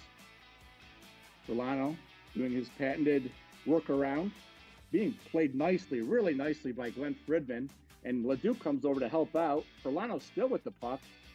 Got Jake Shelton there. Oh, he had a streaking Petrie. Wasn't able to connect there. As Leduc gets the puck out of there. Uh-oh. Oh, what a save by Brandon Sisson as Jake Shelton had set up Mike Solano nicely there for the Michael Scott Hockey Company. And Brandon Sisson says, nope, I will take that. And he just has another shot that goes past him. And Brandon Sisson has played himself a heck of a second period after a tough first. Fridman, oh, he had Ken going the other way, and that is another excellent save by Kenton Swade. Solano at the puck. That one is intercepted. That one goes to Fridman, who shot it wide. Had Leduc there. Leduc with the puck being double teamed. That means Kyle Antilla and Fridman might be open here. Oh, and we got ourselves a trip. And Solano got Leduc right there. And I believe that is going to be a 1-minute penalty going to the Michael Scott Hockey Company as Solano takes the penalty. Now, as we've talked about, this penalty kill here at Derek-Katora is totally different than it used to be at the Y, and it's not an automatic goal like it used to be. Let's see how they do here on the Swade. What a save as he came across. A nice pass by Kyle Antilla to Matt Sidor, and that was a save and a half right there, folks. Ken Swade earned his money right there. Great look and play. Now he's got Leduc. Got Leduc by himself, and he shoots and he scores. That's a tough one, folks, as Kenton had made an excellent save right there, but with that firepower of the Napster Marauders, that's now a 7-7 hockey game. What a power play that was, as you had Sidor, Tom Venero, and Leduc out there. 7-7 hockey game, 31 seconds left to go here in the second period. AJ O'Connor plays the puck for Tom Venero. Venero tries to get it centered. That's stolen by Jake Shelton. Oh, you should have taken the puck. Very unselfish play by Jake Shelton right there as he got it intercepted, but he got the puck back, and that motor never stops on Jake Shelton. Tom Venero with the shot, and Brandon I'm sorry. That was Kenton Swade who saved that one, as Venero had a head of steam and was not able to finish that one as Kenton steered it above the net. Great hockey here, folks. The 9:30 game could turn out to be the best game of the night, as it is 7-7 going into the third period.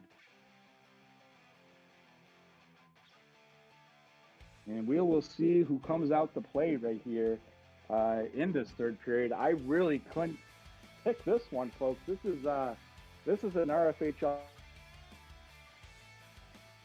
as the Napster Marauders come storming back after being down 6-2 at one point in this second period.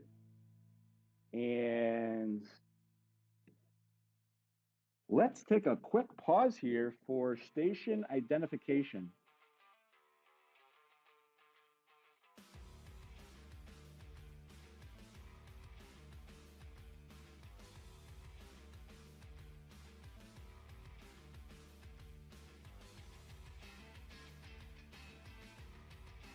And RFHL fans, I'm back.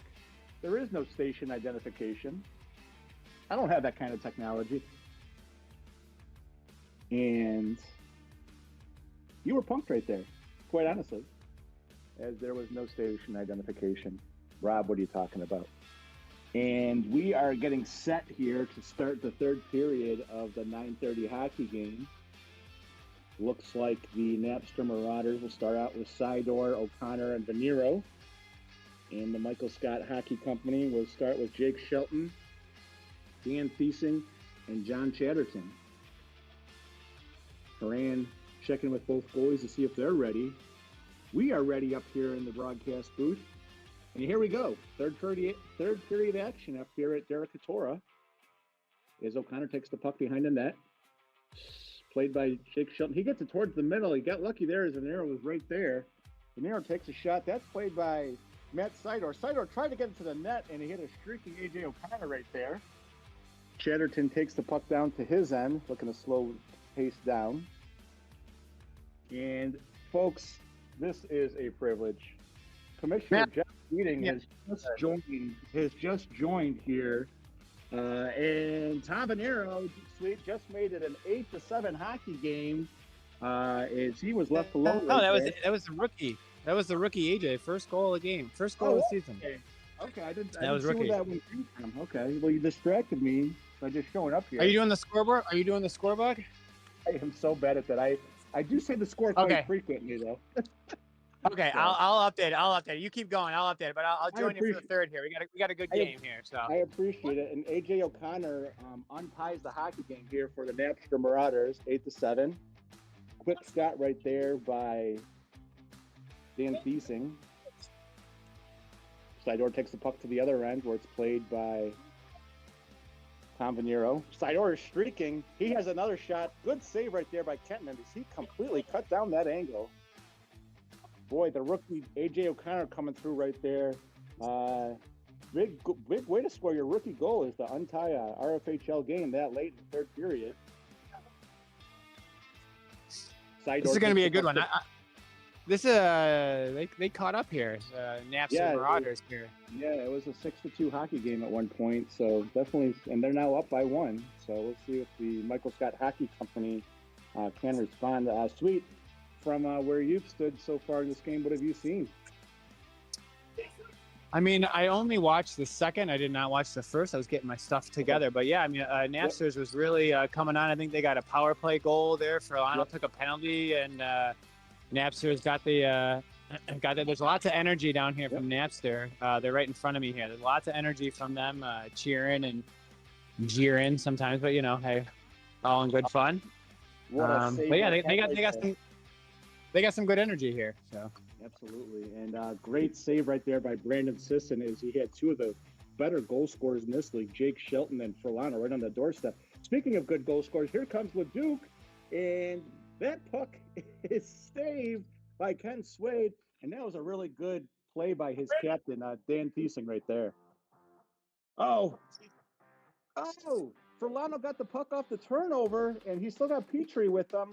And the Michael Scott Hockey Company almost made this a quick 8-8 hockey game. Yeah, it looked like LeDuc was trying to hit Glenn there quick off the freeze, and Glenn wasn't paying attention and went right to Ferlano. So, off the post there from Ferlano.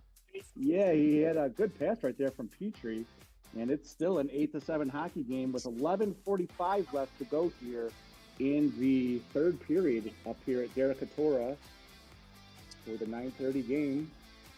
Being joined RFHL After Dark. That's right.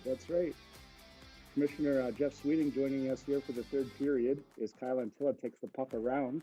Being played really nicely by Dave King, who forces a turnover, gets it to Ferlano. Ferlano gets the puck right back to Dave King. And Sweet, I did talk about that combination of Dave King and Ferlano. They play a lot of games together, and I believe they've won a championship. So definitely one of the better tandems here in this spring 2026 season.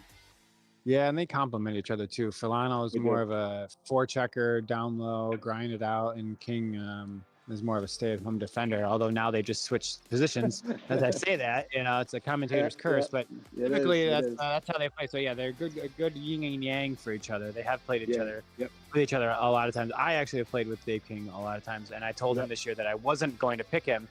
I had an opportunity, and I let him go. I said, Dave, I'll let you go and play with somebody else this year. So, we did joke about that because I did have an opportunity, and I was like, no, I'm not going to do it this season. I played with him like 6 or 7 times. Gotcha. Oh, and that is a goal right off there. The post.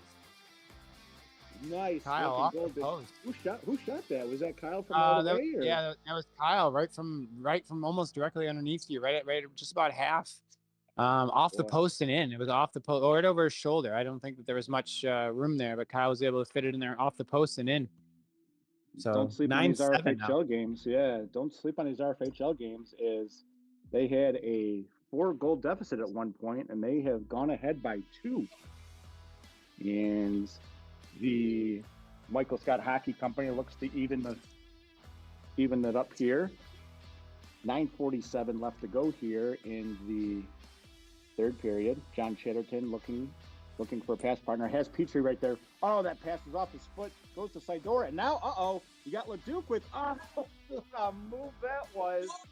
And that was something to behold right there, Sweet, is LeDuc had That was like mediocre wide goal. open- I could do that too. That was easy. Anybody could score like that. That was just such an easy, anybody could have made that one, You don't have to be any good to do that. No, I'm just kidding. He was standing right in front of me, so I decided to razz him a little bit when I made the comment. But he was like, "He came out really far." I'm like, "Yeah, I know." Yeah. I think Kenton saw like the Alexander Mogilny coming at him. He's like, I'm going to just try and push this puck. And, it's an admirable thing to try and. I mean, what are you going to do? Yeah, he's coming down. Why not? Why not come out and Yep. maybe try to change the angle? Okay. And who knows, Against me, it probably would have worked, Yeah, same here.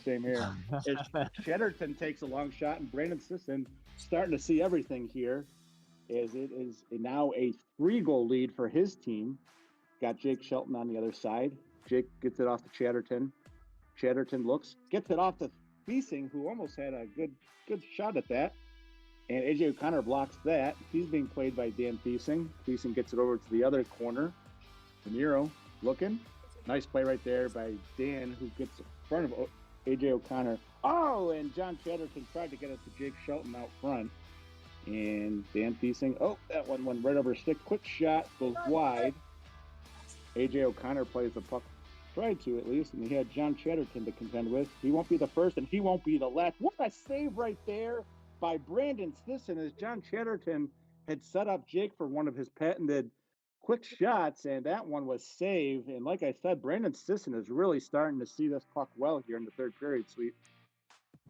Yeah, definitely. You mentioned one time John Chatterton had a long shot there, and I honestly don't think and I don't even think Brandon saw it. I'll comment that. I don't even think Brandon saw it. Just hit him. So like you're saying, he's seeing everything, and if he isn't, it's still hitting him, and it's not going in. So, and then there, the puck kind of squirted free. It went off the back, I believe, off the back post, and then right in the middle, and AJ there gets his second of the night.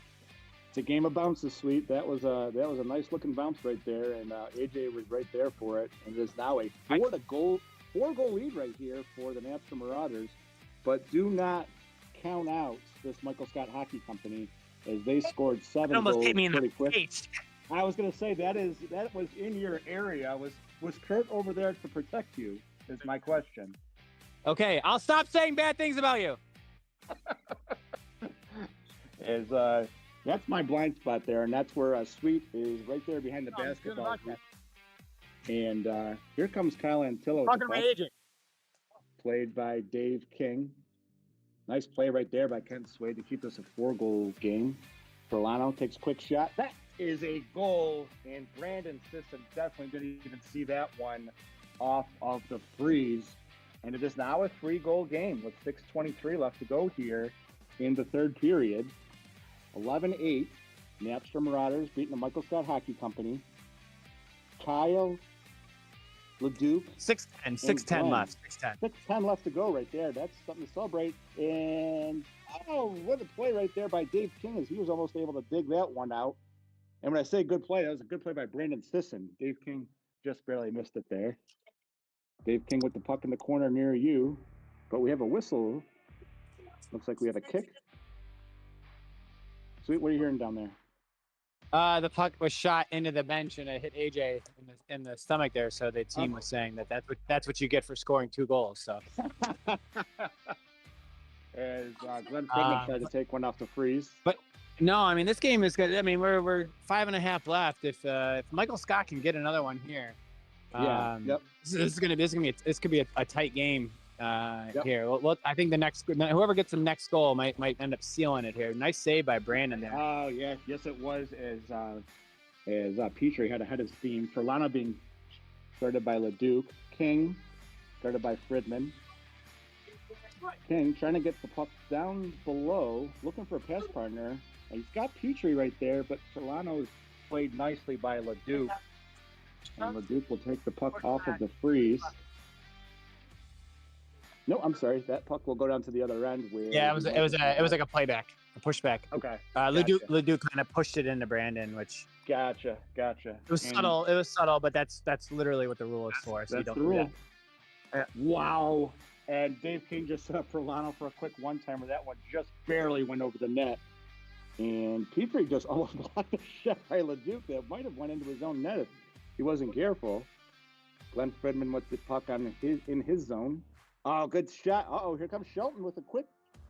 Oh, boy, just the bounce that the Michael Scott Hockey Company needed as Jake Shelton froze goalie Brandon Sisson. It is now 11-9, a 2-goal deficit for the Michael Scott Hockey Company. What did you see there, Sweet? Oh, my God. That is another goal off of the face-off. Folks, and just very quickly, we now have a 1-goal deficit as Mike Ferlano is put on the clinic. Here we go again. Jake Shelton. Yeah, this is 3:45 left, and we got ourselves a game. That's a backbreaker right there. As Shelton had the puck in what is his office, and it was intercepted, and Glenn Fridman puts it home for the Napster Marauders. It is now 12-10, and here we go. Here comes Leduc with the puck. Very tough to take the puck from. Good possession. He's got two very good players on him in Ferlano and Jake Shelton. And now it's puck's being played. It looks like Leduc is just trying to freeze that puck and keep it in the corner there. Petrie gets it loose, gets it off to the other corner where it's off to Sweet. Ferlano plays the puck. Jake Shelton trying to get that puck so he can make a good play. Ferlano takes it. Quick shot, blocked. Nice play right there by Leduc and Kyle Antilla. Kyle Antilla's got a block, and that time Ken coming out of the net was really beneficial to his team as he was able to stop that break. Ferlano takes the puck from Glenn Fridman. Ferlano takes a gets it to Thief. Ferlano got the puck to Jake Shelton right there, and that was almost another nice-looking goal. But Brandon timeout. We got a timeout. Okay. It looks like Brandon Sisson was able to see that one. And we have 2:25 left to go. It is a 2-goal game. And this has been a heck of a game, back and forth, Sweet. This has been, yeah, for sure. I mean, you said earlier when I wasn't watching it was 6-2, and then Napster ended up they got all the way to I think 11. So they scored. Yep. They scored. What is that? 9-1. Yep. After that run there, and then Michael Scott was able to get a couple more and close the gap, and now they're down 2. Here, so yeah, this could be a frantic finish. We got 2:25 left, 2-goal game. This could be a frantic finish here. Absolutely. Right here at the end, and 2 offensive-minded teams. Yeah, for sure, putting up double digits. Yep. And I think it's going to be keep the puck away from Leduc here. If you're Michael Scott Hockey Company, because he's good. He's one of those guys that can stick handle and freeze that puck with the best of them. And they've got their top line out there. Both teams. Both teams. Sidor, Antilla, and Leduc out there for the Marauders. I was also gonna say this is the first this is the 8th game of the season, I think, right? 4-4. Yes, this is the first game where both teams are above double digits, and I expected that with these two teams. So high scoring affair here. RFHL after dark. Ken Swade makes one quick save, and Sisson covers that as Leduc was trying to go the other way. Leduc with another shot down to the other end, got by Sidor. Oh, that was a beautiful play. Beautiful goal.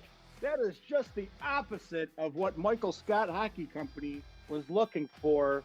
And what a give and go that was between Leduc and Sidor and it is now 13-10 with 2 minutes left to go in this hockey game. Folks, it's not over, but that was a backbreaker right there.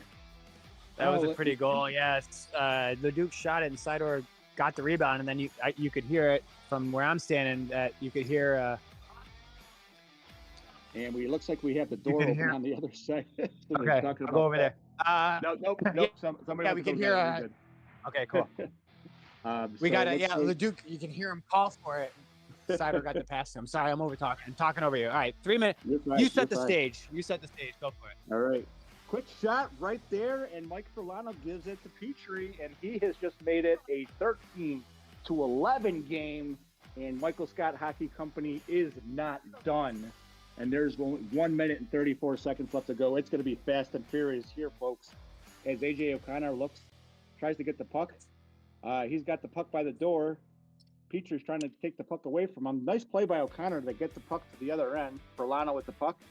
Gets it over to Thiesing. He takes a shot towards the net, which is exactly what you want to do here. Just keep shooting it into your zone right here if you're the Michael Scott Hockey Company. And A.J. O'Connor takes the puck. He tries to clear it, does get it to Kyle Antilla, who's got a head of steam. He takes a quick shot. He's got Matt Sidor streaking. They almost had another goal right there. Oh.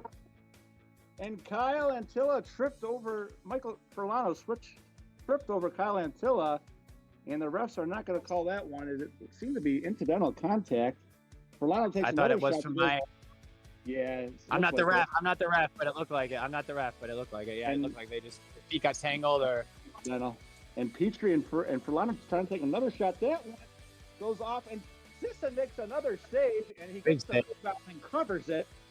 And I don't know if we have a timeout right now or what, but yeah, 30 seconds left to go, and Michael Scott trying to get this puck here. Furlano gains control. Oh no, he overstepped it. And Matt Sidor with good control as he takes the puck. He's tough to get around. And Furlano finally gets it towards the middle. Good play by Kyle Antilla. Furlano and AJ. And Sidor puts it home. And that will be the hockey game, folks. What a great play by Matt Sidor in his final 2.5 minutes. Man, he just dominated. Yeah, I agree. That was Sidor won it there. Yes, the last 2.5 minutes there with the great hustle after the Leduc shot and to get the rebound and give it the pass and then getting the goal right there, reaping the benefits of all the hustle. That was a great 2 minutes there by Sidor for sure. Sure was, and he basically put this. They had the 3-goal lead, and Sidor was there to make sure that his team won this hockey game. One of the league's most underrated players, in my opinion. Sweet. He usually goes in like the 4th or 5th round, but man, I want that guy on my hockey team. He does not stop hustling, and his size is just like good luck. You know what I mean? I'll trade for him. Yeah, I'll trade for him. Yeah, I'll trade you for Sidor. Oh no, wait. You want to be on his team? That's all right. Yeah. Hey, that was a good call, and I'll let you wrap up the evening. I'm gonna help clean up here. Okay. Right. Thanks for joining us, Sweet, and I'll be right down to help out. So that was the 9:30 game, folks, here from Derek Katora. And, Kenton started off hot, and it was kind of a tale of two halves right there. And this Napster Marauders just put on an offensive show against a very good defense. I mean, there's not too many weak links here for this Michael Scott Hockey Company, who now fall to 0-2, but they are a great defensive team, and they will be in a lot of games, folks. They will make a good push this year, both teams.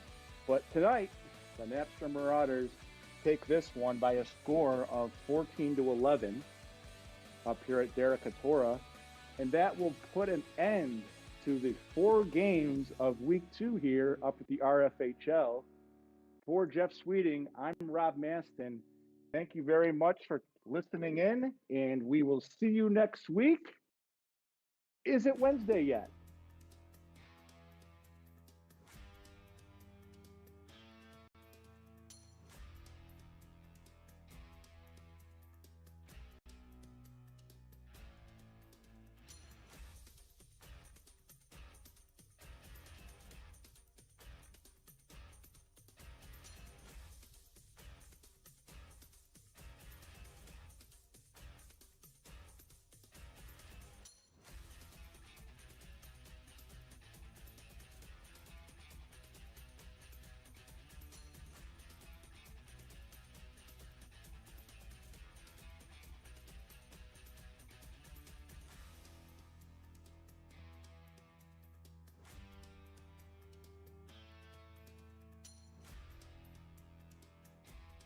Bye.